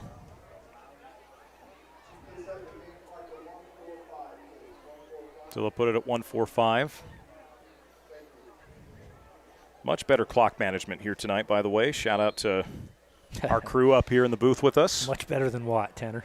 You know, Badger fans know. I don't think that's worth repeating.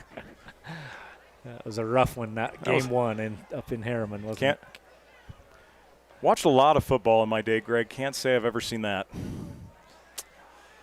Cole has watched even more football and said the same thing. Yeah. So snap to Tho, standing in his end zone, dancing around. Flag comes flying in here. Jack's going to take off and run. Evades the tackle. Jack Tho falls forward. I think he's got enough Jack's going to be shy of the first down. A flag did come in over on this near side. Yeah, Stephen Sellers, I think he was held right at the line of scrimmage. So you're either going to have like a holding or unless it's a personal foul or something. Personal foul face mask. Yeah. You clearly take that. The clock stops. You get the automatic first. Stay tuned with us through our post-game show. Once again, be giving away that Sam Pete Steel Still Man of the Game. Get a Sam Pete Steel hoodie as they support Snow College's tradition of excellence. Going to have 2 receivers to either side for Tho here, again with Rig Trip, and I imagine we're going to see this set the rest of the way. With 1:34 to go in the ball game. Badgers go stacked sets on either side. Jack, bring a man in motion. Bring both guys over. It's the reset, yeah. Yeah. Play clock at 4, sends a man in motion. Tho, he's got to get the snap off and can't. Snow doesn't have a timeout to burn, and it's going to be a delay of game. Off the penalty. Penalty numbers, again, there were some issues with the stat program tonight, so we unfortunately won't have those for you. But I'd imagine, we're going to get that final total by Monday, and it's not going to be a good number. Trips to the right now for Jack. Though takes it, play fake, steps up in the pocket, fires a dart, and it's caught right near the sticks, and that should be good for a first down. Paiva with the reception, and the Badgers do pick up the first down. We'll go no huddle here. Trips now, or 2 receivers to either side. Jack takes the snap, and we're going to get another false start. Jack's not happy about it. Yeah, those receivers on the edge just not getting set. With 1:21 left in the ball game, a lot of cleanup going to be coming this week in the film room. Yeah. 2 receivers to either side now for Tho with a single back. And again, when you're getting false starts on receivers, that's tough. Oh, that's right. 10-second runoff. You don't have a timeout to balance that, so it'll be at 1:11 now.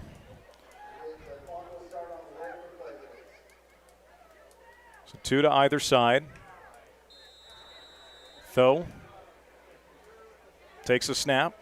Blitz comes. Jack gets rid of it. Sideline. Sellers clearly being held, and he nearly came down with it. And there goes the flag. The official lost his cap, and maybe threw the cap early. I think he's just gotten rid of it. Because he hasn't had his hat on. That's a good point. For quite a while. Yeah. Pass interference is going to go against Tyler. Well. Yeah, Sellers. He does have a hat. I was wrong. Maybe just lost it heading down the sideline. Stephen Sellers just about came down with that one anyway, too. I want to talk about a juggling type play. Yeah. 1 minute and 1 second left here in quarter number 4. Tho takes the snap, loads up, launches high over the middle, and that is intercepted, bobbled, and then held on to at the 21-yard line, and that is going to end the ball game. Coming up with the INT for Tyler is number 7, Arianta Bullock, freshman safety from Longview, Texas. Yeah, had a guy out there, just overthrew him. That safety playing center field back there. Good job by him to... And my apology, got dyslexic. He's from Choctaw, Oklahoma, one of the few guys not from Texas on this roster. So that's going to finish it. 2 knees, and Tyler's going to move to 2-0. Badgers going to drop to 2-1. And the Badgers really almost have like a mini bye, Greg. This is like an NFL team playing a Thursday night game, and then you don't play again until the following Monday night when the Badgers will head to West Point. Yeah, Mitchie Stadium out. Yeah, playing the Army JV team. That's a cool stadium, cool place to go for the Badgers. BYU was supposed to head out there in 2020. Got canceled because of COVID. That's right. As the first knee is taken. Whale of a game from Trey Guerrera. The way that guy, I asked Tanner Jacobson in pregame, I said, hey, you feel like your offense is maybe getting a little bit overlooked because there's been so much talk about your defense. He said, oh, no question. He says, I fully have faith in every level of what we can do. I love our running backs. I love our wide receivers. Our offensive line's great. What we can do in the pass game with our quarterback. He was very complimentary of the offense. And they did enough to win tonight, more than enough. And at the end of the day, took advantage of more mistakes than Snow's offense could. Yeah. That's your final score. Number 8, Tyler Junior College, 26. Number 5, Snow College, 12. We will take a 3-minute break, and then we'll be back with our post-game show on SnowTV, Centricom Channel 10, the Mid-Utah Radio Sports Network, and 92.1 FM, The Team.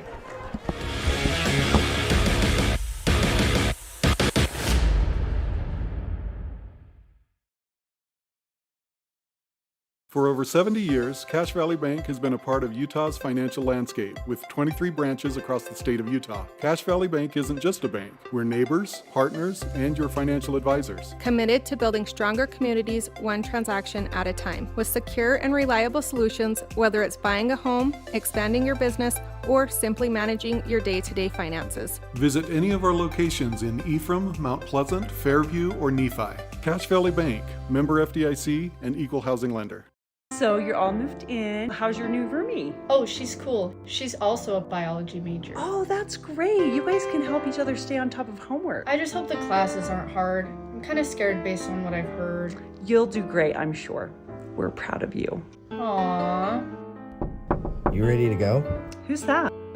Gotta go, Mom. Have a dorm meeting in 2 minutes. Love you. Hello? Hello? Who was that? Centricom Fiber, because you don't just need internet, you need good internet. CO Building Systems in Ephraim manufactures a complete line of pre-engineered metal buildings of all sizes. Plus, they are your headquarters for custom metal roof and wall panels for your home or business, including all trim and accessories. All of their roof and wall panels are available in several gauges and over 20 different colors. For a free cost estimate or more information, contact CO Building Systems in Ephraim, 800-262-5347. That's 800-262-5347. Online at cobuildings.com. As a urologist, my job includes treating kidney stones, diagnosing, treating prostate cancer, and other disorders of the urinary system. Here at CVMC, specialists and primary care physicians all work very closely together. As a family physician, being able to have continuity of care and direct relationships with our specialists is something we're very fortunate to have here. I'm Dr. David Sewell, board-certified urologist. I'm proud to provide state-of-the-art care here at Central Valley Medical Center. Visits to the dentist cause great anxiety and fear in some people, further jeopardizing oral and overall health. This is Dr. Douglas. We not only deliver optimal dental care, we make you comfortable while we do it. Douglas Dentistry's patients love listening to music or watching a movie during treatment. Some patients prefer nitrous oxide or laughing gas or conscious sedation. Call Douglas Dentistry today, 283-3800. That's 283-3800. Find us on Facebook or click on douglasdentistryephrem.com. We are all part of a team. Whether you are the quiet hero or the newest recruit, the steady anchor or the moral support, your team needs you. At Intermountain Health, Sanpete Valley Hospital, we want to be part of your team. Partner with us on your health and continue to be a game changer for your teammates.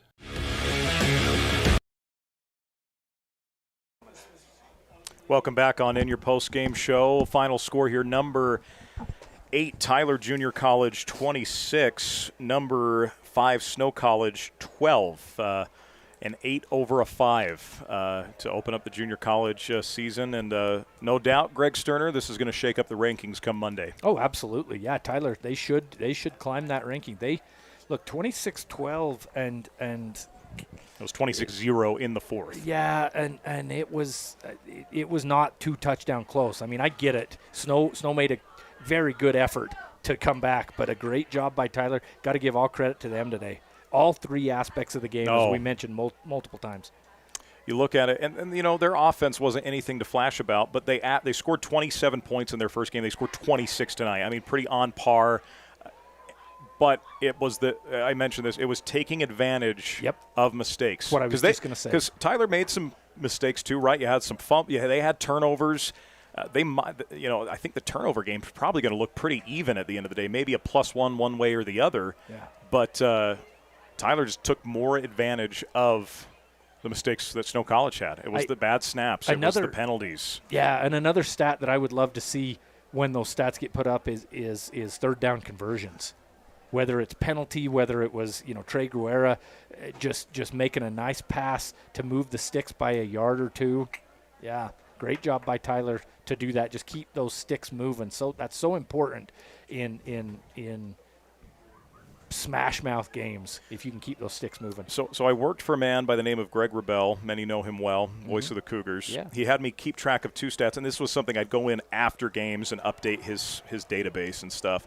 There were 2 things that he had me keep an eye on. Third down conversion percentage, huge in games. It's so massive. And the second, average starting field position. And if you looked at how that went tonight, zero question about it, Tyler dominated on that side of the ball. Yep, I agree.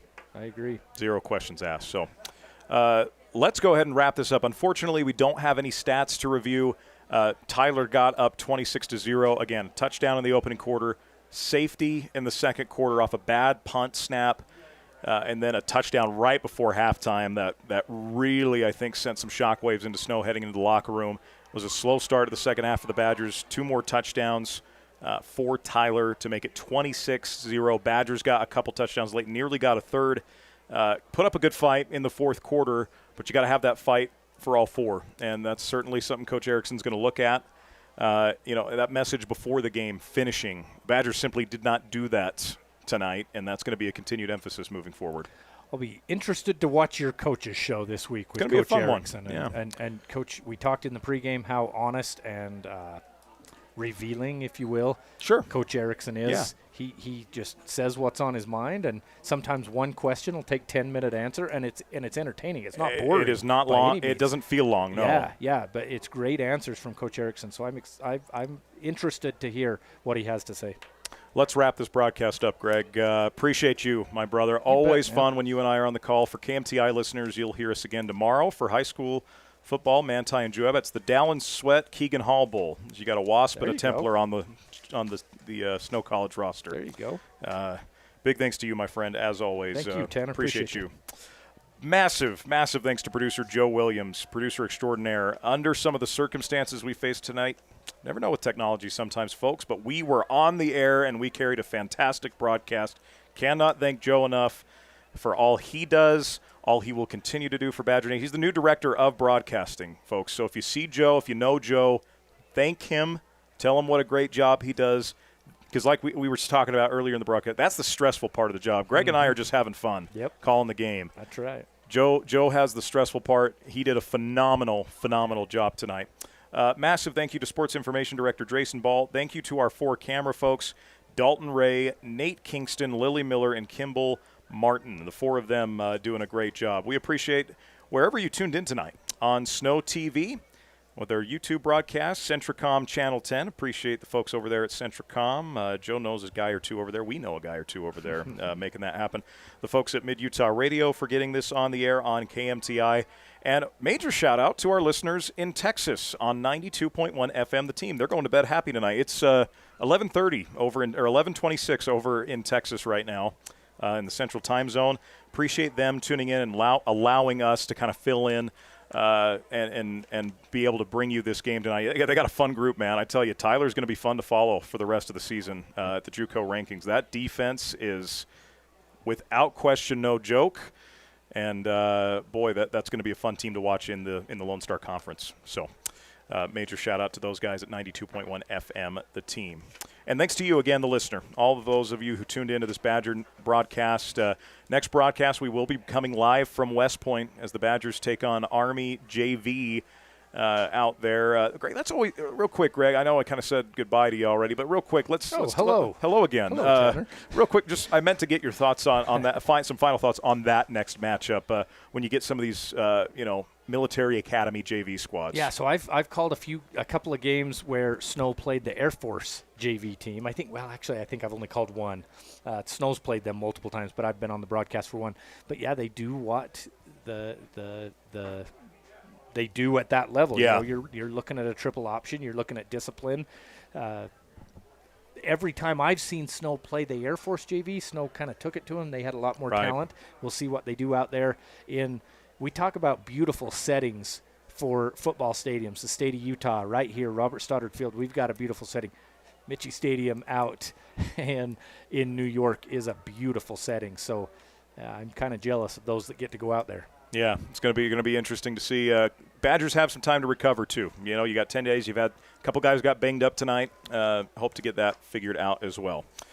Once again, thanks to all those who have tuned in and appreciate you with our coverage tonight of Snow College Badger football. Your final score here at Robert Stoddard Field and Terry Foote Stadium. The number 8 ranked Tyler Junior College Apaches 26. The number 5 ranked Snow College Badgers 12. My name is Tanner Wilkinson, and you've been watching and listening to Badger football on SnowTV, Centricom Channel 10, the Mid-Utah Radio Sports Network, and listening on 92.1 FM. The Team. So long and good night from Ephraim, Utah. You've been listening to live Snow College Badger sports action on KMTI, the sports leader in South Central Utah. This sports broadcast has been brought to you by sports-minded sponsors throughout South Central Utah. Join us again for Snow College Badger sports on KMTI.